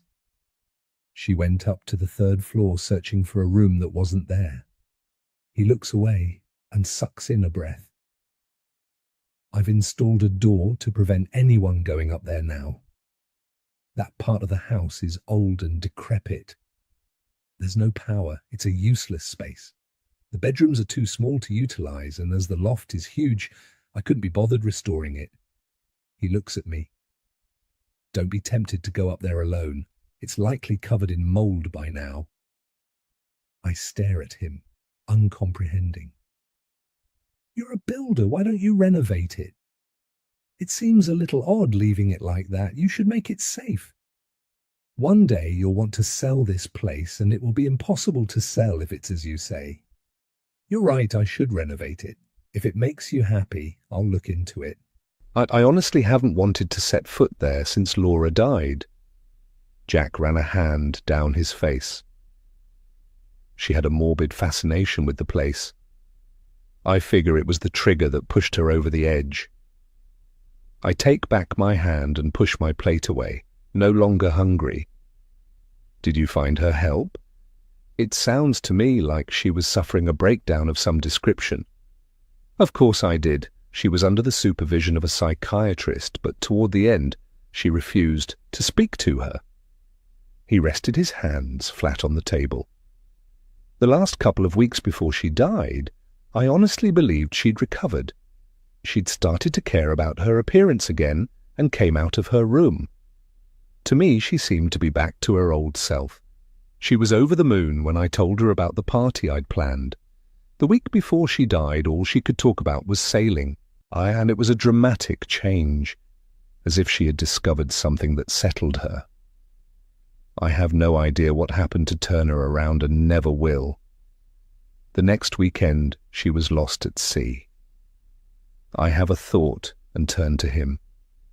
The group of friends that were with you and Caroline, were they the same people on the yacht the night Laura died? Some of them were, yes. Jack's brow wrinkles into a frown.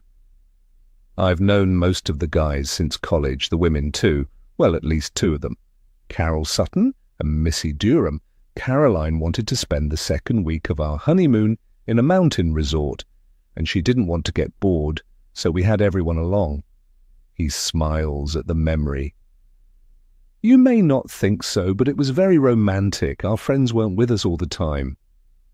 I stare at him in disbelief. The same people? My mind is working overtime. That's good to know. Thanks for sharing that with me. It would have been a shock to discover you've had 2 wives and not told me. It isn't only a shock. This is a revelation. The same people in the same place at the same time, 2 tragic accidents occurred, is a little far-fetched for coincidence. Was Caroline murdered? Do all of his wives end up dead? Chapter 28. Thursday. I'm getting along well with the children. Last night I sat and encouraged them with their homework. I made up a study hour with drinks and snacks. I've been telling them about my struggles at school and how I overcame my shyness. It all went well, and when Noah or Ava wrote a correct answer, I cheered and clapped. It was one of the most rewarding hours I've spent in a long time. This morning, I brushed Ava's hair and tied it up with a ribbon. I believe she enjoys the girl time with me. Noah is very much his dad's boy. He likes to wear his hair in the same style as Jack. Seeing Jack with his kids is heartwarming. There's never any rush. He spends as much time as they need, even with Ruby breathing down his neck to leave for the office. We stood side by side as Jenny left with them for school. Last night, after the children were in bed, I spent a wonderful hour or so with Jack on the internet selecting furniture for our new bedroom. He instructed me to make a list of the items, and Ruby would make the purchases through the company account, probably for a tax deduction or something. After breakfast, I handed her the list along with a colour printout of each item from the online catalogue. I'm sorry to add more to your workload, but Jack wants these items ordered through the company account. They're for our new bedroom. Oh, no trouble at all. Ruby peruses the items and smiles at me. Very nice. You have great taste. I'll need to make sure they're not delivered until you need them. The architect has already spoken to Jack. They should be starting the work soon. I'll let you know the date when they come back to me. I blink. Jack has already decided on everything? Well, yes, he has. Ruby frowns. Hasn't he told you? I recover from the shock without allowing her to notice. I guess he wants to surprise me. I love surprises. I head for the stairs. Thanks, Ruby. I take the stairs 2 at a time, keeping my eyes averted from Laura's gaze, and dash to our bedroom. Inside, Jack is selecting a jacket for work and comes out of the dressing room smelling of cologne. He looks so handsome that he takes my breath away. How could I possibly be angry with him? Ruby tells me you've already decided on the renovations for the new bedroom. You're waiting to speak to the architect before going ahead? Yes, they're the basic plans for what we decided. 2 bedrooms made into 1 large one and a dressing room. You wanted a large window overlooking the ocean to match our sitting room. He lifts my chin and stares into my eyes. I only did what we discussed. I'll bring home the plans, and any extras you need, we'll add then. The other stuff is just basic. I didn't want to bore you with it. He sighs. You'll have time? We'll need to submit our plans for approval, as the house is listed on the National Register. He lowers his head and kisses me. I regretfully must go to work. I have a meeting this morning. Taking a month vacation for our honeymoon has everyone in panic mode. I'll be home as soon as I can. I run my hands through his hair and sigh. I know you will. My laptop should arrive today and I'll spend all day setting it up, but I really need my own vehicle to explore my new home. I'd like to be able to go to the stores and meet people for lunch. Okay, Jack frowns at me. I'll talk about suitable vehicles when we get home. In the meantime, ask Jenny if you need a ride. I'm sure she has time to take you to the store. He kisses me again. I've got to go. See you tonight. He dashes out of the door. I watch him go and close the door behind him. The secrets on Laura's laptop call to me again. I wait until I hear Ruby leave, and then when Jack's car roars away, I take out Laura's laptop. I need to know more about her and what happened before she died. From what I gathered from our conversations, Jack noticed a decline in her sanity. He didn't say as much, but he intimated there was a problem. I'm nervous as I wait for the files to load, and when I open them, I scan them slowly, making sure not to miss anything important. I need to discover more about the window she tried to find, and if it was the trigger that sent her off the rails. Was it significant enough to mention it in her diary? My heart pounds as I read and find nothing in the next entry. Surely she'd have written something about the window. Moving through the files haphazardly isn't working. I need to follow the timeline and discover exactly what happened to her in her last year. I scroll back through the pages and go back to the beginning to step into Laura's mind. July 15th, I dreamed I was pregnant again and woke in a cold sweat. I ran to the bathroom and spewed. I can't possibly be pregnant. I must have a bug. I hated being pregnant. I became so fat and bloated I couldn't go anywhere for months. The birth was horrendous, especially when everyone told me the second time would be wonderfully uplifting. It was, in fact, the most painful and embarrassing thing I've ever experienced. Noah is a beautiful child and I love him in my own way, but I have no motherly instinct. I didn't want to feed him or change his diaper. Heaven forbid. I'd spew if I went near one. In any case, that's what a nanny is for, right? But I'm glad Jenny took over. Now the kids are older, I can show them off to my friends, but I keep Jenny close. She is much better with them than I am. After Ava was born, I spent months exercising to get back in shape, and then I was pregnant again. Jack was thrilled and engaged an artist to paint my portrait. I needed to look spectacular, but I was angry. I never wanted another child, and Jack knew it. Most of the painting was done by photographs, and then the artist came to finish it in the house, and I needed to sit for hours. I overheard a visitor to the house mention that the expression in my eyes looked as if I wanted to kill someone. Maybe he was right? This is another side to Laura I hadn't seen coming. Leaning back in my chair, I shake my head. How did Jack cope with such a self-centered woman? He says he loved her. Or perhaps he didn't know she had no motherly instinct, and that her time with the children was just a show she put on for everyone. I feel sorry for her in a way. For me, carrying my husband's child would be a gift, not a burden. Not that we've discussed children. Maybe it's something I should ask him. I read on, and the next entry is 2 days later. July 17th. Last night, I dreamed again of being pregnant. I was so glad to wake up and find it was a nightmare. I say nightmare because that was what it was like, carrying Noah. When I told Jack I was pregnant, he picked me up and swung me around. He was so happy, and I got angry and slapped his face. We argued way into the night. Well, in truth, I screamed, and Jack just stared at me as if I'd lost my mind. It's so infuriating when a man won't fight back. So I took my car and hightailed it to Missy's house. She had my back and told me leaving was the right thing to do. Early the next morning, Jack arrived on the doorstep. Jim had called him because he'd overheard me talking about having an abortion.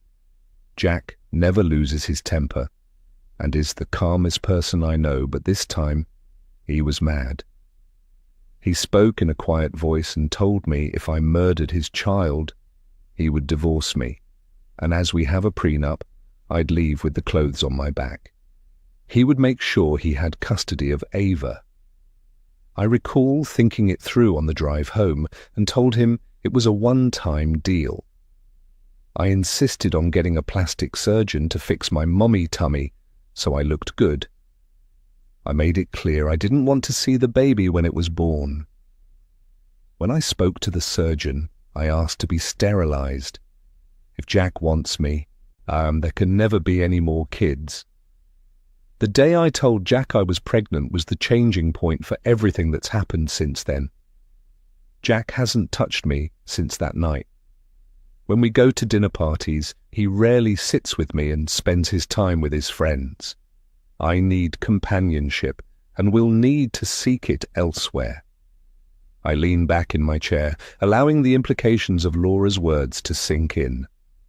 The loving mother Jack told me about was a sham. Jenny's impression of Laura was true, but she didn't know the facts. Was Laura contemplating an affair? If so, did she write about it? I skim over the pages but find nothing. Most of the entries are rambling, so I move back to August and find an entry about the window. August 10th, I saw a face at the window today. I told Jack, and he laughed at me. But every time I tell him weird things are happening to me, he just shakes his head. He wants to take me back to the shrink, but there's nothing wrong with me. I know what I saw, and when I went back inside, I checked on all the staff, and everyone was having lunch. I must find the window and see if the dust has been disturbed, but I don't like going to the 3rd floor alone. I recall stories as a child of strange sounds and footsteps coming from up there. Jack says it's just the house moving, and that's what old houses do. He has no plans to open the 3rd floor. The lights are dim and it hasn't been open for many years. It's a place time left behind. I went outside again and stared at the windows. The one where I saw a face was the 6th window on the 3rd floor. I went back inside, found a flashlight in the kitchen, and went up the stairs. And it was dark and musty on the 3rd floor. The hallways are covered in a thick coating of dust. It was cold, and the floorboards creaked with each step. I counted the bedroom doors, 5 doors, not 6. I went back and counted the doors again. 5 doors. I went to the 5th door, opened the room, and shone my flashlight inside. It was like stepping back in time. Old mouldy furniture covered in a thick layer of dust greeted me. I moved the light around and counted only 1 window. I closed the door and walked along the hallway, tapping the walls, and found no trace of another door. The 6th room is missing. August 11th. I asked about the missing room, and Jack showed me the blueprints of the house. There was no 6th room, so how come there's a window? We went outside and counted the windows. 6. Then he told me one must have been boarded up to extend a room many years ago. Today I went back up the stairs and tried the door again, and it was locked. All the doors were locked. I asked the staff who locked the doors, and they all insisted no one had been up to the 3rd floor. I spoke to Jack, and he said he didn't have keys for the doors upstairs, and he had no idea they were locked. After speaking to him, I'm confused. Many things confuse me lately. I blame the drugs the shrink gave me. Since then I've experienced weird things. This is one of them. Am I losing my mind? Did I see the face in the window and imagine opening the 5th door? I sat for a time, trying to recall my time here as a child. I did see secret passageways, but I don't recall a window. I need to spend some time away from his house. I wish Jack hadn't purchased it now. Yeah, it's becoming more like a prison than a home. Suddenly needing clarification, I slide the laptop back into its hiding place. I collect the bunch of keys Sue had cut for me and, grabbing my phone, head along the passageway and up the stairs to the next floor. There are 2 wings to the house, both separated by a balcony in the center. The back section behind the kitchen is the staff quarters. Where I'd seen the face was definitely on the left side of the house. I climb the stairs and hear Bill's warning words echoing in my mind. He's been working here for many years. What had he really heard about the previous occupants? Which one of them apparently boarded up a room or a window and didn't mark it on the plans? Why would they do that? Many things speed through my mind as I climb. My few excursions alone through this massive house haven't worked out so well, but I figure most of what unnerved me is in my head. I really shouldn't watch horror movies, as they're twisting my mind. Jack and the kids have lived here for a long time, and nothing weird has happened to them. I'm not unstable and I'm not crazy, Laura. I'll be fine. At the top of the stairs is a huge oak door.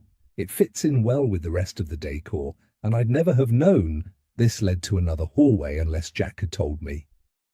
I take out the bunch of keys and try any that look compatible. On the 4th try, the key turns, and with a push, the door winds open. Ahead of me is a long, dark hallway. The house has a different feel up here, like Laura said in her diary. It's as if time has stopped. I use the flashlight on my phone and shine the beam into the dark abyss. The wallpaper is old, brown and peeling in places. I see portraits of people from maybe a century ago, although they're so dust-laden it's hard to tell. I follow the beam of light and wonder what this separate floor was used for in days gone by. Why does the staircase to the loft go from the 2nd floor and not the 3rd? It makes no sense unless this part was servants' quarters, but then most servants had the bottom floors, not the top. It's creepy in here, and I take a few steps inside and stand for a moment, examining the people in the portraits. This, I imagine by the dress, was the family who occupied the home in the early 1920s. My light disturbs spiders hanging in cobwebs, and they all seem to run and hide at once. It's cold here, and a bone-chilling cold that sends shivers down my spine. I'm afraid, but curiosity alone makes me step forward, farther along the hallway. Here the air is old and musty, and my light picks up dust motes dancing like fireflies in the beam. I'm halfway to the first door, and hear a creaking sound as if someone is following me and the floorboards are complaining.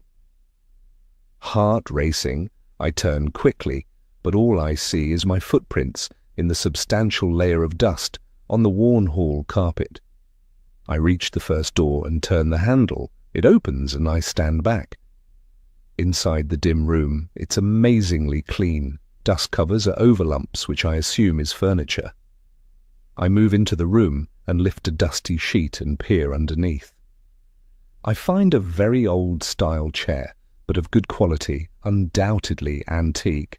I turn toward the window and pull aside one of the drapes. Even through the murky glass, I can see the garden below and the path where I stood, looking up at the house. Without so much as a creak, the door slams shut behind me, the sound like a gunshot in the silence. I cry out. Fear has me by the throat, and I move my flashlight around the room. Terror grips me, but no one is in the room with me. Frozen to the spot, I drag in stale air as my attention flashes from side to side. Nothing moves, but the house moans, and a cold breeze brushes across my legs. Where is it coming from? I turn to the window, but it's closed, and the glass is intact. I need to get out of here, now. My bravery slips away, and I go to the door. I turn the doorknob, but the door doesn't open. I'm stuck inside, and nobody knows I'm here. Terrified, I hammer on the door. Hey, let me out of here. What game are you playing? Nothing. And not one sound comes from the hallway. Another cold breeze brushes across my bare ankles in an icy caress, and I turn my flashlight toward the hearth. I stand panting, trying to get my senses. I have my phone and can call for help. If I knew anyone inside the house's number, in fact, I don't even know the house number. Why didn't I think to add it to my contacts? I stare at the door, uncertain what to do. What is wrong with me? Am I losing my mind like Laura? I refuse to be like her and take a firm grasp on the door handle and pull. Nothing. I try again, this time pushing one foot against the wall for leverage. The door releases so fast I stumble back and sit down hard on the dusty floor. I jump to my feet to dash through the opening, but it hits me in the back, pushes me out into the hallway and slams shut behind me. It's as if the room didn't want me inside. I stand breathing heavily and staring at the door. Jack's warning echoes in my mind. What is it about the third floor that makes him hesitant to renovate it? What isn't he telling me? I move my flashlight along the hallway and regain my courage.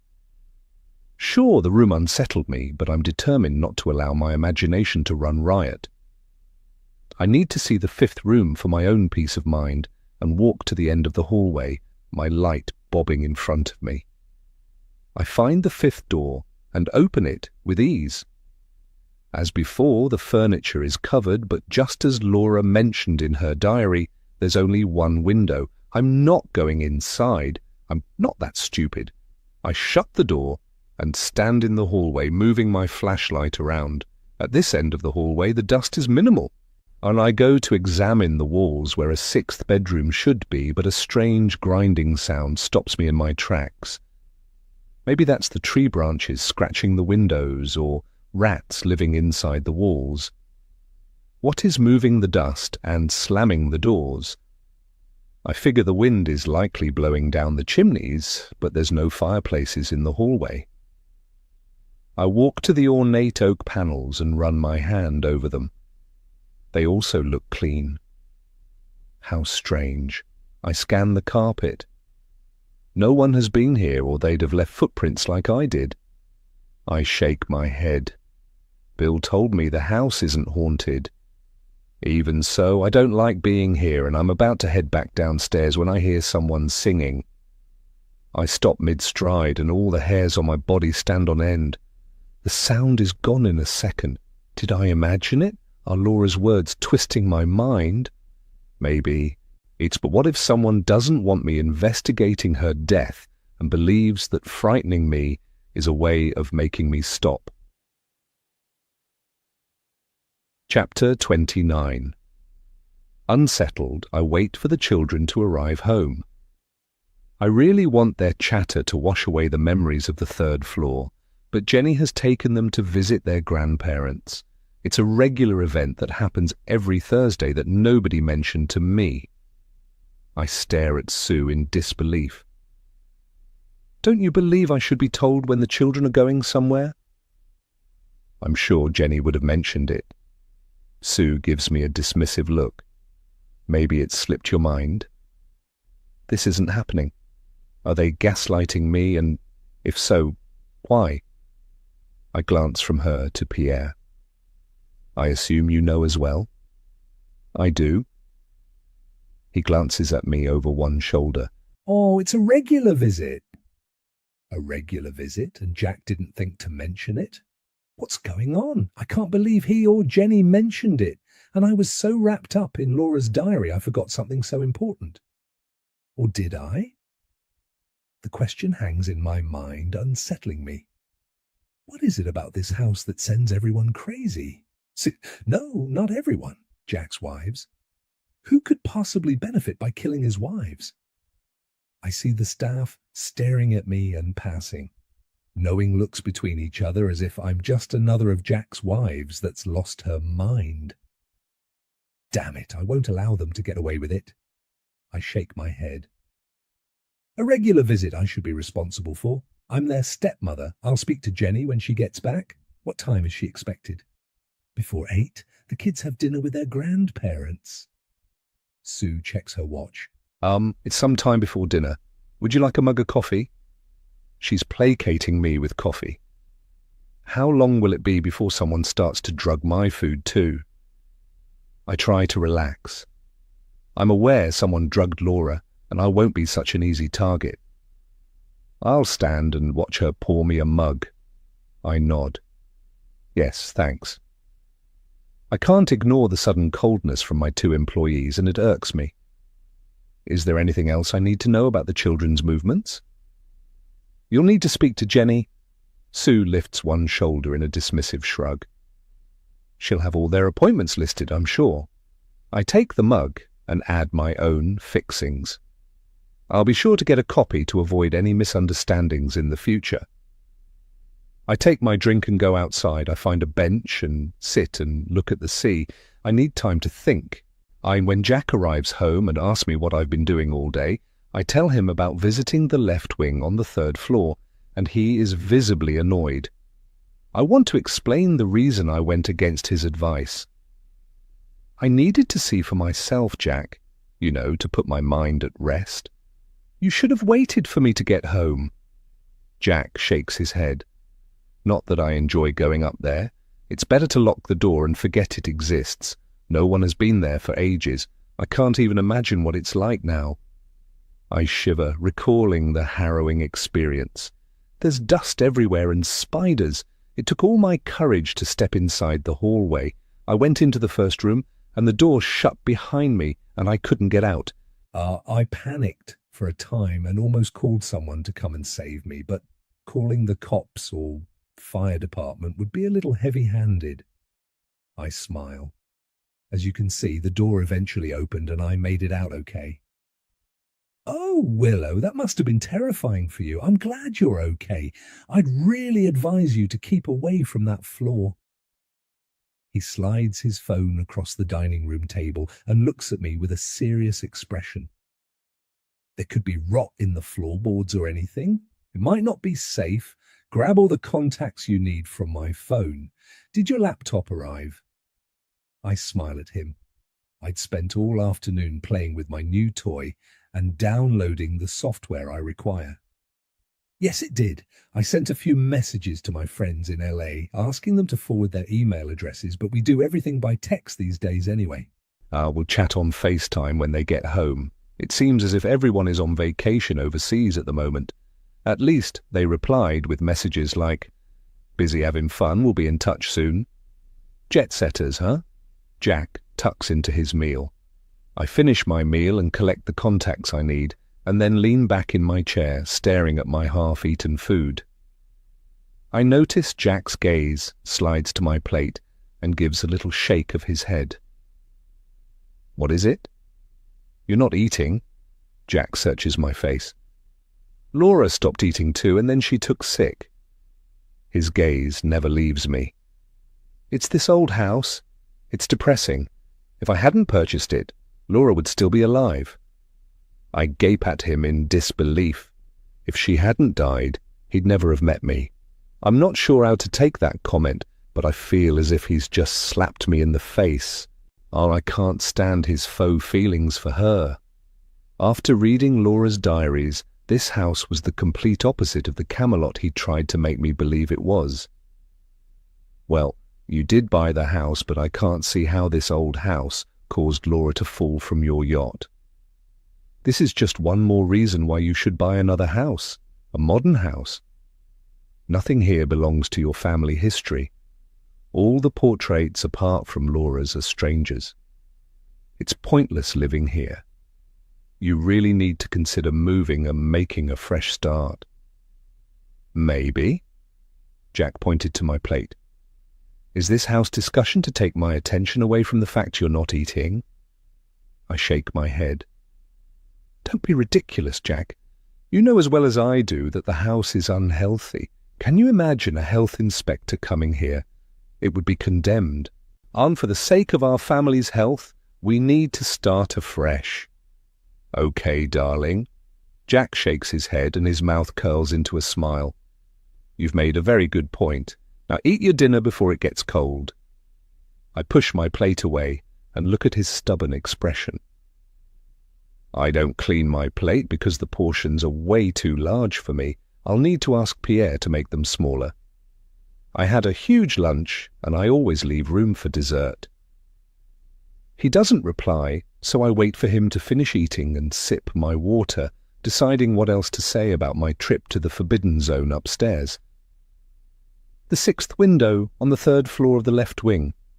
Why isn't it attached to a room? Why is that window always such an issue? He leans back in his chair and wipes his mouth on a napkin. Laura was obsessed with it, and now you go into that filthy hole to look for it as well. As a builder, I'd say it's there for cosmetic reasons. In my opinion, the left wing on the 3rd floor makes no reasonable sense. Why have 5 tiny rooms? Why not 2 large usable rooms or 1 large one like in the right wing? The ballroom is there and it has 6 windows. He gives me a withering look. About the 6th window, I figure they added another window on the left side to balance the appearance of the house. It goes nowhere and backs onto the brick as far as I'm aware. Laura told me she saw a face at the window. It must be a trick of the light because it's impossible. I asked the window cleaner and he told me inside was painted black. I guess that was done to make it look the same as the others. I nod and say nothing as Amy clears the table. When she leaves the room, I lean forward. It's spooky up there, and if you insist on living here, it needs to be renovated. If there's mold, it could be spreading throughout the house, and that's a health hazard. You really can't risk the health of the children, Jack. Now I've seen it. I really believe you should turn it into a useful space. Are you aware that Ava loves to dance? You could make a practice room for her up there and maybe an art studio. Did you know I like to paint? 3 windows would give the room a ton of natural light. Yes, I know Ava suddenly wants to be a ballerina.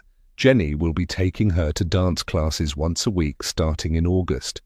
He clears his throat. I'm sorry, I should have told you, although I'm not sure how long this fad will last. She wanted a pony a few months ago. I took her riding and the next day she'd changed her mind. She said her legs were so sore she couldn't walk properly. He grins at me. I do listen to them, you know. Last year she wanted to be a dragon rider. I chew on my bottom lip. I need to talk more about the 3rd floor. Kids, huh? I wanted to fly. I pause, staring at my hands. I must tell you, when I was up there I could hear strange things. a creaking sound, and for a moment there I could swear I heard music. Willow. Jack rolls his eyes to the ceiling and he barks a laugh. All the chimneys in this house are connected, so in any room with a fireplace you can hear things from other rooms. Sometimes voices travel through the ventilation grates in the hallways as well. Like someone could have been walking by singing and you heard them. He waves a hand toward the window. Look at the weather. A storm is brewing and it's windy. Branches rub against the house. The house moves. Nobody is there. He takes my hand. Has that put your mind at rest? I don't want you becoming obsessed with trying to find something that doesn't exist.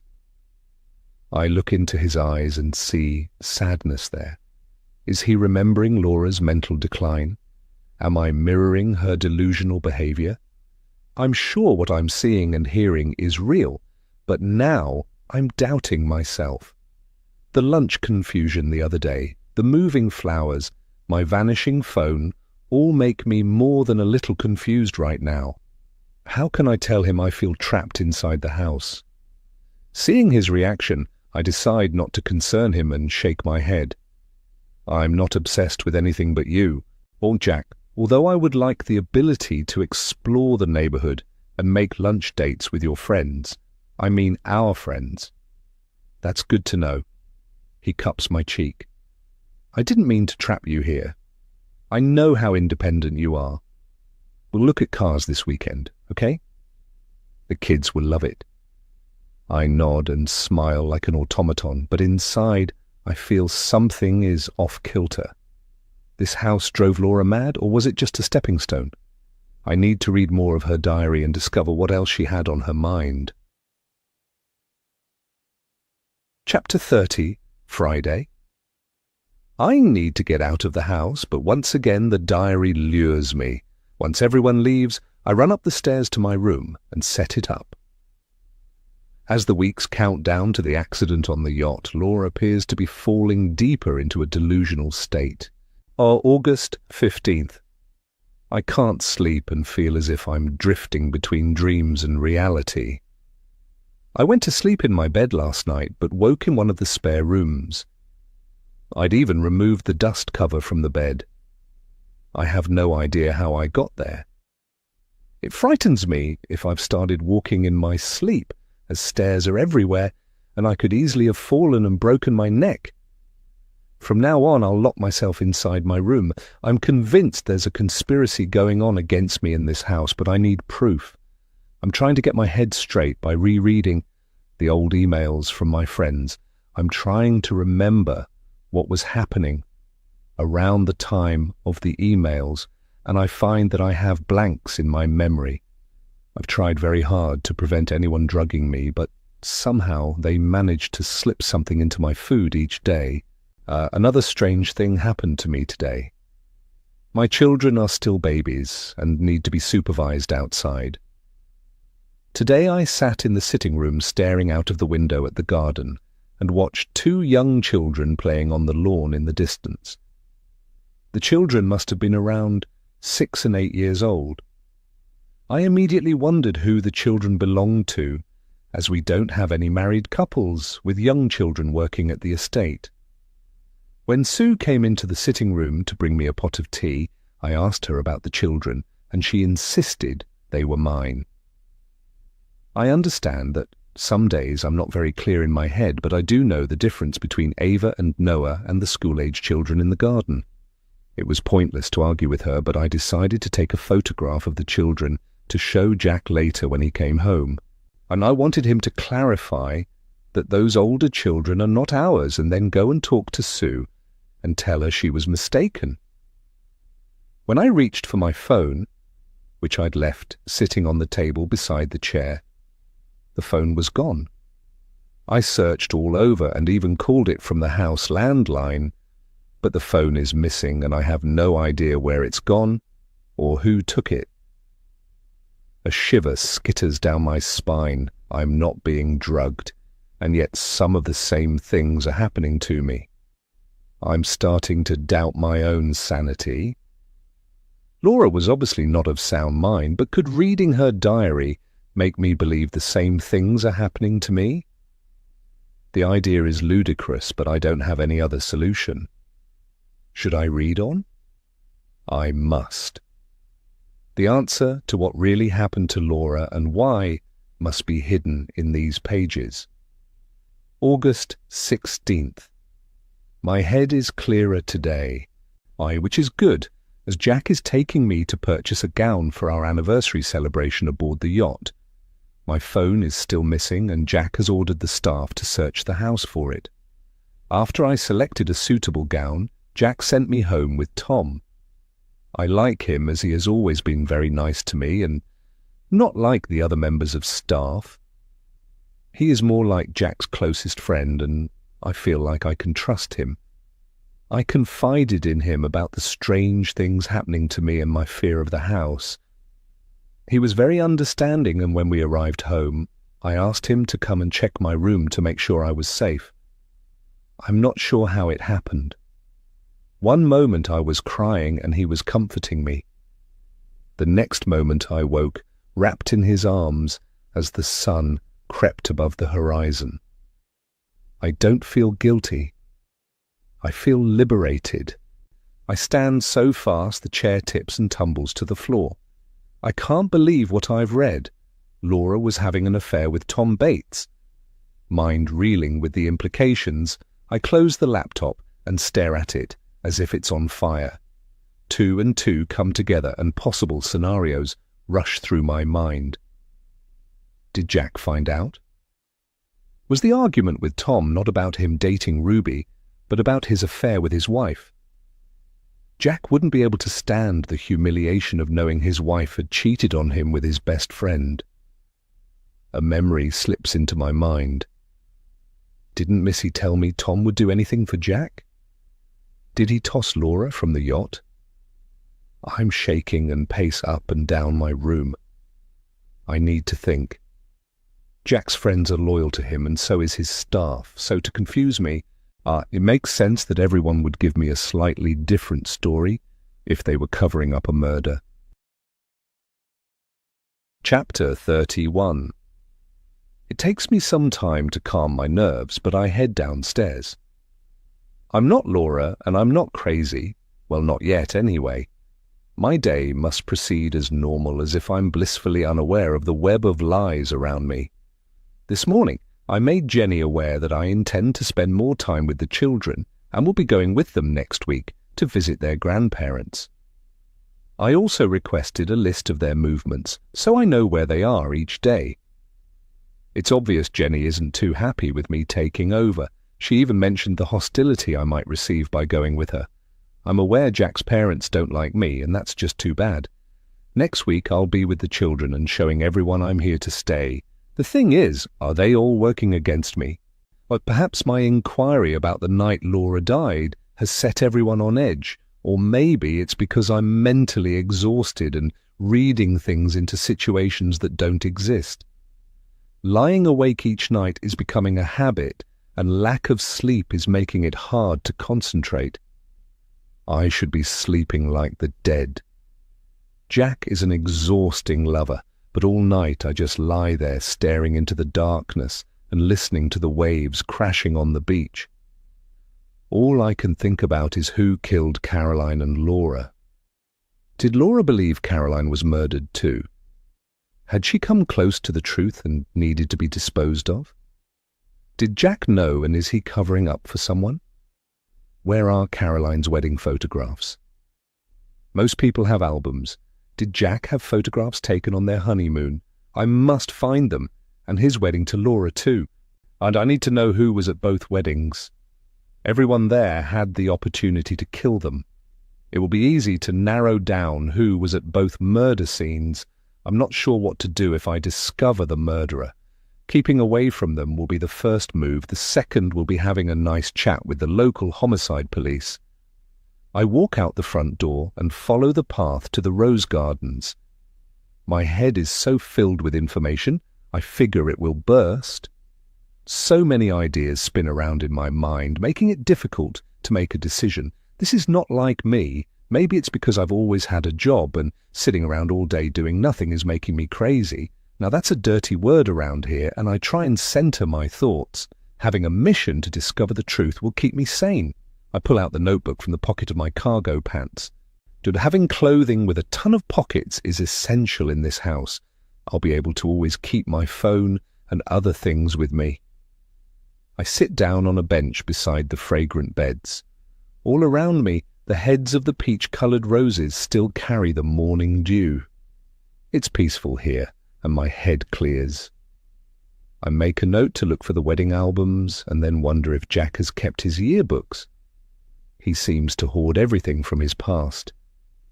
I'll need to go back to the loft and search, but that can wait for a couple of hours. First, I need to pick up where I left off in Laura's diary. It's starting to get interesting, and her story of what happened before she died is essential if I'm to discover the truth. I put away my notebook and head back inside the house, closing the front door silently behind me. I hear voices whispering in the hallway.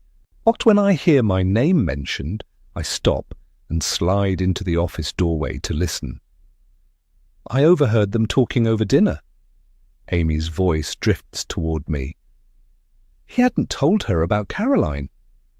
Then we must make sure she doesn't discover the entrance to the storeroom. George clears his throat. I'm not sure why Mr. Hunter brought all her things to this house. He is obsessed with his dead wives. It's not healthy. He sighs. What else do you know? She went to the left wing on the 3rd floor as well. Amy shifts her feet. I don't think she looked around too much. One thing is for sure, I'm not going up there to move anything. I doubt she'll go back either. She got locked inside a room for a time and told Mr. Hunter she was terrified. Good to know, it will keep her from snooping around. George rests his hands on his hips. I don't want Mr. Hunter to end up with another unstable wife. Make sure you stay close to her and report back to me. I'll do my best. Amy crosses her arms over her chest. At least she's not like Laura. She scared me. She did most of the staff. Now get back to work. George steps out into the hallway. I'll let Mr. Hunter know if she keeps snooping around. He turns and his footsteps vanish into his office. So, Amy and George can't be trusted. Who else is spying on me, and why does Jack need to be informed? Did he tell them to watch me? Anger shimmers over me. Does this mean I can't trust my husband? Why could I possibly be a threat to him? What is so secret he has it locked away, where I can't find it?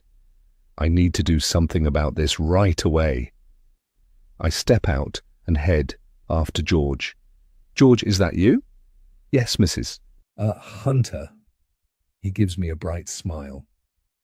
Did you enjoy the rose garden? I nod. Yes, I did. It's wonderful. I meet his gaze. Do you have your keys with you? I do. He narrows his gaze. I thought Sue had a set cut for you. I smile. She did. Do you know how many people have copies of the key to the 3rd floor door in the left wing? 4 of us, I believe. Me, Sue, you and Mr. Hunter. He frowns. Is there a problem I should be aware of? I shake my head. It's been a long time since Laura died, but now I need to be in charge of my house. No, not at all. Give me your key. Why? His neck grows red and his cheeks flush.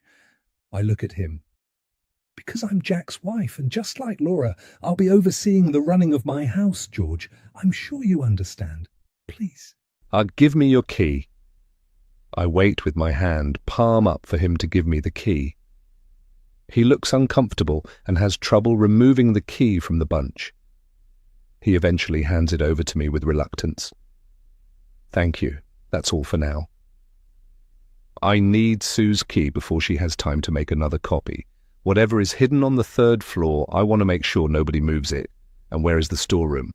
I dash back into the office and grab Jack's keys and then run along the hallway and into the kitchen, where I see George in deep conversation with Sue. They stop talking abruptly the moment they see me. "Ah, Sue, I need your key to the left wing door." I hold out my hand and wait for Sue to comply. "How many keys do you need?" George peers at me with limpid eyes. "I was just asking Sue to give me hers so I could make a copy. I'll need a key. Oh, what if there's a fire?" I take the key and slide it inside my pocket. "Jack told me there's no power in the left wing on the 3rd floor, so the chance of a fire would be minimal. In any case, I'm here to open the door if needs be." I turn to Sue. "I see you're busy. Send Amy to the office with a mug of coffee for me, please, and some cookies if you have any." "Right away, Mrs. Hunter." Sue turns to Amy. You heard her. Keeping my head high, I walk out the door and go to the office. Inside, I locate the blueprints and spread them over Jack's desk. Where are the storerooms? This house is huge and there will be storerooms all over, but where do I find a place that's hidden? I long to call Jack and ask him. Surely there's a simple explanation, but as more days go by in this house, I discover his open, trustworthy facade hides a weave of deception. I drop into the office chair, smell his cologne, and my heart tears apart. Why did he marry me and bring me here and then lie to me? No, not lie. He hasn't lied to me yet. He just didn't tell me everything. A second dead wife is a big thing, but I have things in my past I'd rather not discuss with him too. Surely most married couples keep a few secrets, or maybe not. I'm not experienced enough to know if this behavior in a husband is considered normal. I glance up as Amy brings my large mug of coffee and sets it on a chest of drawers. Wait a minute. I lean back in my chair, staring at her, not too sure what to say. Who asked you to spy on me? Was it George or Mr. Hunter? I see her stare at her shoes and fidget. I overheard you speaking with George, so please tell me. I need to know. Before you arrived, George told us that we mustn't mention Caroline, Mr. Hunter's first wife. She lifts her gaze to me. He said Mr. Hunter had made the request. He didn't want you to know. He had all of Caroline's possessions locked in the house along with her portrait. It's as big as Laura's. My mind reeling, I stare at her. Caroline has a portrait too? Where did it come from? I mean, Jack didn't own this house when he met Caroline, and you'd need to own a mansion to place one of that size on the wall. I didn't figure Jack came into his fortune straight out of college, although it's not something we discuss. Oh, Amy's cheeks reddened. It's not for me to say, Mrs. Hunter. I glare at her. If you know, spit it out. I wait a few moments and then lean forward. Oh, and it's no secret I've only known Jack for 8 weeks. Yes, I married him after a whirlwind courtship, but I didn't know he had money. I see. Amy twists her fingers. I can only tell you what I've been told, and that is he inherited a fortune in stocks and property from his grandfather. The company was started by his grandfather, and since his father has no head for business, everything went to Mr. Hunter. His father lives on a trust fund. Astounded that the help knows more about my husband's finances than I do, I lean back in my chair. So where is this storeroom? I can't tell you. Amy avoids my gaze. George says you're not to go inside. I stand and lean on the desk. I want to tell her this is my house and I can go where I please, but I figure she'll shut down and say nothing.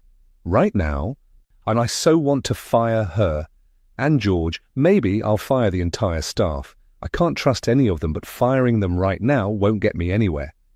Point out where it is on the blueprints, then he won't know, will he? I show her the blueprints. Which floor? The 3rd floor in the right wing beside the ballroom. Amy stares at the blueprints as I get the correct page, and then she points. Right here. All the storage rooms are set into the wall, as in you can't see a door.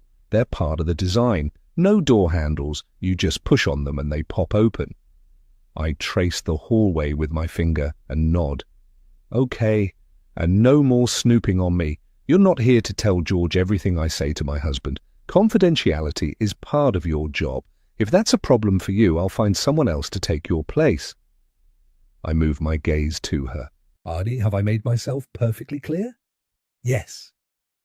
Amy flees from the room, and her footsteps echo away along the hallway. I roll up the blueprints and return them to the documents tube, and then grab my mug from the bookcase and sit down to sip the coffee. I nibble on the homemade cookies, savouring each delicious bite. I don't intend to go rushing to find the storage area just yet. I'll wait a bit and then go. I'm not sure why I gave Amy the chance to redeem herself when no doubt she is telling George everything that transpired between us. This is the thing with trust. Once it's gone forever. I wait, listening for movement in the house, but hear nothing. I stand and move to the door and peek outside. There's no one lurking around. I step back and face-palm my head. Stupid, stupid woman. I've forgotten about the CCTV cameras. I sit back at Jack's desk and soon have his computer humming. I scroll through the mountain of files and then go to the program files and search for cameras. I find the software program for a security firm and then trace it to the correct files. The program named Beaufort Manor Security opens, and the screen breaks into multiple images of areas of the house. Right now, no one is in the hallways, so Amy has kept our conversation to herself. I have no idea if George has access to the camera feed, but I can't risk him seeing me. I'm no computer expert by any means, but turning the cameras off and on is simple. I turn off the cameras from the stairs all the way to the 3rd floor, a complete blackout. When I'm done, I'll turn them back on. I take a deep breath and head into the foyer. I up the grand staircase as if heading for my bedroom, and then continue up the stairs to the 3rd floor. This time, I turn right and walk along a sumptuous hallway. I open one side of a huge double door and peer inside. A polished floor reflecting the light from a line of windows greets me. There is a bandstand at one end, beautiful antique chaise longues in peacock blue silk along one side, and chandeliers glitter along the centre of the ceiling.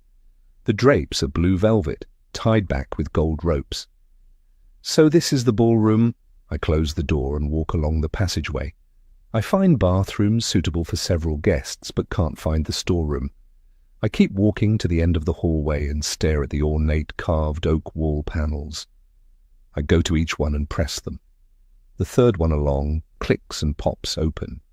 I find a light switch beside the door, and a white glow floods the room. A small chest of drawers holds clothes and a jewellery box. I see a photo album, but the covered painting draws my attention. I pull back the cover and stare at the face.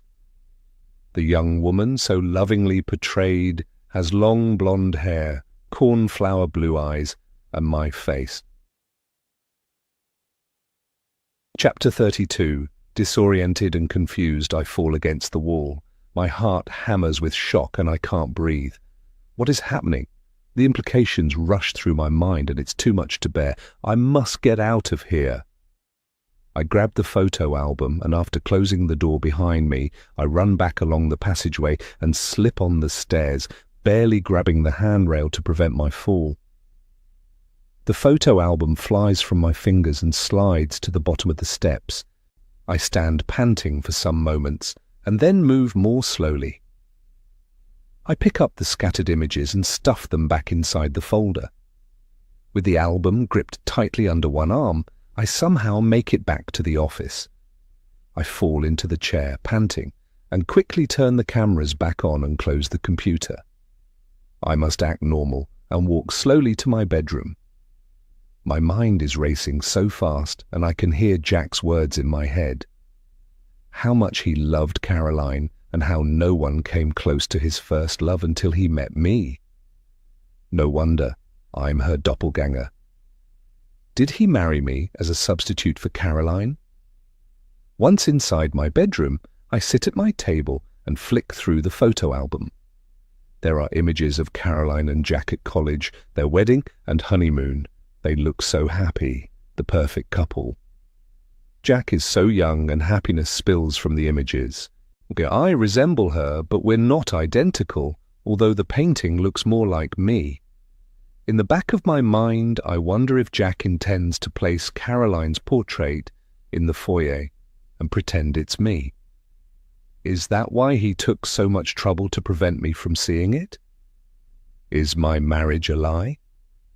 Uncertainty boils in my veins. Does he even love me? I pull my phone from my pocket and call Jack. The call is diverted to his secretary, Julia Hunker. "This is Mrs. Hunter. I need to speak to Jack." "I'm afraid he's in a meeting." Julia pauses for a beat. "He should be through by lunchtime. Do you want me to leave him a message to call you?" The room seems to close in around me. I'm trapped in this house, surrounded by people I can't trust, and now I can't speak to my husband. Trying not to lose it, I grip the phone so hard my hand hurts. "I know he had a meeting today, but this is urgent. I want you to put me through to him now." "Mrs. Hunter, when Jack asks not to be disturbed, I don't disturb him." She sighs. "I'm sure you understand. He is meeting with a high-profile client to sign contracts for a new development." Panic curls in my stomach. It's as if I'm falling in an out-of-control elevator. I suck in a breath. "If you want a job tomorrow, I suggest you put me through to my husband. Now!" I wait and hear clicking on the line. Julia is obviously telling Jack I'm being a problem. I break down when his voice comes on the line. "Willow, what's wrong?" Jack's voice is like a soothing balm. "What is it, darling? Has something happened to the children?" I'm crying. Tears are spilling down my cheeks. "Jack, why didn't you tell me?" "Tell you what?" "Utter you crying." I hear footsteps on tile. "What's happened?" I tell him about the conversation I overheard between George and Amy and about my visit to the storeroom. "Why are they checking up on me, and why didn't you tell me I look exactly like Caroline? Am I a replacement for the only love in your life? Do you think of her every night we're making love?" Silence. Anger wells and I want to disconnect, pack my bags and go back to LA, but I stand my ground. "Well?" "I wish you wouldn't go through the storerooms or the loft when I'm not with you." He clears his throat. "There are many things in my past that might need explaining. I've never said I was a monk." "Willow, your resemblance to Caroline is just a coincidence is all. She was a long time ago. This is our time now. Please don't allow this to upset you." I hear a door close and Jack lowers his voice. "You're nothing like her. And no, I rarely think of her, and never when I'm with you. I married you because I love you, Willow, and for no other reason. I have no idea what George and Amy think they're doing, but I'll speak to them when I get home." He takes a breath. "I need to get back to my client. This is a multi-million-dollar deal, and I just walked out on him mid-sentence."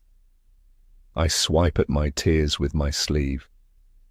He is trying to soothe my ego, but I can't erase my suspicion that something is very wrong. How come I'm the only person seeing it?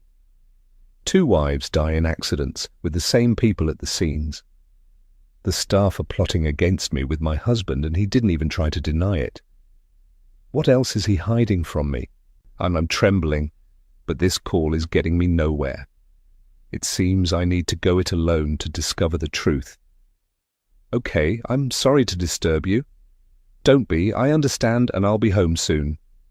He disconnects. I'm staggered by his evasion, but I'm more determined now to keep going. I need the photo album to match up the faces of the people involved over the time both Caroline and Laura died. I go through the album and, using my phone, copy the group images. Now all I need to do is find the same information about Laura. Will I find photographs in the loft or secreted inside Laura's boudoir? The thought of going back inside that room sends chills down my spine. I really have no choice. I must discover who was involved because next time it might be my neck on the line. Chapter 33. I don't care if anyone sees me running up the stairs. This is my house and it's about time I took control. Those people work for us and, if they keep spying on me, I'll insist that we either move or fire them. I am prepared to see inside Laura's room this time. I unlock her door and fling it wide and then take the small table from outside and push it against the door. No one is going to shut me inside this time. Without hesitating, I walk straight to the dressing room and open the door. I find the light switch easily, and making sure the door is wide open, I take the chair from in front of the dressing table and push it under the doorknob. Anger at being deceived surges through me as I scan the room. I try to put myself in Laura's place. Where would she keep her wedding photographs? Or just as they are not something a person would look at daily, I assume they would be tucked away in one of the closets. Meticulously I open each door, moving piles of sweaters, and then I shake my head and turn around slowly. A chest of drawers is against one wall, and I slide out each one. There, right at the bottom, is a pearl white box with the names Laura and Jack printed in gold, and underneath the date of their wedding. As I stare at the box, the musty smell of the room and Laura's perfume envelops me, and anxiety grips me with a ferocity that's unnerving. I stare at the closet that contains the mannequin wearing Laura's wedding gown, and the need to be far away from this room rushes through me. I pick up the box, and without bothering to shut any of the doors, I dash out into the hallway and head back downstairs to my room. The smell of Laura's perfume clings to me, and, after dropping the box onto the table, I dash into the bathroom and thoroughly wash my face and hands. I pace up and down my room. One part of me wants to discover their closest friends, while the other part of me fears what the truth might reveal. How far would a close friend go to protect Jack if he is responsible for the deaths of his wives? What if I'm wrong? A wave of exhaustion washes over me. Am I thinking straight? Has moving into this horrible house and having to compete with a dead woman altered my normally sound judgment? How much of what I'm feeling is an overreaction? I lean on the table and stare out of the window, trying to gain perspective. I've never allowed people to get to me like this before, and trust me, in my business people are trying to walk over the top of you all the time.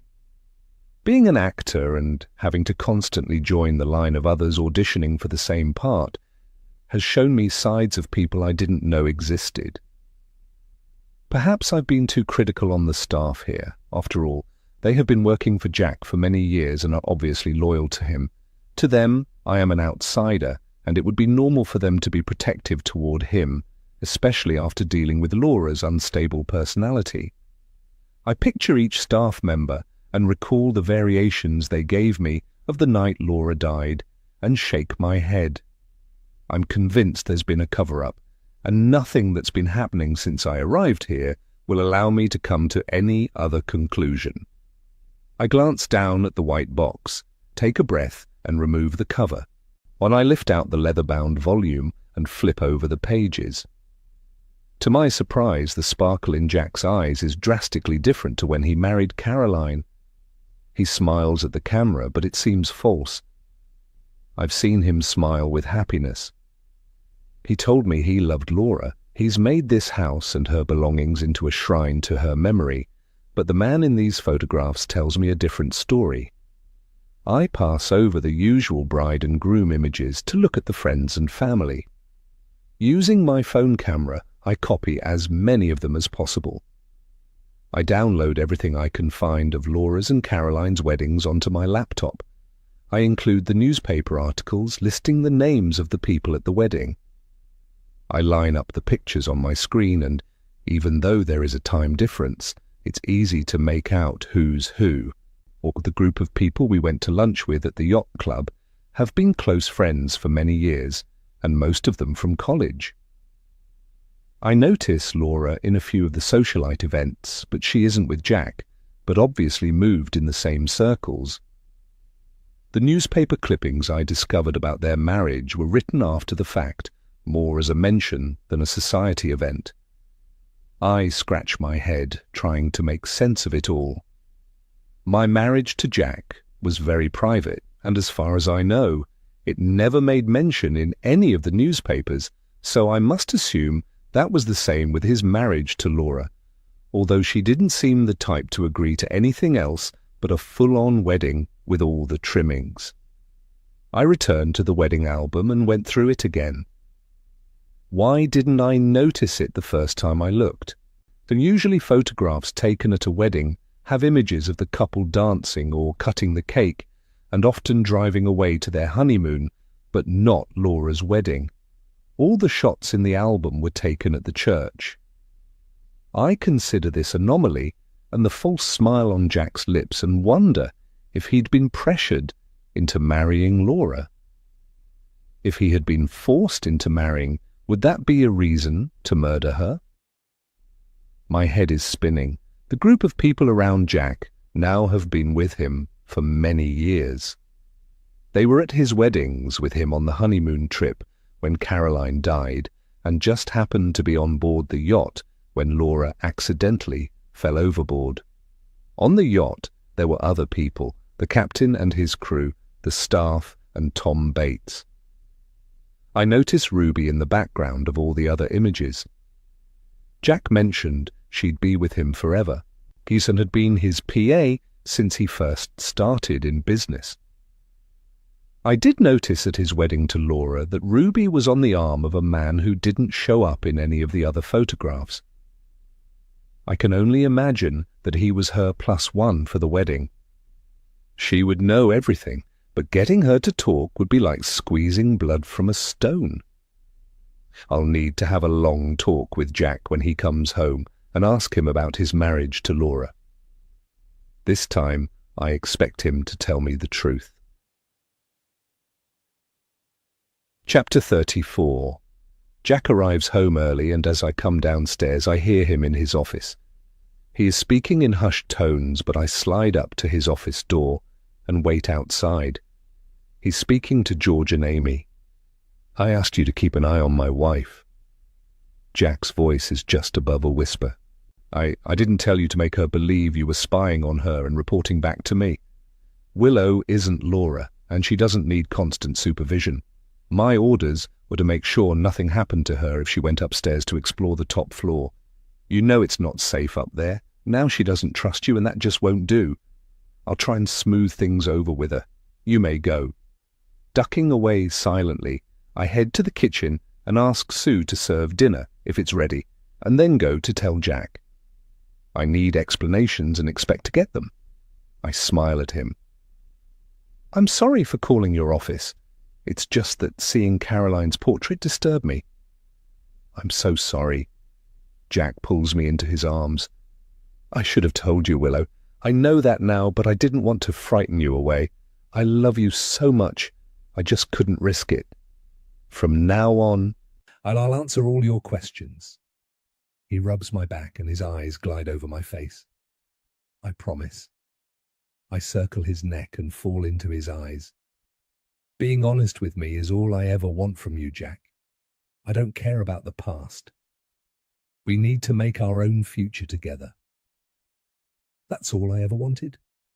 Jack drops his arms and takes my hand and leads me into dinner. I hope you'll eat more tonight. I worry about you. I sit at the table and chuckle. You shouldn't. I eat cookies when you're not around. Well then, don't eat so many, they spoil your dinner.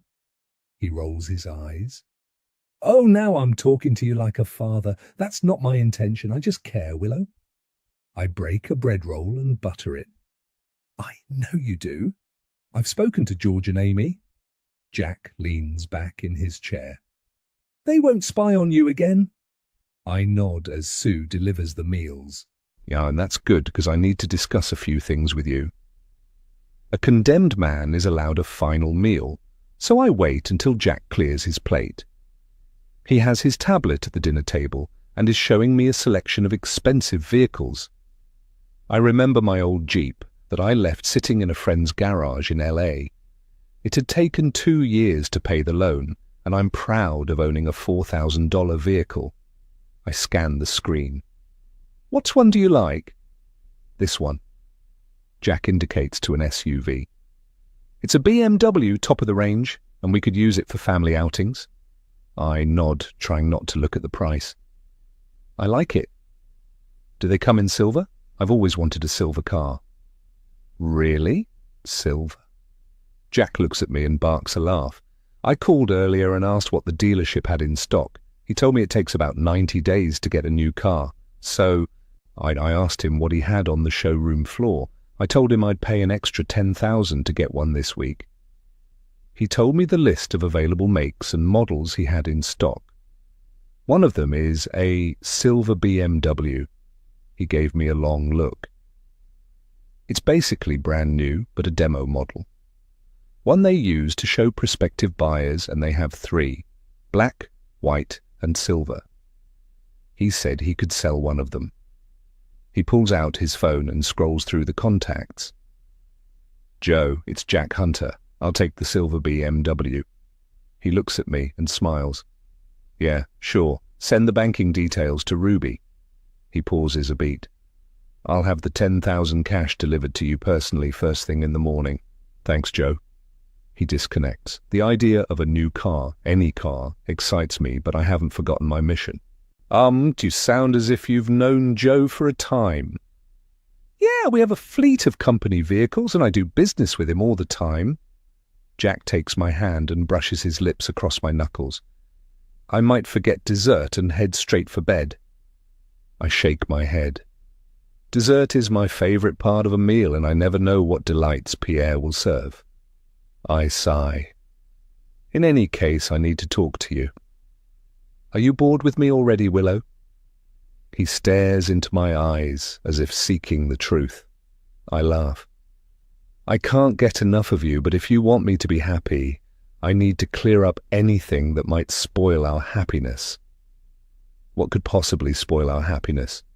Jack's eyebrows raise. "I know you hate the house, and I've been thinking about that lately. You're correct that it's a moldy old building and in need of renovation. I could change anything you require within the limits of the heritage listing, but I don't believe that would make you happy. It seems to me anything to do with Laura makes you question our life together, or perhaps my feelings toward you.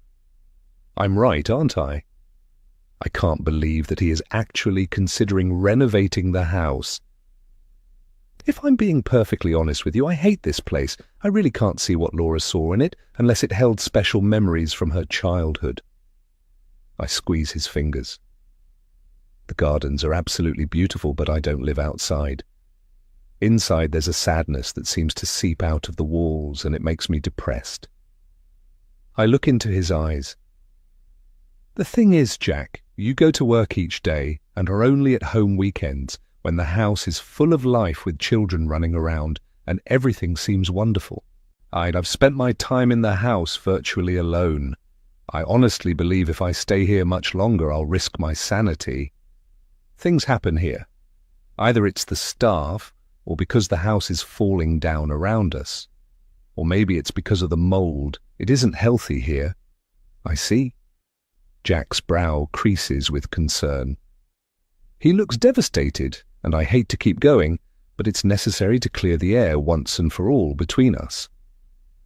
"The main reason I wanted to speak to you tonight was because I want to know the absolute truth about your marriage to Laura. I know that Caroline was the love of your life, but you didn't wait very long after she died to marry Laura, did you? I find that very strange, because most people that have lost someone that they love deeply will at least take a few years to mourn their loss. And yet you romanced and married Laura within 6 months.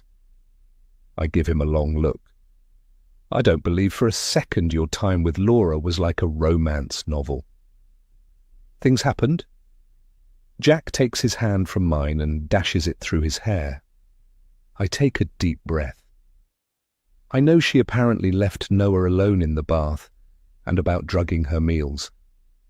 What I want to know is why you married her in the first place. How did you find out about Noah? And yes, she was on medication, because after that happened, I realized she was unstable, and so I had her under the supervision of a psychiatrist. I couldn't risk leaving her alone with the children again. You must remember, they were only babies at the time. He is getting irritated and leaning back in his chair, glaring at me. I shake my head. Jenny told me what happened to Noah and the other information I discovered myself. I sigh. So why did you marry her? You didn't love her, did you? My grandfather encouraged me to date her. He leans forward on the table, clasping his hands before him. As his sole heir, he wanted me to be well established in his business, married with a child of my own. He and Laura's father were close business associates. She was wealthy in her own right, and marrying her would ensure the joining of two building magnates. He takes a breath and blows it out between his teeth. I'd met Laura in college and made sure I was attending the same functions. To this day, I believe that she had been instructed to marry me by her parents. My grandfather told me that no matter who you marry, love would come eventually. And as Laura was a striking woman, I figured it might happen. So we had a short courtship and a very private wedding. She invested all her personal wealth into the business and was given an allowance, which she didn't appreciate. I can't believe he's being so candid with me. Then what happened? She was quite normal until Ava arrived. Jack drums his fingers on the table. She had gotten into her head that I didn't want a girl, that I'd only accept a boy. No matter how many times I tried to convince her, she refused to believe me. It became necessary for me to move into my own bedroom. I took the one the opposite side of the dressing room and spent most of the next few months trying to show her how much I cared for her and Ava. It seemed the moment that she allowed me back into her bed, Noah was on the way. I commissioned the portrait because Laura looked so beautiful. Pregnancy agreed with her, but she hated me again. You see, she'd just regained her figure and didn't want to have another baby. We had a row, and she told a friend she wanted to have an abortion. I know she was angry and just wanted to hurt me. To be honest, I believe Laura regretted marrying me. Once she'd had Ava, she believed she'd fulfilled her part of the bargain. Her threats concerned me, and as I couldn't watch her every second of the day, I thought it best to restrict her to the house. I wipe a hand down my face. You kept her prisoner in the house? Not really. Sue took her anywhere she needed to go. I just took her car away. He stares into space as if remembering. I told her it needed repairing. I lied to her to save my child. She went through the pregnancy without a hitch, but had postnatal depression when Noah was born. She became unstable and needed treatment. The medication worked, but it took time. When she eventually improved, I planned a party aboard the yacht. She seemed like her old self apart from the weight loss, and so we went shopping to buy her what she needed. It was like old times. I swallow the bile creeping up my throat. And then she died. You believe she took her own life, don't you? Yes. His sad eyes move over my face. She did it to spite me. I want to shake my head and disagree with him. Most of what he's told me is the same as what Laura has written in her diary, but she didn't hate Jack enough to take her own life. That's why you've kept her alive in this house, because you feel guilty. I guess so. He gives himself a shake. Let's not talk about this any longer. Laura was 7 years ago, and I'd rather be talking about you right now. How was your day? If I tell him, he'll never believe me. Chapter 35. Saturday. I'm enjoying playing tennis with Ava and Noah. I had no idea the estate had a tennis court. What we're playing doesn't resemble tennis in the slightest, but we're having fun. I laugh. I believe the idea is to hit the ball over the net and not at your brother, Ava. It's much more fun. Ava giggles and bounces a ball on her racket. Maybe I've invented a new game. I'm hot and thirsty. Noah hands me his racket and wipes a hand over his face. Can we go back now? Sue is baking chocolate chip cookies. I look at Ava. How does that sound to you? It sounds just fine. She walks beside me, swinging her racket as we exit the court. Do you think we could go to the beach one day as a family? Daddy is always so busy, but I'm sure you'll be able to convince him to come with us. Every time I ask him, Ruby comes up with something else for him to do. I keep one eye on Noah bounding along in front of us, swishing his racket back and forth at the bushes, and smile at her. It's Ruby's job to make sure that your dad doesn't forget to do important things, and sometimes those things run into weekends, I'm afraid. He runs a big company with many employees and needs to keep on top of things even if it means taking some time away from us. I asked him the other day to give Ruby weekends off, but I imagine if something important comes up, she must tell him. So will you ask him? Ava looks at me, her eyes filled with anticipation. I smile at her. Of course I will. Or maybe we can go for a drive tomorrow. My new SUV will be arriving today, and we can take it for a spin. I hope not. Ava looks at me aghast. I don't figure I'd enjoy spinning in a car. At the house, I wait for the children to stow the rackets into a closet, and we all head into the kitchen for cookies and milk. I smile at Jack as we walk past his office, and he jumps up to join us. If my car arrives today, can we take the kids out tomorrow? It would be a lovely family outing, just the four of us. I'd like that. I rarely have time to go out these days. He leans over to brush a kiss against my lips. I've forgotten how to enjoy myself. Noah pulls a face. Boys don't kiss girls. Mrs. Downey said boys must shake hands with girls until they're 21. Well, we're both over 21, so I guess it's okay. Jack ruffles Noah's black curls and grins at him. The kitchen is empty and I take down glasses and then find the freshly baked cookies and place them on the table. I wave the kids to the sink. Wash your hands. While they're busy, I fill the glasses and pour cookies onto a plate from the cookie jar. The kids sit around the table and I get a warm, fuzzy feeling with us all being together. I feel like I belong with these three people. I want this feeling to last. I look at Jack and a surge of love rushes over me. Oh, please don't let him be a murderer. We could go to the beach. Jack turns to the children. Can you swim? I've never asked Jenny. Dad, of course we can swim. Ava rolls her eyes. Jenny has been taking us into the pool since we could walk. Hey, we swim just fine. That's good to know. Jack dips his cookie into his milk and then pops it into his mouth.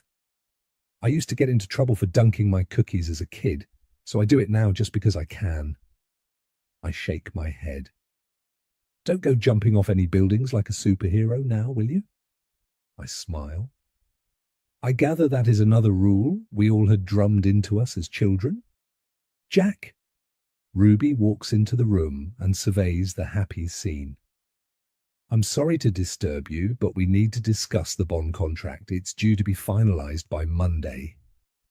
I place a hand on Jack's arm as he begins to rise and look at Ruby. We have new rules for the weekends, Ruby. You're overworked, and so we want you to take the weekends for yourself. Jack, you know this is impossible. Ruby lifts her arms and drops them at her sides. Your clients are worldwide. We often need to liaise with them at weekends. Maybe that was possible before I remarried, but I must consider Willow's happiness and I need to spend more time with the children. Jack shakes his head. The contract can wait. Ruby is work-focused. It can't be healthy not to want time to herself. I can see anxiety flash across her eyes. I lift my gaze to her. Please take some time for yourself. Go shopping. Visit friends. Jack will manage just fine without you for the weekends. We've decided from now on family comes first. Weekends are family time, and tomorrow we're going to the beach. I'm afraid the bond contract will need to wait until Monday. I look at Jack. I assume if you're finalizing it, they've already agreed on terms. Yes, we have. Jack nods. The lawyers in the office will have the final contract on Monday. I look at Ruby and smile. I'm sure you understand we'd like to have time together with the children this weekend. Mr. Hunter will give it a final read-through at work on Monday. I look at Jack. Does that work for you? Yeah. He leans forward in his chair, takes another cookie from the plate, and nods at Ruby. Thanks, Ruby. I'll see you at the office on Monday. He smiles at her. Go and have some fun. Is that true? Noah looks from one to the other of us. Are you really going to be at home every weekend now? I intend to be, unless something very important comes up. Jack smiles. I'll give Jenny the rest of the day off and tomorrow as well while we're at the beach. Oh, good. Ava laughs. We usually do our homework on Saturday afternoons. You'll still need to do your homework. Jack frowns then. If you dash and do it now, you'll have time to do what you want for the rest of the day. I'm playing games. Ava punches the air and grins at Noah. Coming? We don't need any help, Mum. Noah looks at me. We've got this. I'll be checking later. Jack waves them away. I turn to Jack. I guess they'll get plenty of exercise tomorrow. I guess they will. He gives me a long, considering stare. I didn't know you knew anything about contracts. I sip my milk and wish it was coffee. I'm an actor, and my life was surrounded by contracts. The one with my agent, and contracts for any work I performed. All contracts. I know the process, and how to read one to make sure I'm not being screwed. Trust doesn't come into it in business. It all comes down to the bottom line. I smile. I had my agent to make the negotiations, but I made sure I read everything and paid a contract lawyer to look over each one for me before I signed. Beautiful and smart. Jack stretches and then stands and holds out his hand. It's a beautiful day. Walk with me in the rose garden. He leads me outside. I loop my arm through Jack's and lean into him. The scent from the roses is like a wall of perfume that subtly changes as we move from bed to bed. The colours are glorious, and if they didn't have thorns, I'd like to walk through them and touch their delicate petals. The sun is warm on my face and the grass soft and springy beneath my shoes. As we walk, an idea springs into my head. There is one other player in the game I haven't spoken to, Tom. But how can I get to him? I know how busy you are at work, but can I drop by on Monday, maybe just before lunch, and take a tour of your building? I'll be in meetings all morning, I'm afraid, but I'll organize a pass for you so you can at least see the building. He frowns. I'll give you the code to the parking lot too. I might be able to squeeze in a lunch date with you. A little bistro next door. He snaps his fingers.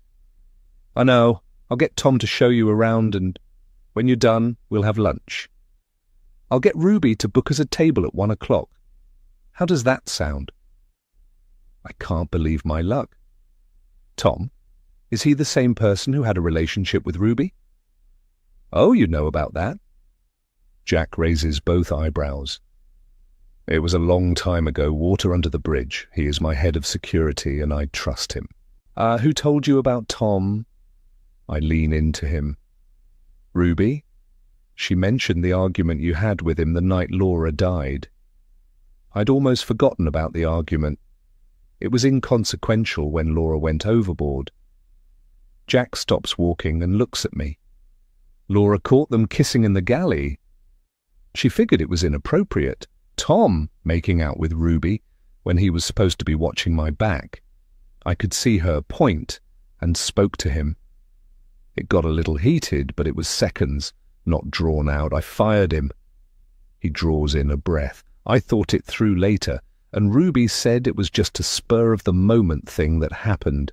It meant nothing to either of them. I rehired him, but insisted he move out of the house, and I demoted him. He runs the security team now, so that's a long-time job.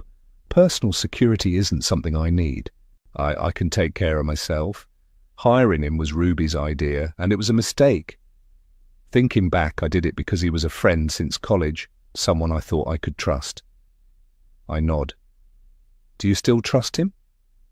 Yeah, I do. He runs the security team well, and I've never had a problem. Jack stares up at the house. You're right about this house. I figured it was a status symbol, but my companies are that and more.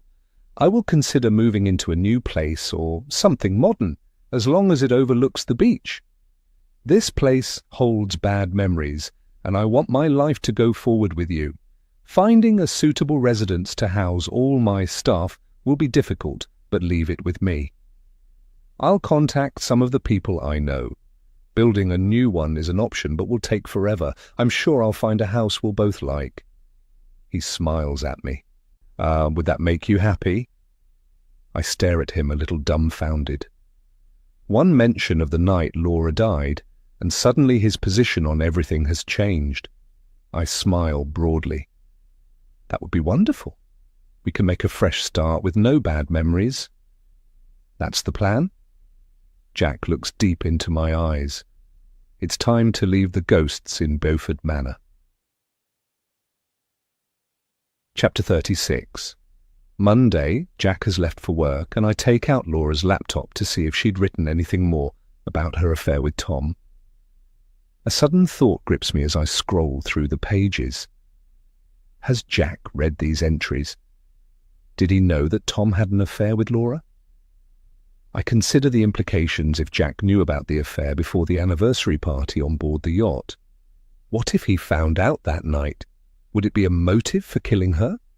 If he isn't aware of the diary on the laptop, it leaves me with the moral dilemma of whether I should tell him. The problem being that it would likely destroy Tom's life, because I have no doubt that Jack would fire him again. He mentioned in the garden that he trusted him, and that trust would be shattered. The other part of the puzzle is whether Ruby knew about the affair between Laura and Tom.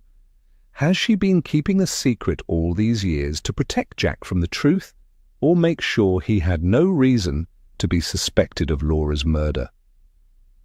As far as I'm aware, there was no police investigation into Laura's death until the coroner's report came down 7 years later to say she was lost at sea.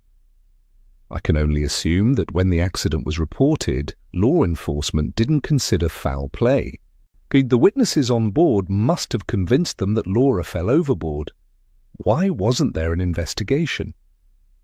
I'll ask Tom when I see him and hope that he's honest. I find the file and scroll through the pages. Laura must have been desperate to have Tom in her bed with Jack sleeping right next door. If Jack was giving her meds each night, who did she believe was drugging her food? He'd be at work during the day. I'll ask Sue before I leave if she administered any daily medication to Laura. If she didn't, who did, unless someone else was involved? Who would gain from keeping Laura in a drugged state? Then what if everything was in Laura's mind and she wasn't drugged at all? August 20th. With Tom on my side, bringing me meals and occasionally sharing my bed, I managed to avoid most of the drugs. Although my phone is still missing, no doubt to keep me isolated, I've stopped asking the staff to search for it. I'm becoming sneaky, and now I'm watching them. They have no idea I've been listening to Jack whispering to them about me in the hallways. Each day, I'm getting stronger. Having Tom living in the house is a double-edged sword. Our attraction is strong, but I'm sure the staff are becoming suspicious. It concerns Tom that one hint of anything between us, Jack will ruin him for life and kick me to the curb. I read the entry twice. Maybe she was feeling better because of Tom's attention and not because she wasn't being drugged. The next entry is 5 days later. I can almost feel Laura's confusion. She's spiraling out of control. August 25th. I've ended my fling with Tom. A few things he said to me didn't add up, and now I don't trust him. And I'm starting to believe his so-called attraction toward me was part of a plan. I'm sure our affair was to give Jack an excuse to divorce me and take the kids. Looking back, it's obvious to me now. Even so, ending the affair hurt me. I cried for days and I'm fighting overpowering depression. I know Jack is involved in this charade, as he keeps Tom close but hardly looks at me. I'm spiraling out of control. Days go by and I don't notice. I have blanks in my memory, and the worst part of it is that now Tom is turning his attention to Ruby. He figures I don't know, but I've seen them sneaking around together. I need to fight back and stop them feeding me drugs. So I have started ordering takeout. Not one person questioned me about that, but now my medication arrives 3 times a day, and Sue stands and watches me take it. And the little pills are easy to hide, and they all go into the toilet. The question of Tom comes up again. Is he involved as another facet of Laura's delusions? I'm glad my question about the meds is answered. If she'd been given medication to help her condition and not taken it, it would account for her rapid deterioration. I lean back in my chair and stare out of the window. In some ways, I feel sorry for Laura. It seems to me that she pushed people away and ended up with no one to turn to. What I need to determine is whether my husband is guilty of her death or innocent. I'm torn between the Jack Laura portrays in her diaries and the man I know. Although he admitted he married Laura out of duty rather than love, I honestly can't see him being cruel to her like she insists. Even after she almost killed their son, he didn't divorce her but remained by her side and sought professional help for her. It must have been terrible for Jack, watching his wife slide into insanity. I shake my head, trying to avoid the doubt and confusion sneaking into my mind. I'm making excuses for Jack because I love him, and I can't allow my feelings to cloud my judgment. My life might depend on it. I slowly weigh up every piece of information I've gathered. I need to speak to Tom before I come to any conclusion, because he is the last player in this tragedy. Did Jack discover Laura was having an affair with Tom, or did he plan it? If not, it would give Jack a motive to kill her, but would he dirty his own hands or ask Tom to do it? After all, money was no option. But what if it was an unplanned affair?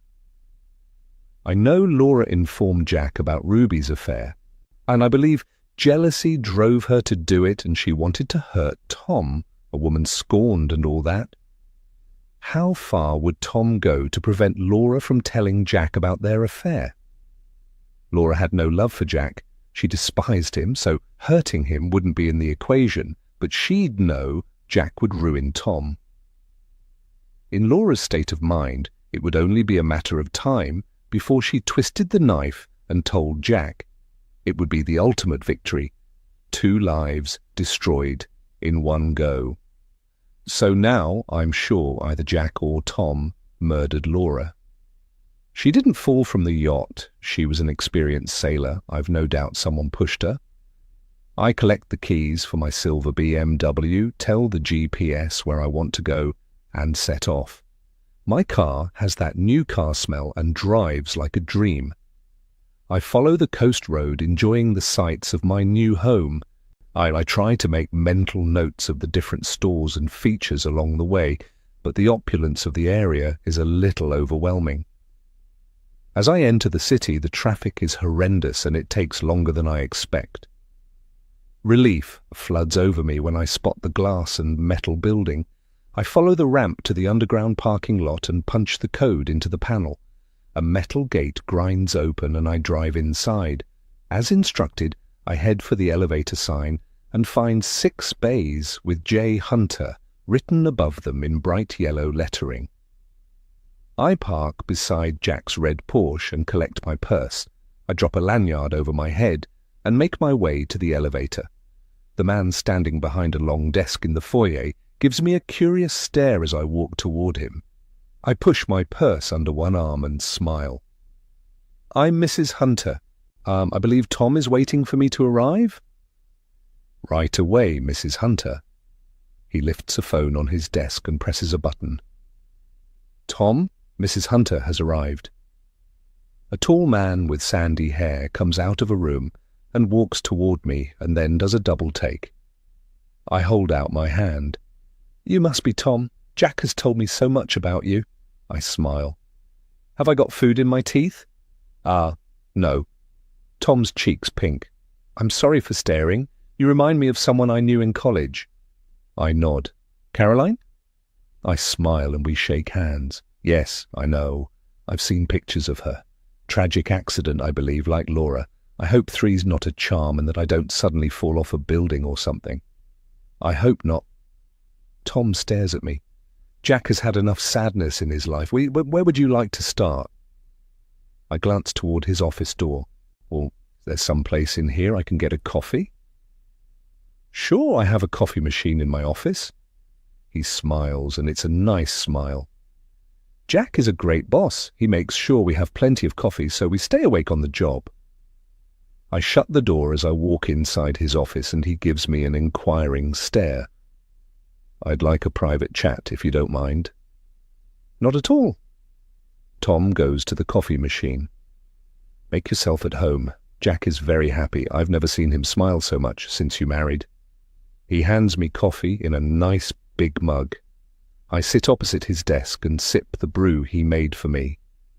"That's good to know. I'm happy too. Although I hate the house. I wish we could live anywhere but there.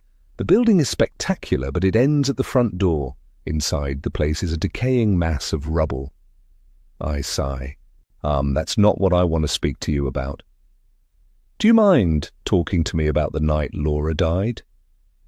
"No, not at all." He smiles. "Jack mentioned you were curious about what happened. I'm glad to help." I lean forward. It's difficult stepping into Laura's shoes. I understand she wasn't exactly stable around that time. What do you remember about that night? What exactly do you want to know? Tom curls large hands around his coffee cup. "I went over it 100 times with the police." I stare at him. "So there was a police investigation. I couldn't find anything about it in any old newspapers. All I found was the coroner's verdict." "We were all taken away separately and interviewed the day after she fell overboard." Tom shrugs. "I gave my statement about what had happened. Everyone went over it repeatedly, but nothing came of it. She was there one moment, and the next she'd vanished." I finish my coffee and place the mug on his desk. "I'd really like to know the timeline. I'm aware of a few things. I know Jack had an argument with Laura and she went on deck, and then there was a disagreement between you and Jack that evening just before Laura went missing. It was about you having a relationship with Ruby. I know that Laura told him about it. I also know that she'd just finished an affair with you. Do you believe she told Jack about Ruby to spite you? I know about the non-fraternization rule that he insisted be upheld. If I ever need an example of the word dumbfounded, I will always think of Tom's expression at that moment." "Ah, I see. Jack doesn't know about you and Laura." Does he? I always believed that Laura took that information to the grave with her." Tom's face drains of colour. "How did you find out?" I lean back in my chair and cross my legs.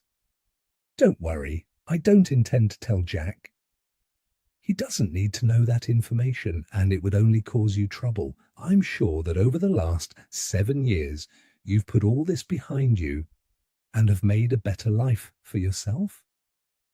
I'm married with kids." His hands ball into fists on the table. "It was a stupid thing to do. She was a very beautiful woman, and I was just trying to comfort her, and things got out of hand.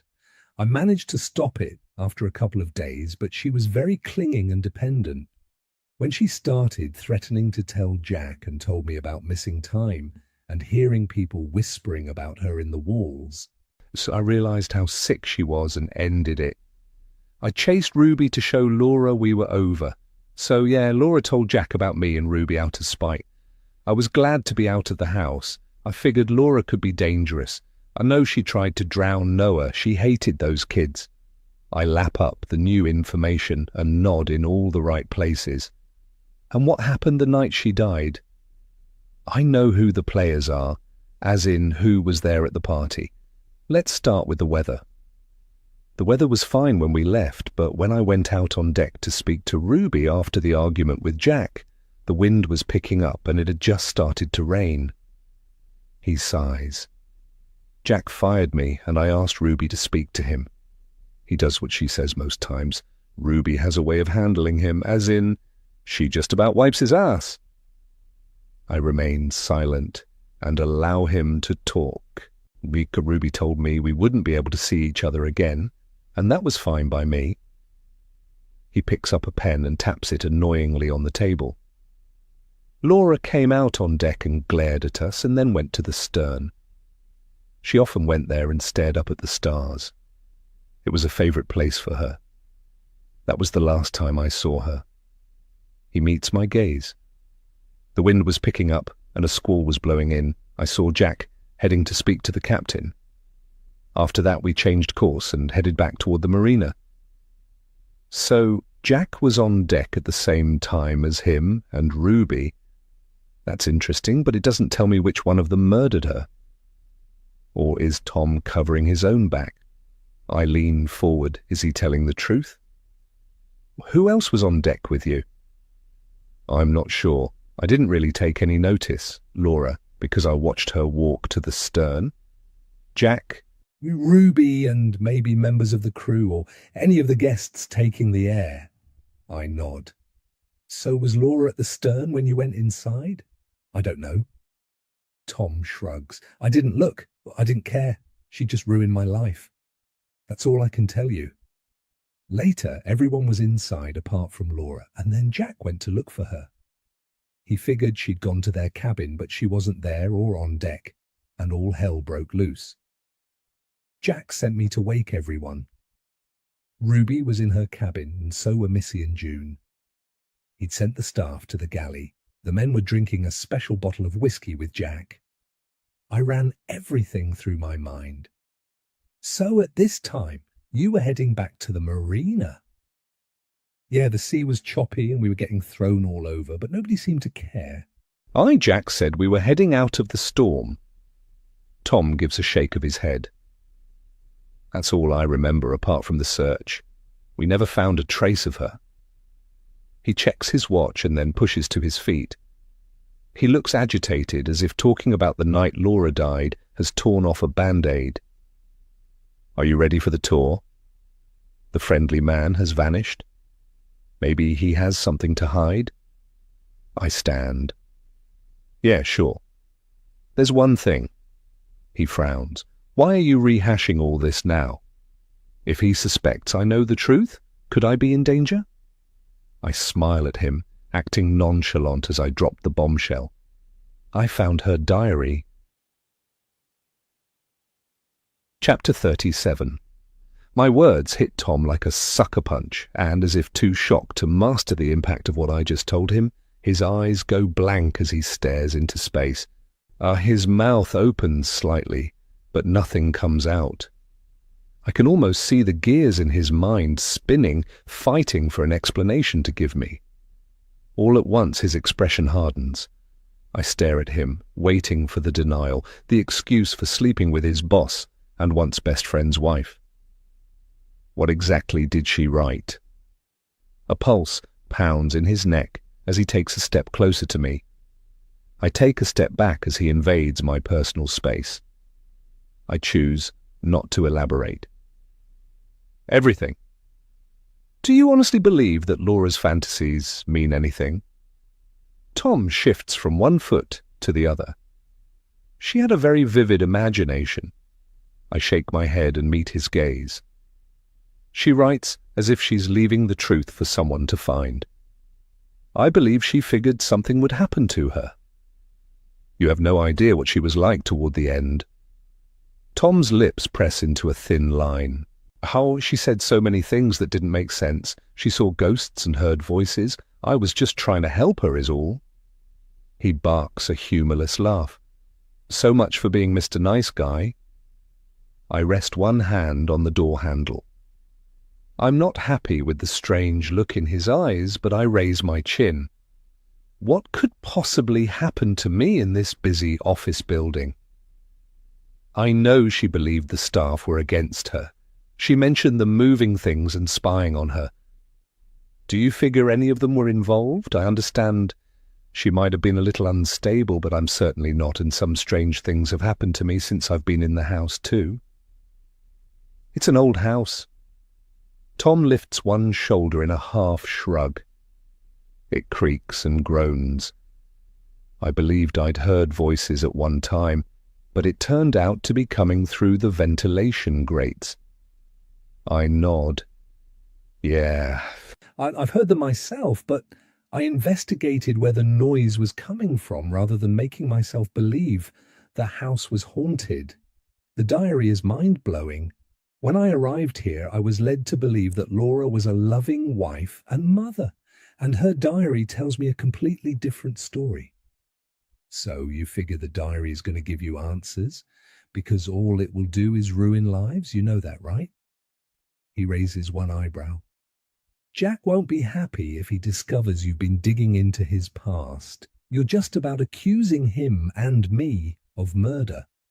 How long do you believe your marriage will last if he figures you don't trust him? I can see his point, but it doesn't stop me from wanting to know what happened the night Laura died. I need to know the truth. Someone on that yacht murdered Laura. Do you want to know what I believe happened that night? I figure she jumped. It would be the ultimate insult to Jack. He shrugs. You should destroy the diary before Jack finds out and it comes back to kick you in the butt. Chapter 38. I enjoy the tour of the building. Jack has given his employees every comfort in the massive metal and glass building. As I enter his office suite, I'm impressed with the layout. Julia, his secretary, sits out in front of two closed office doors and an open door to a conference room. Bronze metal plates tell me that one office belongs to Jack and the other to Ruby. I walk right up to the desk. I'm Mrs. Hunter. Can you please tell Jack that I'm here? She doesn't acknowledge my request but picks up the phone. He presses a button and avoids my gaze. Mrs. Hunter is here? Julia replaces the receiver and moves her attention back to her computer screen. How rude.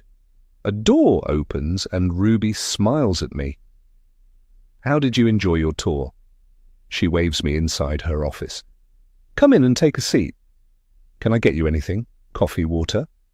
I ignore the seat she is trying to make me sit in and look at her. No thanks, I did enjoy the tour. The building is very impressive.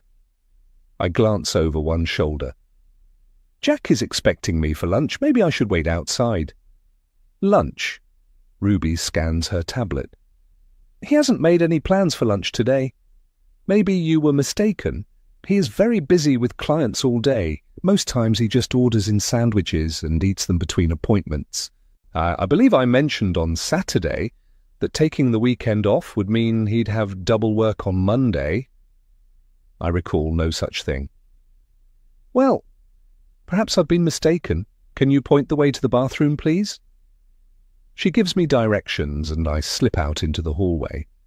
I use the facilities, but while I'm there, I send a text to Jack informing him that I'm waiting in Ruby's office to go to lunch. Maybe he made the booking himself and forgot to tell Ruby. He doesn't reply, but I guess if he's in a meeting, he wouldn't be looking at his phone. I head back to Ruby's office and knock on the door and then enter. I'll wait here and try to catch Jack between his meetings. I'm afraid you may have a long wait. Ruby scrolls through files on her tablet. We've been flat out all day. She leans back in her chair and stares at me. It's like this most times. I feel I need to say something. Has Jack mentioned searching for a new house? We were thinking something more modern and overlooking the beach. He was going to contact the local realtors to see what's available. It will be very exciting looking at new homes, don't you agree?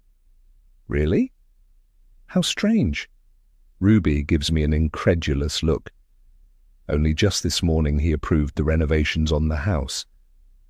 Why would he bother if he'd decided to move, unless he wants to modernize it for you? You enjoy interior design, I believe.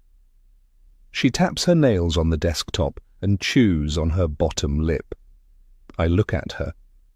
Yes, it was an option we discussed. I honestly can't imagine Jack wanting to leave Beaufort Manor. It's a status symbol around these parts.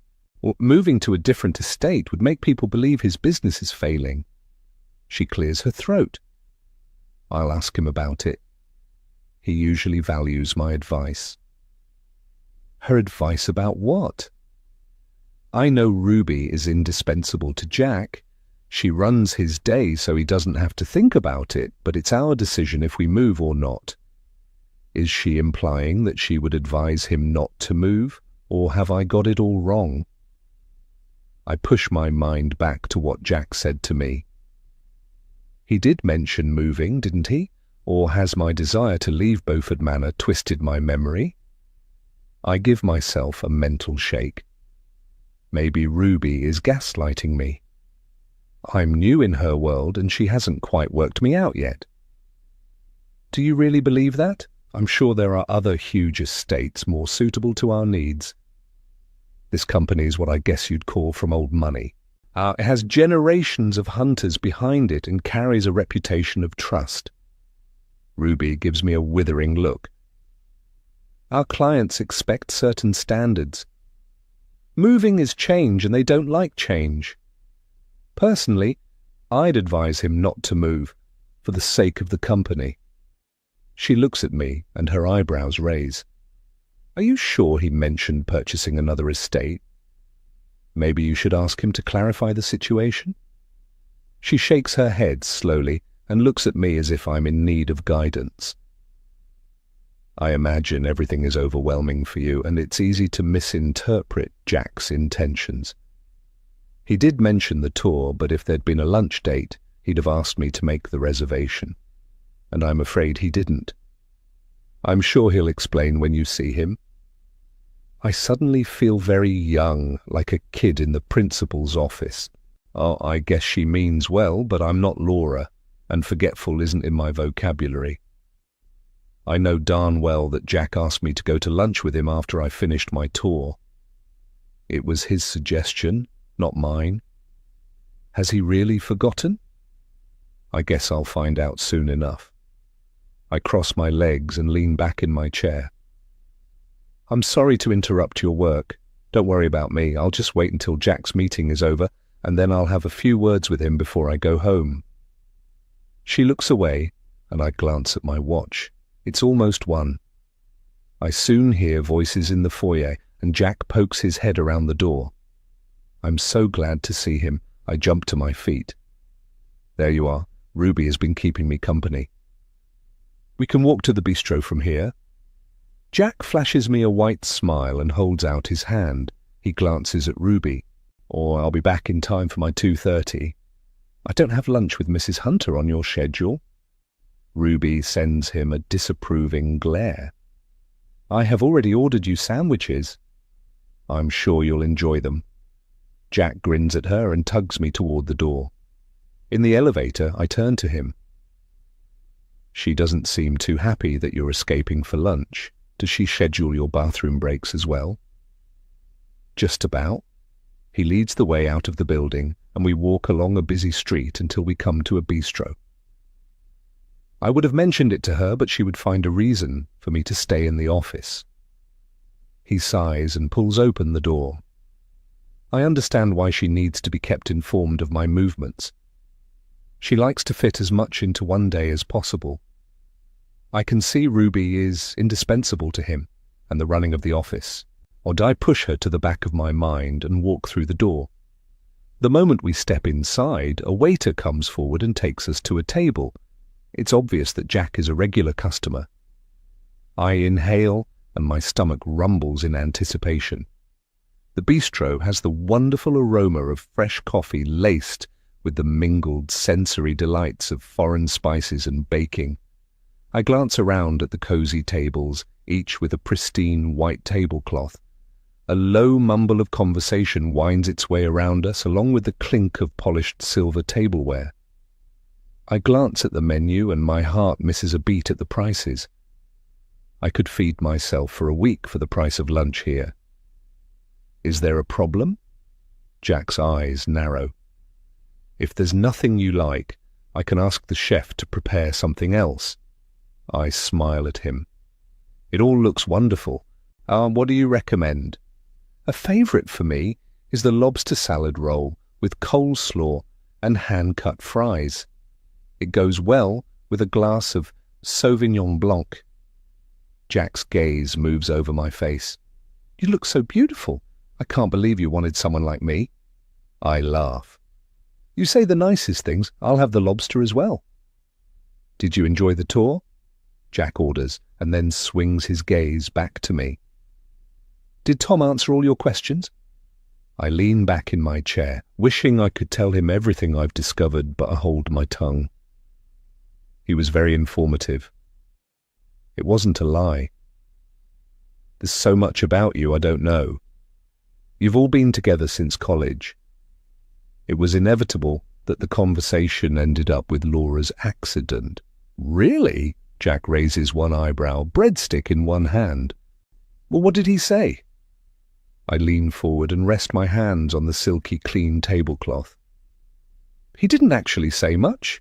I asked him questions. Do you recall where he was that night? The accident again? Jack lets out a long sigh.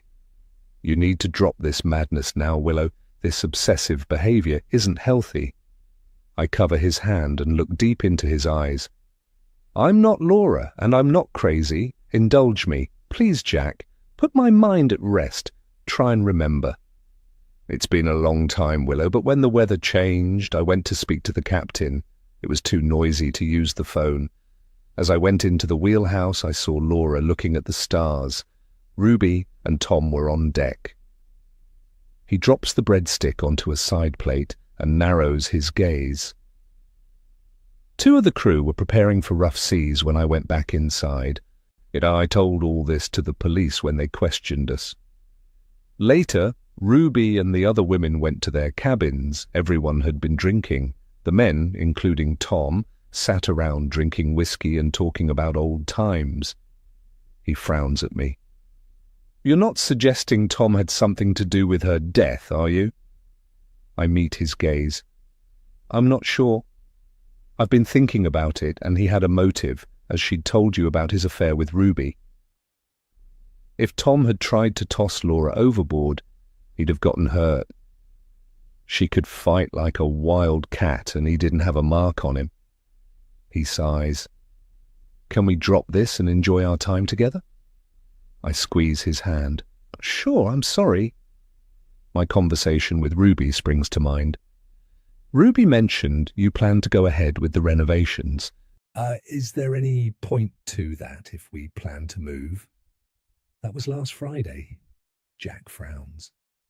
I haven't signed anything yet. I'll call the supervisor when I get back to the office and cancel them. It slipped my mind this morning. Last Friday? Didn't Ruby tell me he'd given the go-ahead this morning, or had I misheard? Perhaps I need to stop obsessing over Laura's death and get my head on straight. I glance at my phone. As I'm suddenly becoming so forgetful, I'll make notes on my calendar, and then I'll know for sure if I'm falling down a rabbit hole or being pushed. Our meal arrives and we eat slowly. I enjoy every morsel, and when Jack recommends the raspberry sorbet for dessert, I accept. I look at him across the table. Now you have me to make sure your suits are dry cleaned and you're dressed for every occasion. Hey, why does Ruby need to live with us? Surely, as she doesn't need to be on hand 24/7, she'd enjoy a place of her own. Maybe now she's not working weekends, she might be able to find herself a husband. It's like slave labor expecting her to work the hours she does. You only really need her to organize your workday and make reservations for you, don't you? You're not jealous of her, are you? Because there's absolutely no need for you to be jealous of Ruby. I have never had any feelings for her whatsoever. Laura always believed there was something more between us, and I'm not sure if I could cope with that again. He runs a hand down his face. I met Ruby when we were helping in an office of a candidate during an election. You know the way most students do. She impressed me how well organized she was. So when I started working in the company, I asked her if she would be interested in becoming my personal assistant. She's been with me ever since, and I've never had a problem with her. I laugh and squeeze his hand. Jealous of Ruby?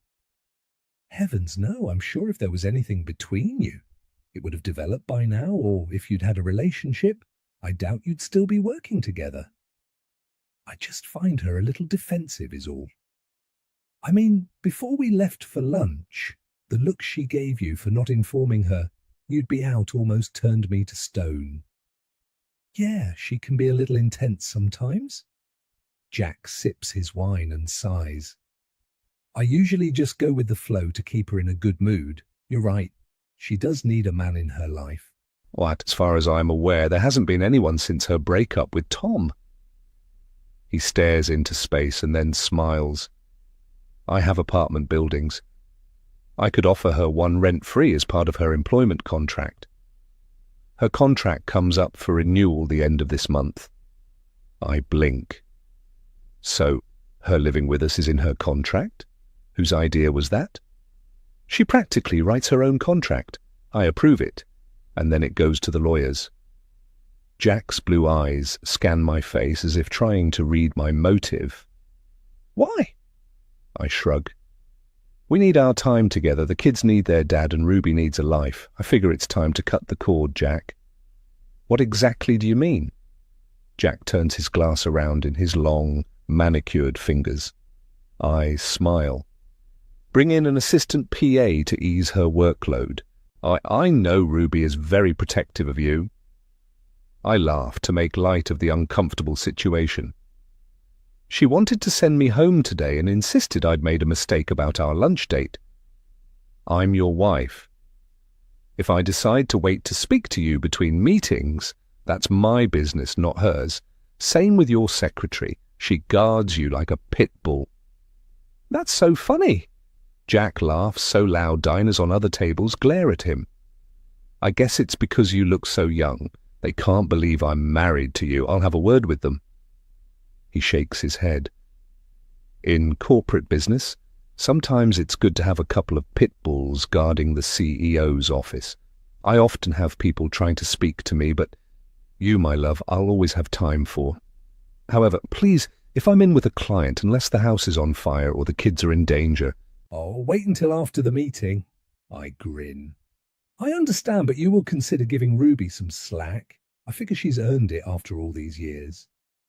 I will, but getting her to accept is another matter. He chuckles. I guess if she refuses, I can fire her. The problem with that is I might come to work the next day and find my building razed to the ground. I look at him as he waves for the check, and I'm not sure if he's joking.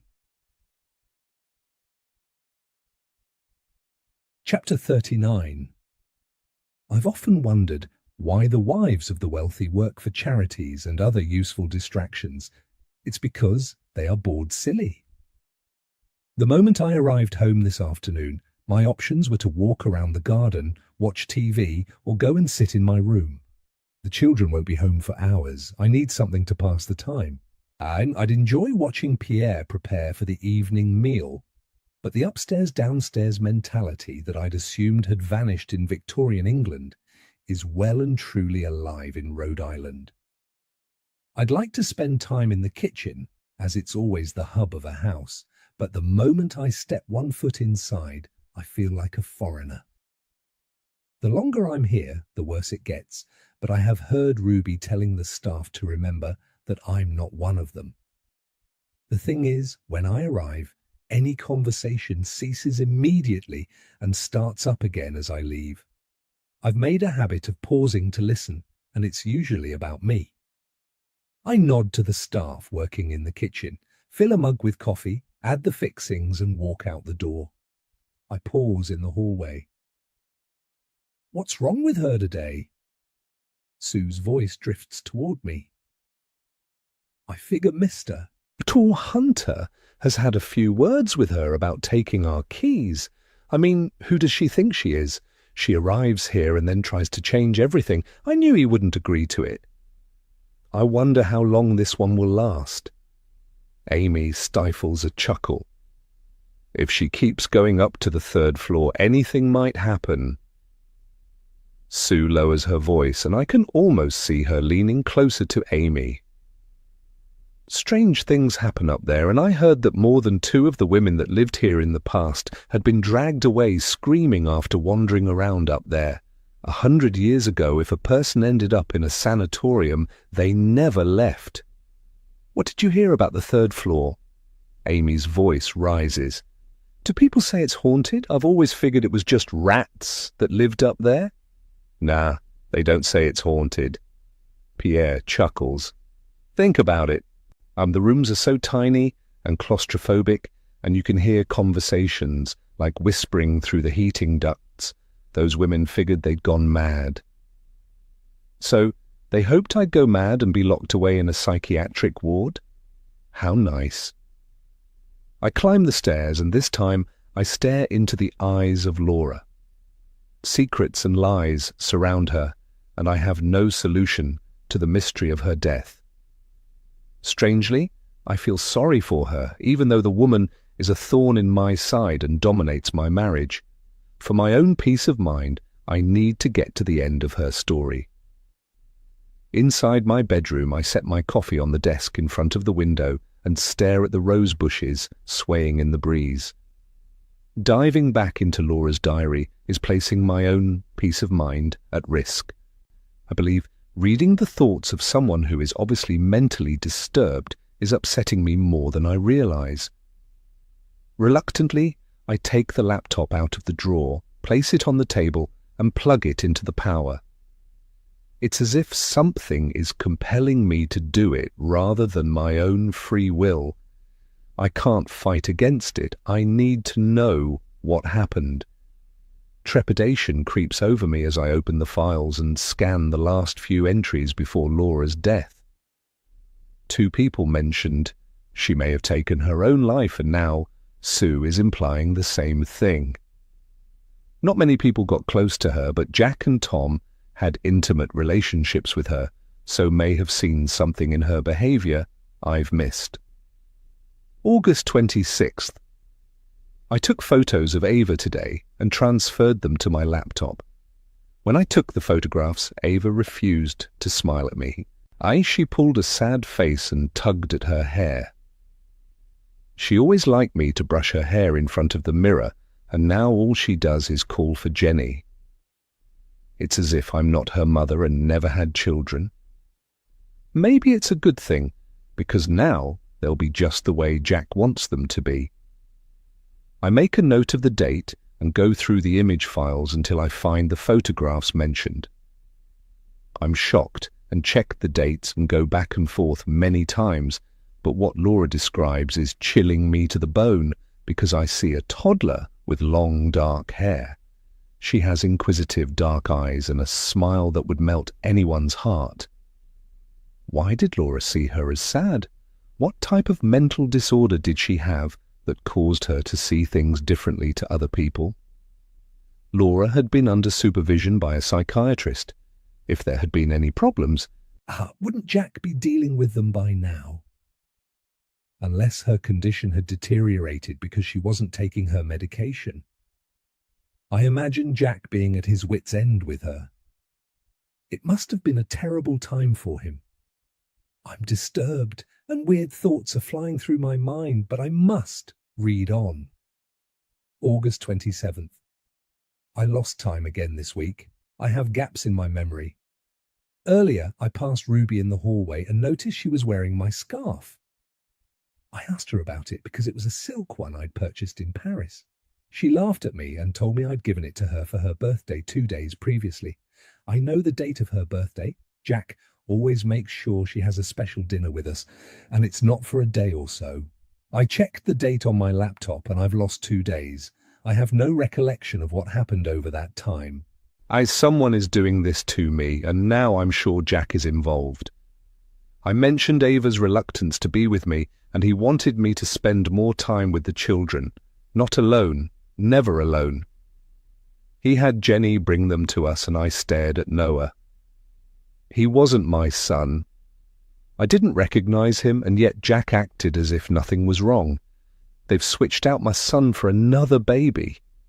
Where is Noah? What? I stand so fast the chair tips over and clatters to the floor. Shock trembles through me, and I take a few steps away from the laptop as if demons are going to pour from it. Missing time was bad enough, but I know enough to know not being able to recognize her own child, or misreading their expression, is paranoia. The entire entry is laced with confusion and the unsettling idea that someone was manipulating her reality, but who and why? By this time, Tom wasn't living at the house, so that left Jack. If Laura's condition wasn't induced by drugs, maybe she did take her own life. She'd been living in a confused state of hell for months. I can't read on and close the laptop and hide it back in the drawer. I need to get out of this horrible house. I grab one of Jack's ball caps and head out the back door and walk to the beach. The sound of the waves crashing on the wet sand and the sun sparkling on the ocean lift my spirits. I've only known Jack for a short time. It hasn't even been 6 months yet, but I believe deep down in my heart he's a good man. I admit I had my suspicions, but I really don't believe that he murdered Laura. I will speak to him when he returns home about her health the few weeks before her death.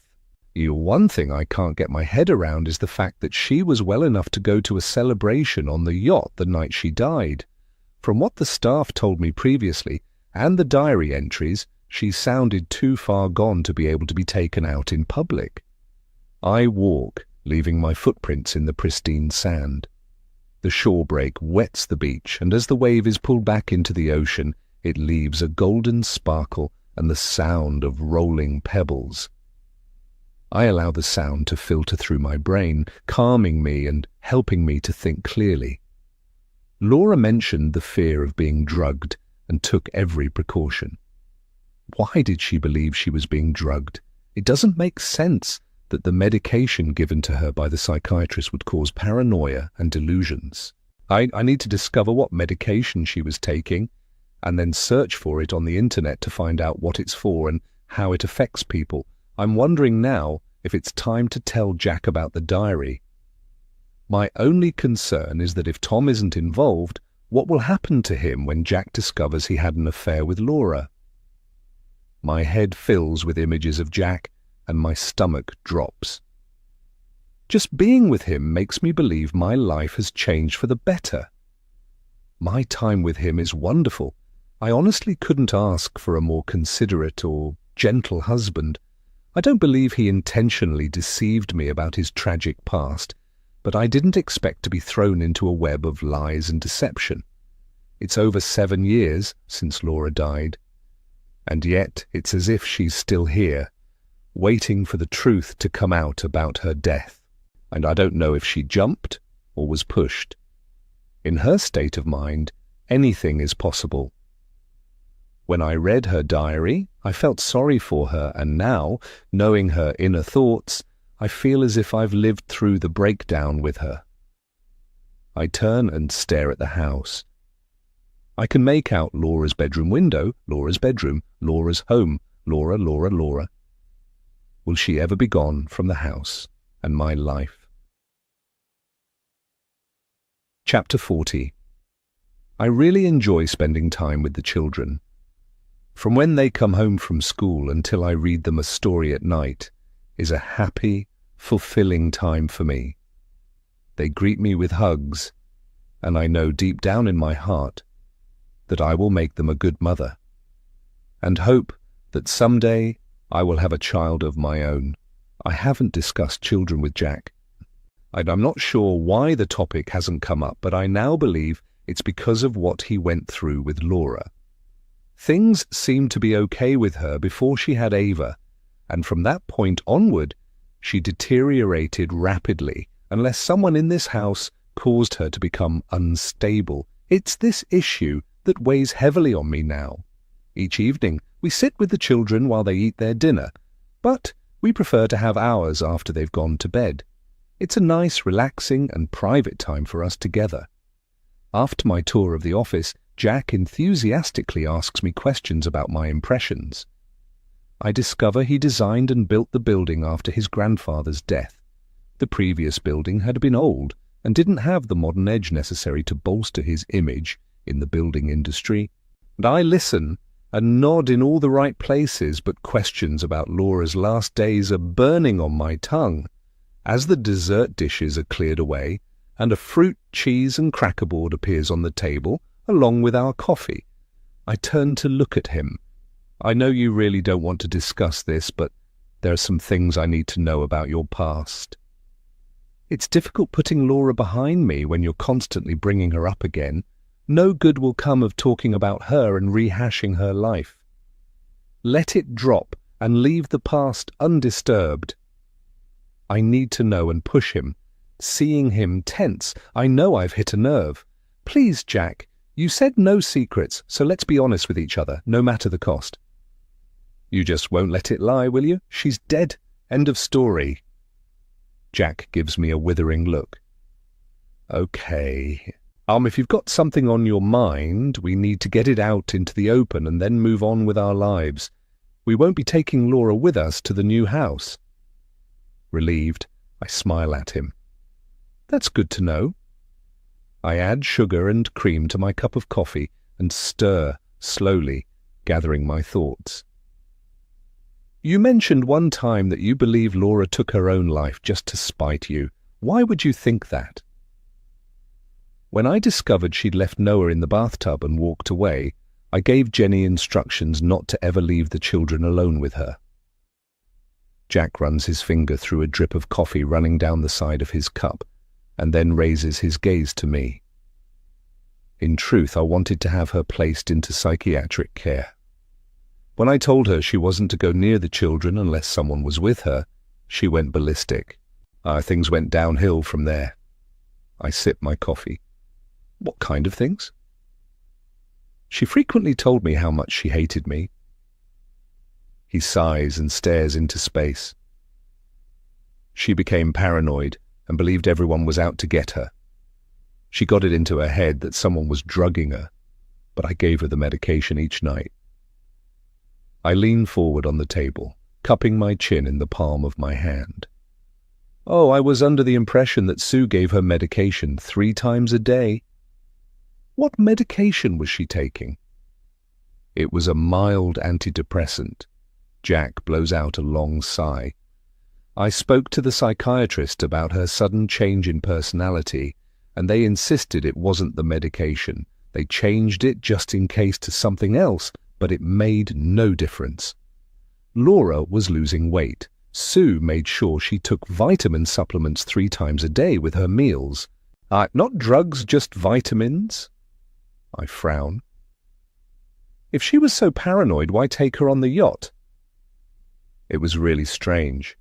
Jack rubs the back of his neck.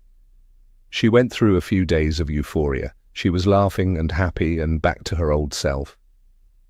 Then she locked herself in her room, and I could hear her crying, but she refused to open the door. I called the psychiatrist, and they just told me to watch her. When she finally opened the door, she was acting normally again. I made sure Sue watched her closely over the next week or so. It was as if someone had waved a magic wand, and she was back to normal. I wanted to give her some encouragement, so I arranged the celebration for our wedding anniversary. His gaze met mine. I would never have taken her out on the yacht if I'd believed she was a danger to herself. Nothing happened during the evening that pointed toward her taking her own life. Everything he said followed the diary entries exactly. She had stopped eating the food and was having an affair with Tom. She wasn't taking the drugs causing her hallucinations and unstable personality. When she broke up with him, she cried and then pulled herself together. I look at him. Do you believe she considered that your marriage was over, or did you make it clear to her that there was a future for the both of you? I was positive with her all the time. Jack shakes his head. She, on the other hand, spent most of her time accusing me of having affairs. I don't think she ever truly loved me, and yet she was jealous of my time with other people. The psychiatrist mentioned that she had narcissistic tendencies, so perhaps that was just part of her personality. She needed to be the center of attention all the time. I gather my courage and clear my throat. Did you ever suspect that Laura had an affair, and that was why she had a sudden change in personality? She was getting the attention she craved, and when it ended, she cried for a day, and then pulled herself together and decided to keep going. How the hell did you know about her affair? Jack stares at me with an incredulous expression on his face. I've never spoken about that aloud. Of course I knew about the affair. I was sleeping right next door. I'd need to be some kind of fool if I believed it took Tom an hour to deliver takeout. He barks a sarcastic laugh. She was just using him like she used everybody, but he was smart enough to walk away after a day or so. His eyes flash with anger as he looks at me. Did Tom tell you? I'm surprised, because he values his position in the firm and would know you'd tell me. I shake my head. No, Tom didn't tell me. Laura did. She wrote everything in her diary. I found it in the attic. The thing is, Jack, I believe either someone was drugging her with a hallucinogenic. I squeeze his hand. Or it came from something she was using. Maybe a hand lotion or cosmetic. It must be something you don't use. Did she buy things from overseas, maybe? A diary? She never mentioned a diary. What diary, and what does it say? I touch his arm. I found it in the attic. It covers the months before she died. She believed someone was drugging her. It's all in there. It's a tragic story of her losing her grip on reality. I meet his gaze. Do you want to read it? No. Jack wiped his mouth with his hand as if removing a taste from his lips. I lived it. I nod. Now about the cosmetics?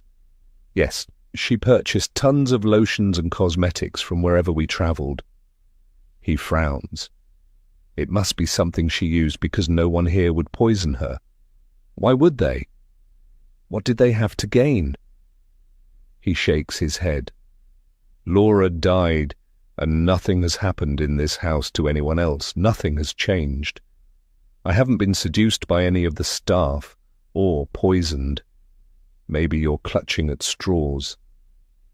He closes his fingers over my hand and rubs his thumb over the back. Have you considered that maybe she was just crazy? I nod. He makes sense, but I need to collect Laura's cosmetics, creams and lotions, and I want to get them tested for possible drugs or side effects. I look at him. To put my mind at rest, would you mind if I had her used cosmetics tested for possible drug contamination? If it makes you happy, go for it. Jack smiles at me. As far as I'm aware, nothing's been touched in her dressing room since she died. I don't have a clue where to send them for testing. I'll ask Ruby to search for a laboratory. He sighs. If Laura was using contaminated cosmetics, it would solve many unanswered questions. I need more information. Just one thing, the argument you had with Tom the night Laura died. Was that fueled by his affair with Laura? Yes and no. A muscle twitches in Jack's cheek. I knew about him and Laura, and I didn't really care. It was an insult to my ego, but I'd deal with it. She was sick, and he made her better. No, I was seeing him lip-locked with Ruby on the yacht. It just made me mad a guy can use women like that, and I exploded. I used the non-fraternization rule to get him out of my house, but I needed to keep an eye on him, so I kept him in my employ. It was Ruby's idea. She figured he might cause problems being fired after I argued with him publicly. Keeping him on full salary and giving him an apartment to live in rent-free squashed all that. I nodded. I feel he is being honest with me. That was a good idea. Thank goodness you have Ruby. Now can we stop talking about Laura? Jack raises both eyebrows. I want to show you some of the houses in this area listed for sale. He pulls a thumb drive from his pocket. Why don't we take our coffee into the sitting room and I'll slip this into the TV. I meet his gaze. You found houses for sale? So soon? I can't wait to see them. If we see something we like, I'll make an appointment to view them next weekend. Jack stands slowly. It's not something I want to rush into, Willow. We must be sure it's the one for us. I refill our coffee cups and hand one to him. I want to be sure too. I give him a long look. I don't want to end up writing a diary because the house drove me insane. Chapter 41. Saturday. My intention to spend the entire weekend with the children ended abruptly when I discovered Jenny is taking them to the circus. My acute fear of clowns means that I can't walk past a flyer for a circus with a clown face on it, let alone go inside the big top. I take Jenny to one side and make sure she doesn't purchase anything with a clown face on it and bring it back to the house. With Jack ready to head out the door to play golf, I kiss him goodbye and watch him, and then the children drive away. I walk into the kitchen and find Amy and the other housemaid I rarely see, Lucy, unpacking the dishwasher and stacking the shelves. They both look at me as if I'm a little green man just landed from space. I need a pair of disposable gloves and a plastic storage container of some kind. Maybe 12 by 12? The storeroom is through here. Amy leads me to the back of the kitchen. She slides open a door to reveal a wide room with shelves all around. Inside is like an Aladdin's cave, with everything imaginable packed on the shelves. It's brightly lit, and I follow her to an area housing boxes of disposable gloves. We move on to another shelf where there is a variety of plastic storage containers. I select a box of gloves and 2 containers. Back outside in the kitchen, I turn to Amy. Come with me. I'm going to collect a few things from Laura's dressing room, and will need your assistance.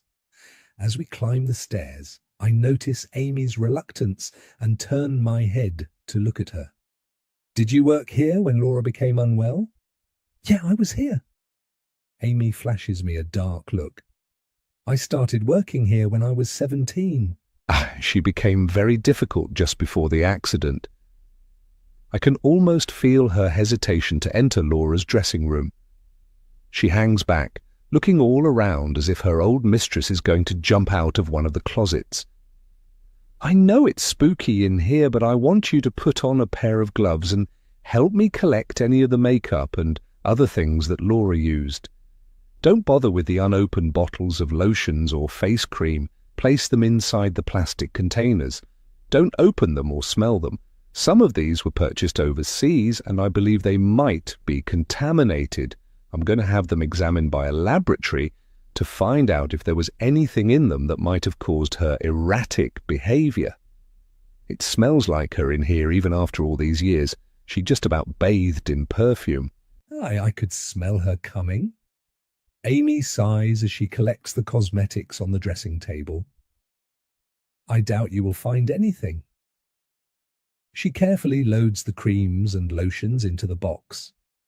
I take the jars of face cream and place them in my container. What makes you say that?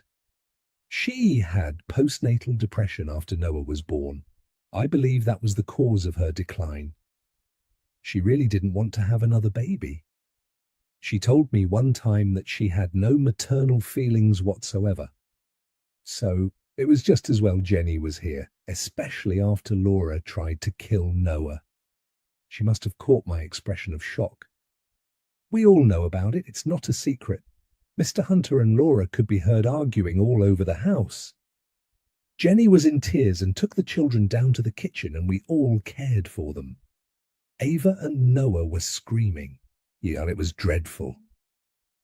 I take Laura's perfume and then go to her bedside table and open the drawers to search for anything else she might have been using.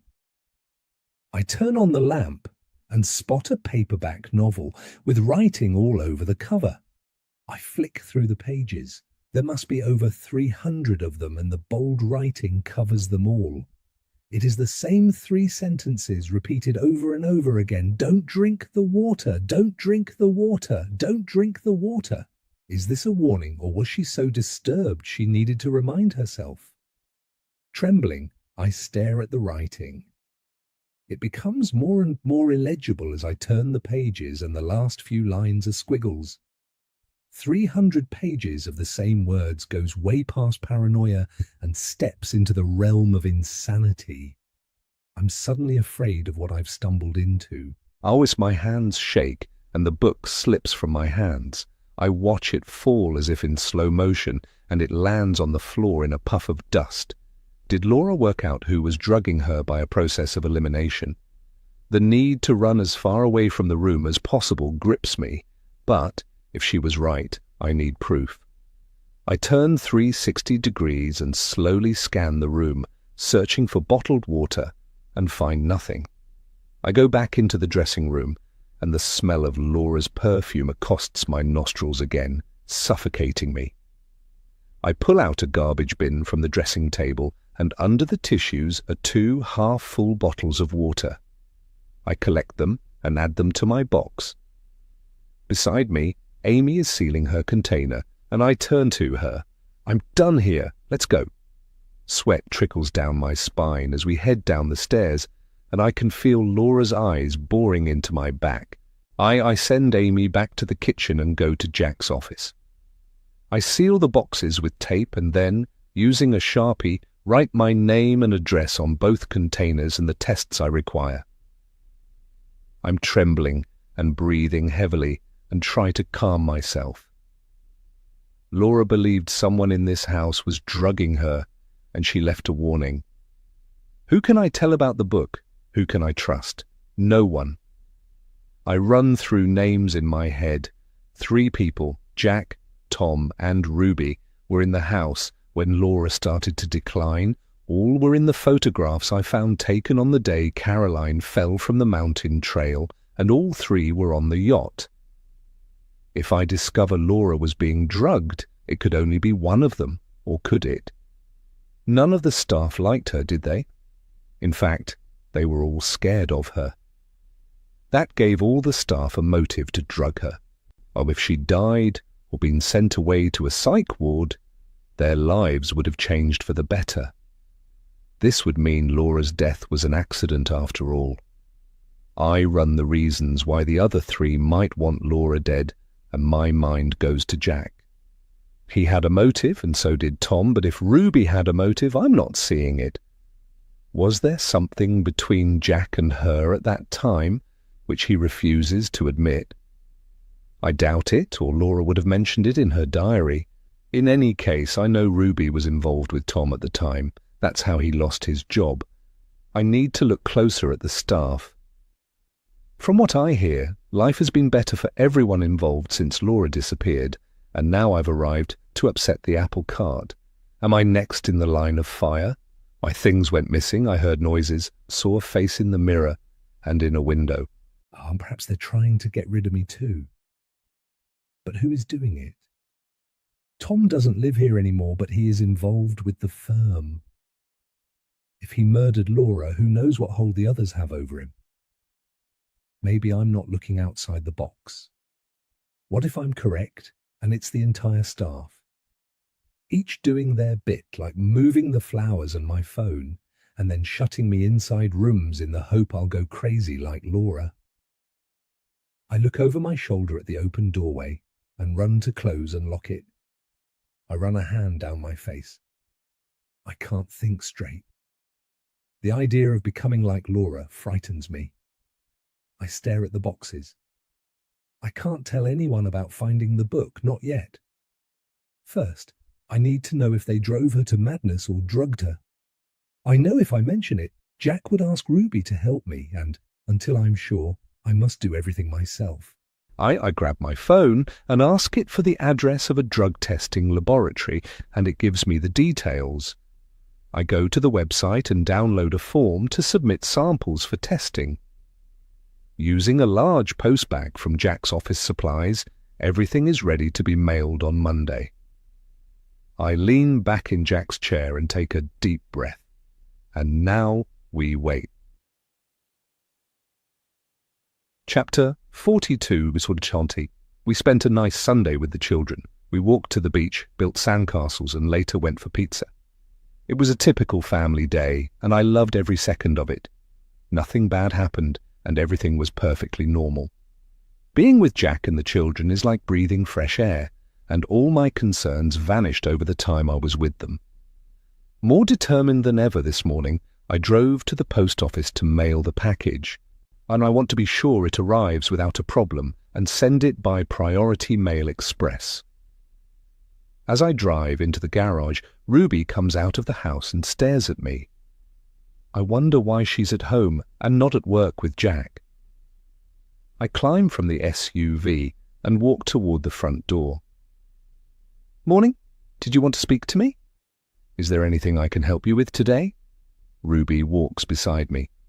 "Did you persuade Jack to send Laura's things to Goodwill? I'd be happy to help you pack everything." I laugh. No such luck. I give her a side eye. Can I trust her about the drug testing? Maybe, but I'm not risking it. I'm just shopping online today. I can't think of anything I need help with right now, but thanks for the offer. I'm working from home today if you change your mind. Ruby walks into the foyer and pauses. Jack is taking a client to lunch and then he'll be home early. We'll catch up with a few things and then he's all yours. She turns back to me.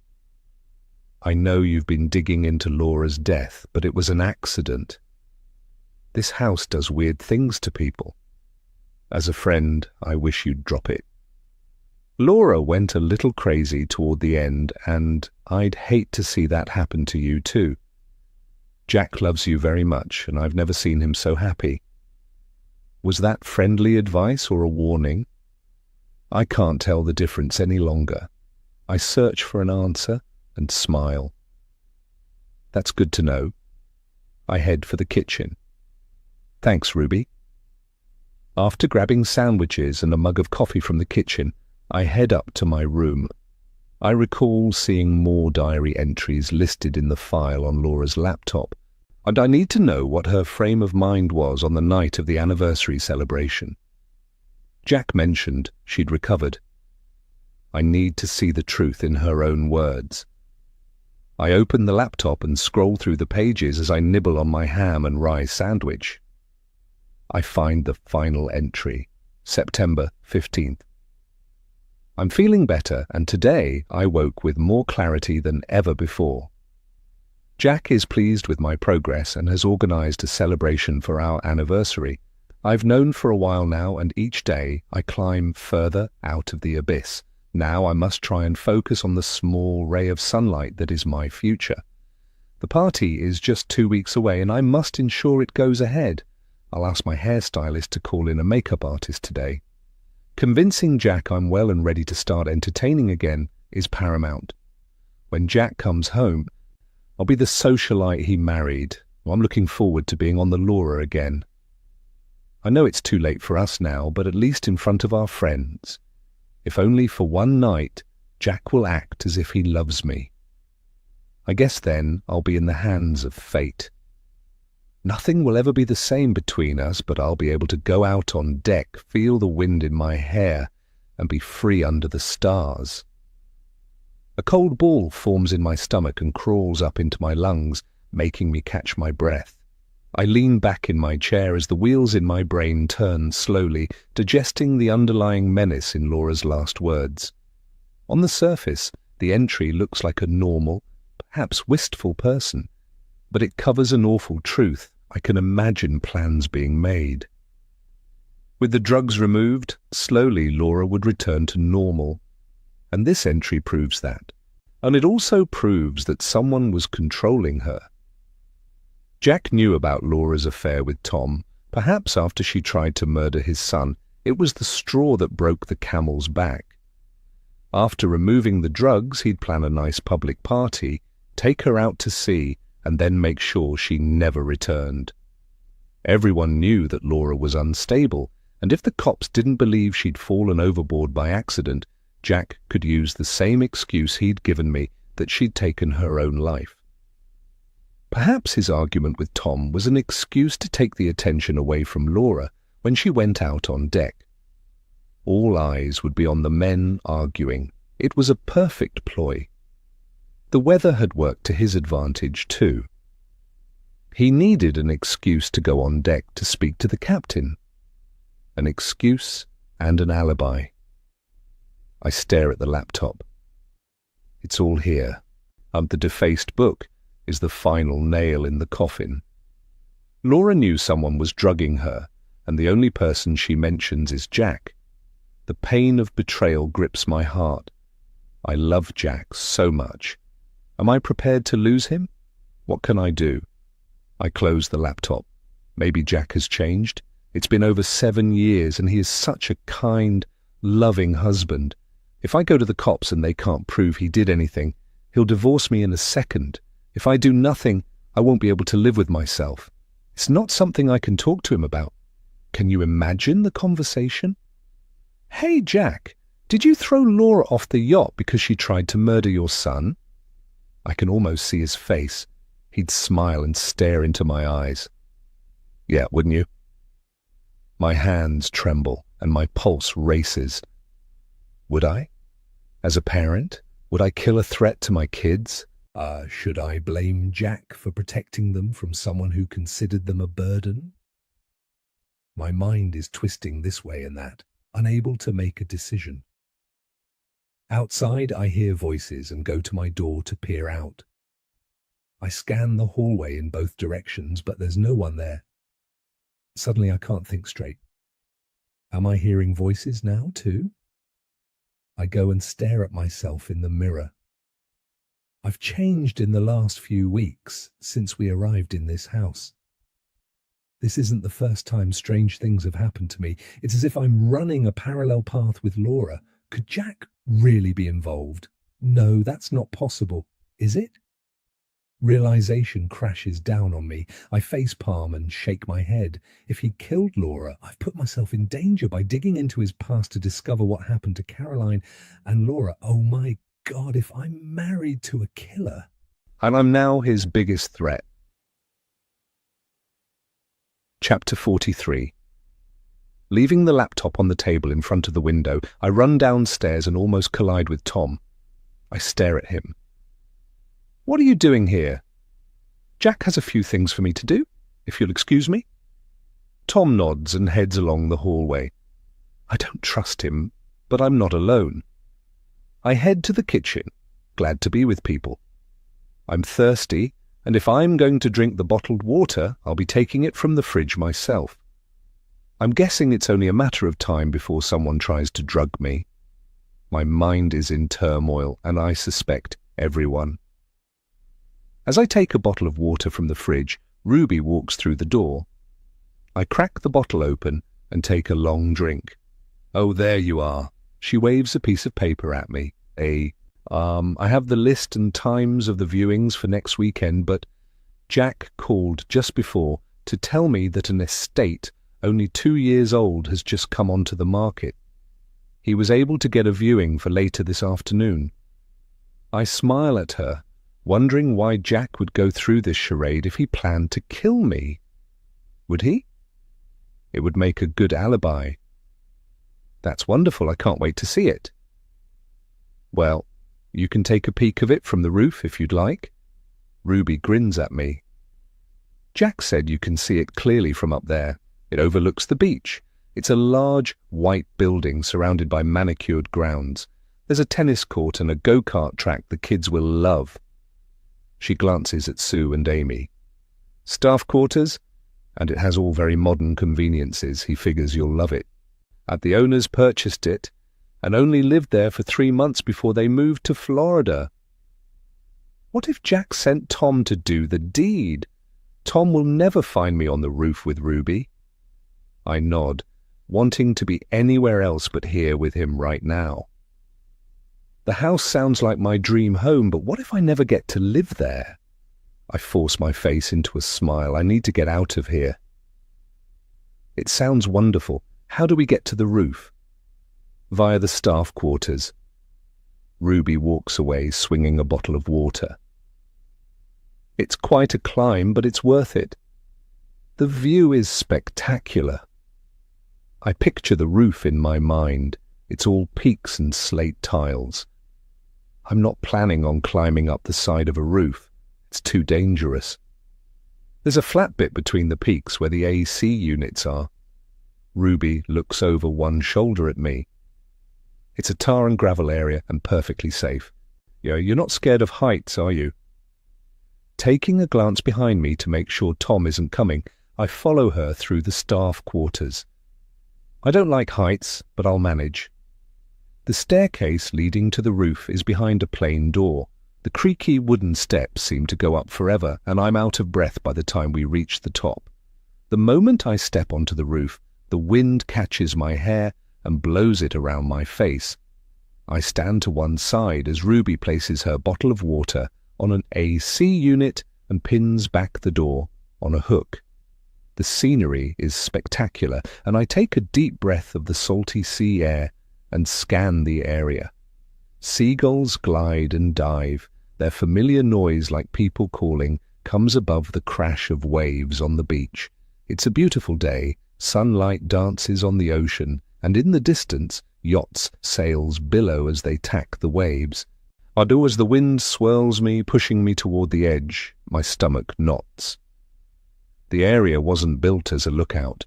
I see the edge of the metal gutters, and it's a sheer drop to the ground. Anxiety grips me, but I push it down. I so want to see the house. Which way is it? To the right. Ruby moves up behind me. A huge white one tied against the coastline. I move around chimney pots to get a better view, and after taking another drink, place my water on the top of an AC unit. I take a firm grip around a pipe and then shield my eyes from the sun and peer at the dazzling white structure that spreads out in all directions. I hear a crunch of shoes on the gravel behind me, but I don't move. In my peripheral vision, I see Ruby swap the bottles of water. A shiver of apprehension grips me. The threat isn't Tom after all.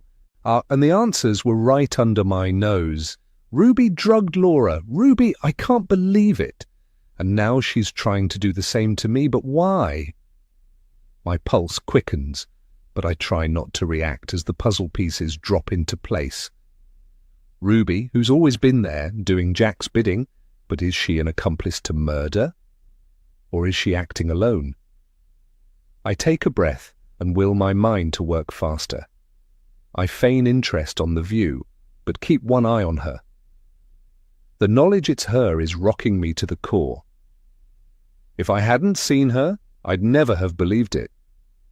Clarity of mind breaks through the panic, and suddenly it makes sense that whoever suggested the party on the yacht must be the killer. It was the perfect opportunity to dispose of Laura.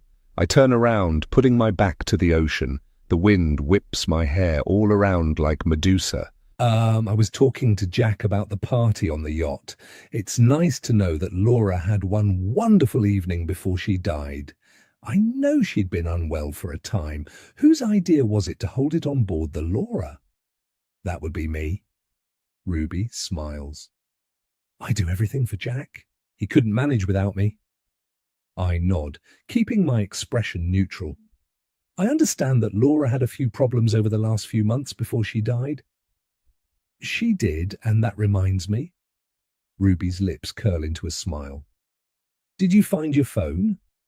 It's strange your phone went missing. Laura's did too, and then she kind of unraveled mentally. You know Jack was worried about you? He said you were searching your pockets all the time and not sleeping.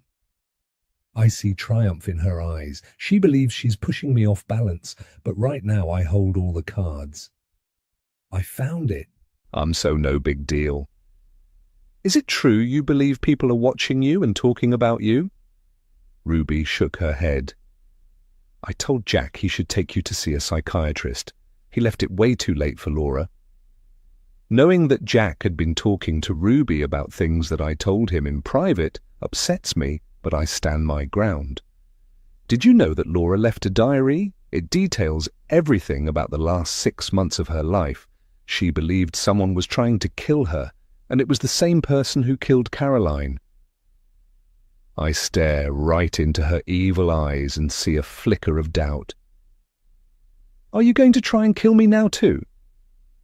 You think you're so damn clever to have figured it all out, don't you?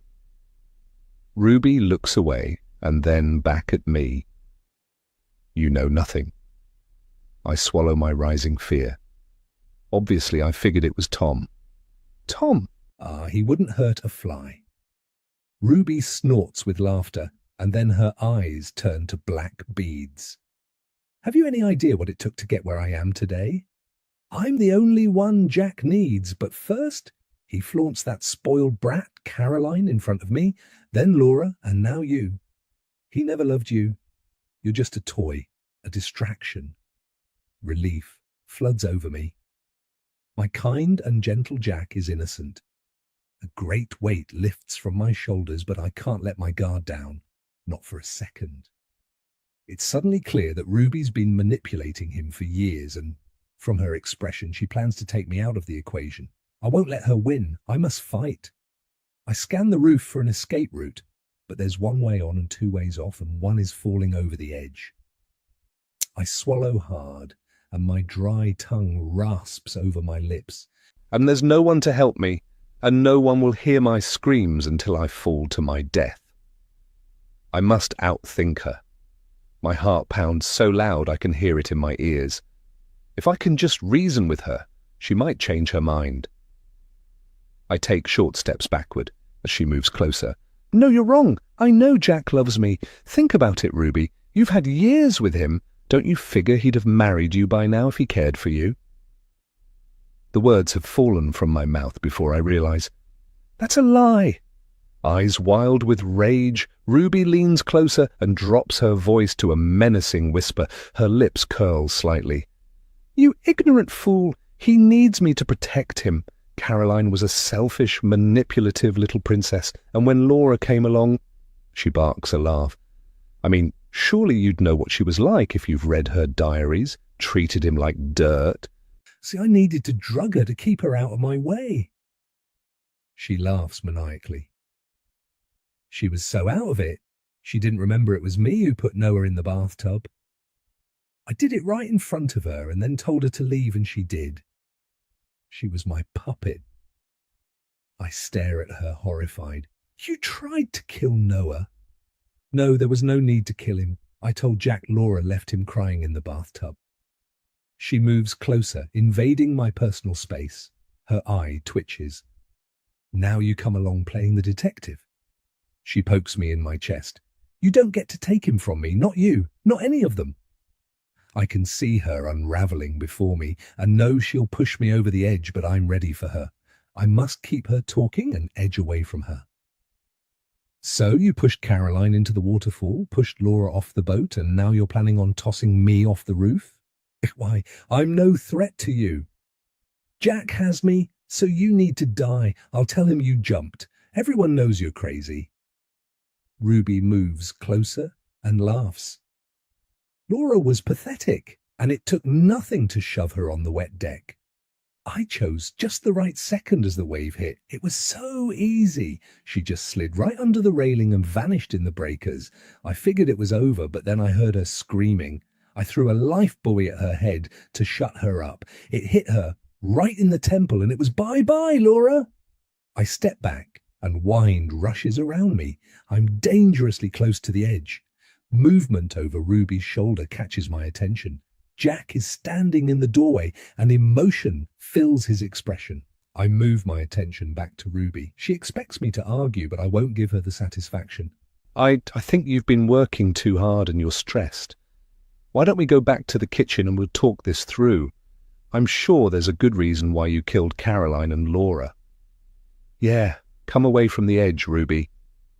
Jack's voice is low and in control. We need to talk. Jack, she's lying. Ruby spins around, grabbing my arm.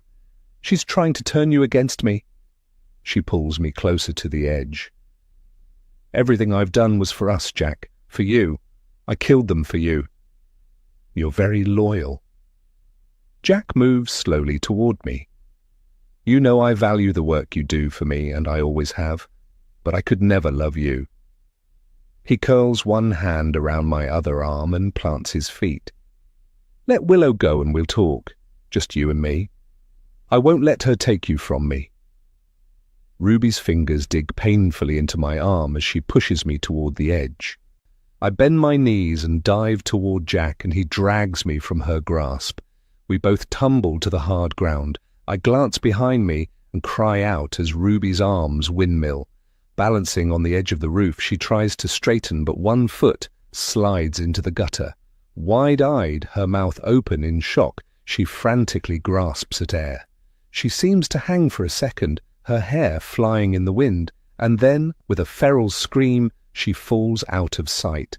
The next second, Jack's hand covers my ear and presses my head against his chest. I'm thankful I don't hear her hit the ground. I know she's dead. No one could survive that fall, and I'm not getting up to look. I examine Jack's ashen face. Did you hear everything? Just about. He sits up and rocks me in his arms. All this time, I figured she was helping me, but she was controlling my life. I've been such a fool. He pushes hair from my face. I almost lost you too. I shake my head. But you didn't. I'm trembling, and so is Jack. Just hold me. Below, people are shouting, "Call 911! Call 911!" Are you okay? Tom rushes onto the roof and drops to his knees beside us. Yeah. Jack's arms tighten around me.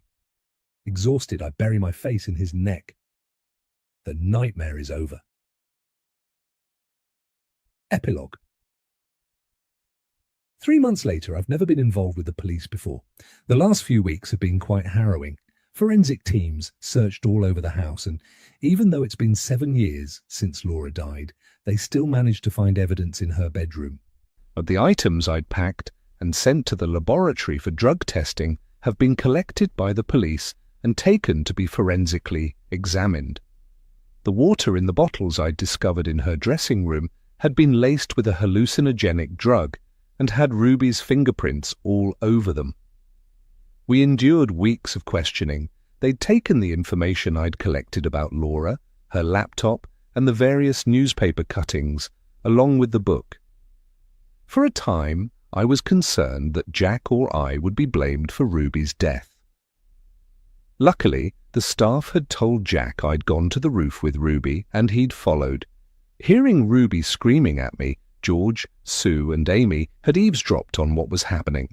The moment the police arrived, we were all separated to tell our stories. This time, all the stories were the same. The staff remained in the house, apart from Jenny. She came with us to stay at a hotel. I couldn't live in that terrible place a moment longer. Once Ruby's death was ruled accidental, Jack sent in a team of professional cleaners. They removed everything belonging to Laura and took it to Goodwill. Her portrait was sent to her family in France. The yacht was sold as Jack has lost his desire to go sailing alone and intends to spend more time at home. His new PA is a man named Dudley, and he's very efficient and will join the household when we move. Talking of moving, we've been viewing houses and found one further down the coast that is perfect. It's the size Jack needs to fit with his lifestyle. It's modern and has everything we need for a growing family. Yes, I find I'm carrying his child, and he is ecstatic, and so are Ava and Noah. And I'm waiting in the hotel foyer for the children to arrive. We plan to have a final walk through, although I made it clear to Jack that the house is my dream home. The glass doors to the hotel swish open, and a blast of cool ocean breeze rushes in, along with the children, followed by Jenny.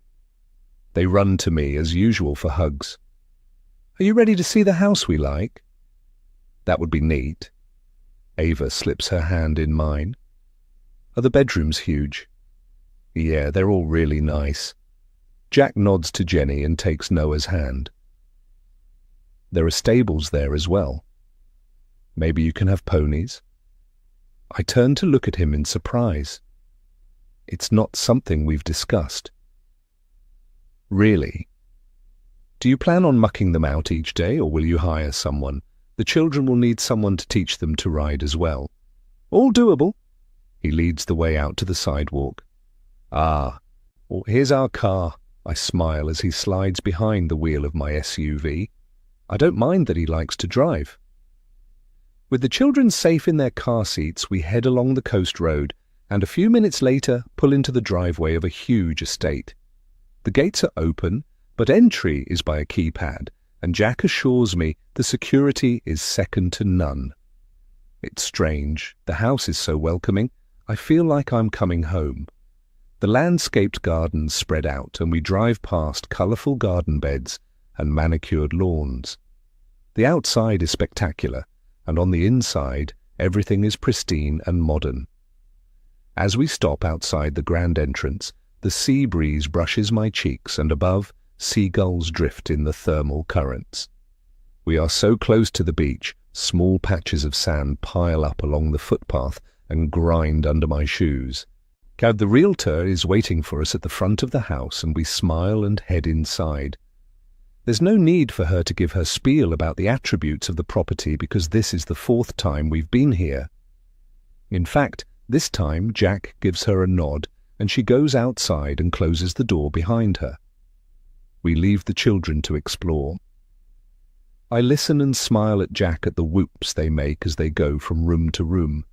We head for my favourite room. The kitchen is everything I've ever wanted, all white marble and stainless steel appliances, although I doubt I'll be spending much time here, as Jack has already mentioned hiring a new chef and, in fact, an entire staff, except for Bill, the gardener. The rest of the staff from the old house will be staying at Beaufort Manor, as the new owner has made it part of the sale. I pull up a chair and sit at the island. "I'll be making my own rules if we buy this house. Thank goodness I won't have Ruby telling me what I can and can't do." "Let's not talk about her and ruin our day. In fact, let's never mention her name again." Jack runs his fingers over the countertop. "Deal?" I laugh. "Sure." "This place has a good feel to it, doesn't it?" Jack comes behind me and rubs my shoulders with his large, warm hands. "The kids love it too, by the noise they're making." I nod, lean back into his massage and sigh. I don't want to change a thing. Everything in here looks new. Can we look through again? I stand and we walk into the family room and stare at the ocean. It's so beautiful. The views from every window are spectacular. The house is quiet apart from the running footsteps and exclamations of the children as they claim their rooms. The slightest hint of fresh paint lingers, but the house is filled with ocean air. Sunlight pours through the windows, casting long shadows across the highly polished floors. I lean into Jack, and his arm comes around my shoulders, solid, dependable, and all mine. I make a wish and look up at him. I so want to live here. Could this be your dream home too? Anywhere you are is home, Willow. He cups my cheek. And all I want is to make you happy. Excitement rushes through me, and I turn and wrap my arms around him. Can we buy it? I figured you'd say that. He grins and holds up a set of keys. It's ours. And just like that, we leave the past behind. The end.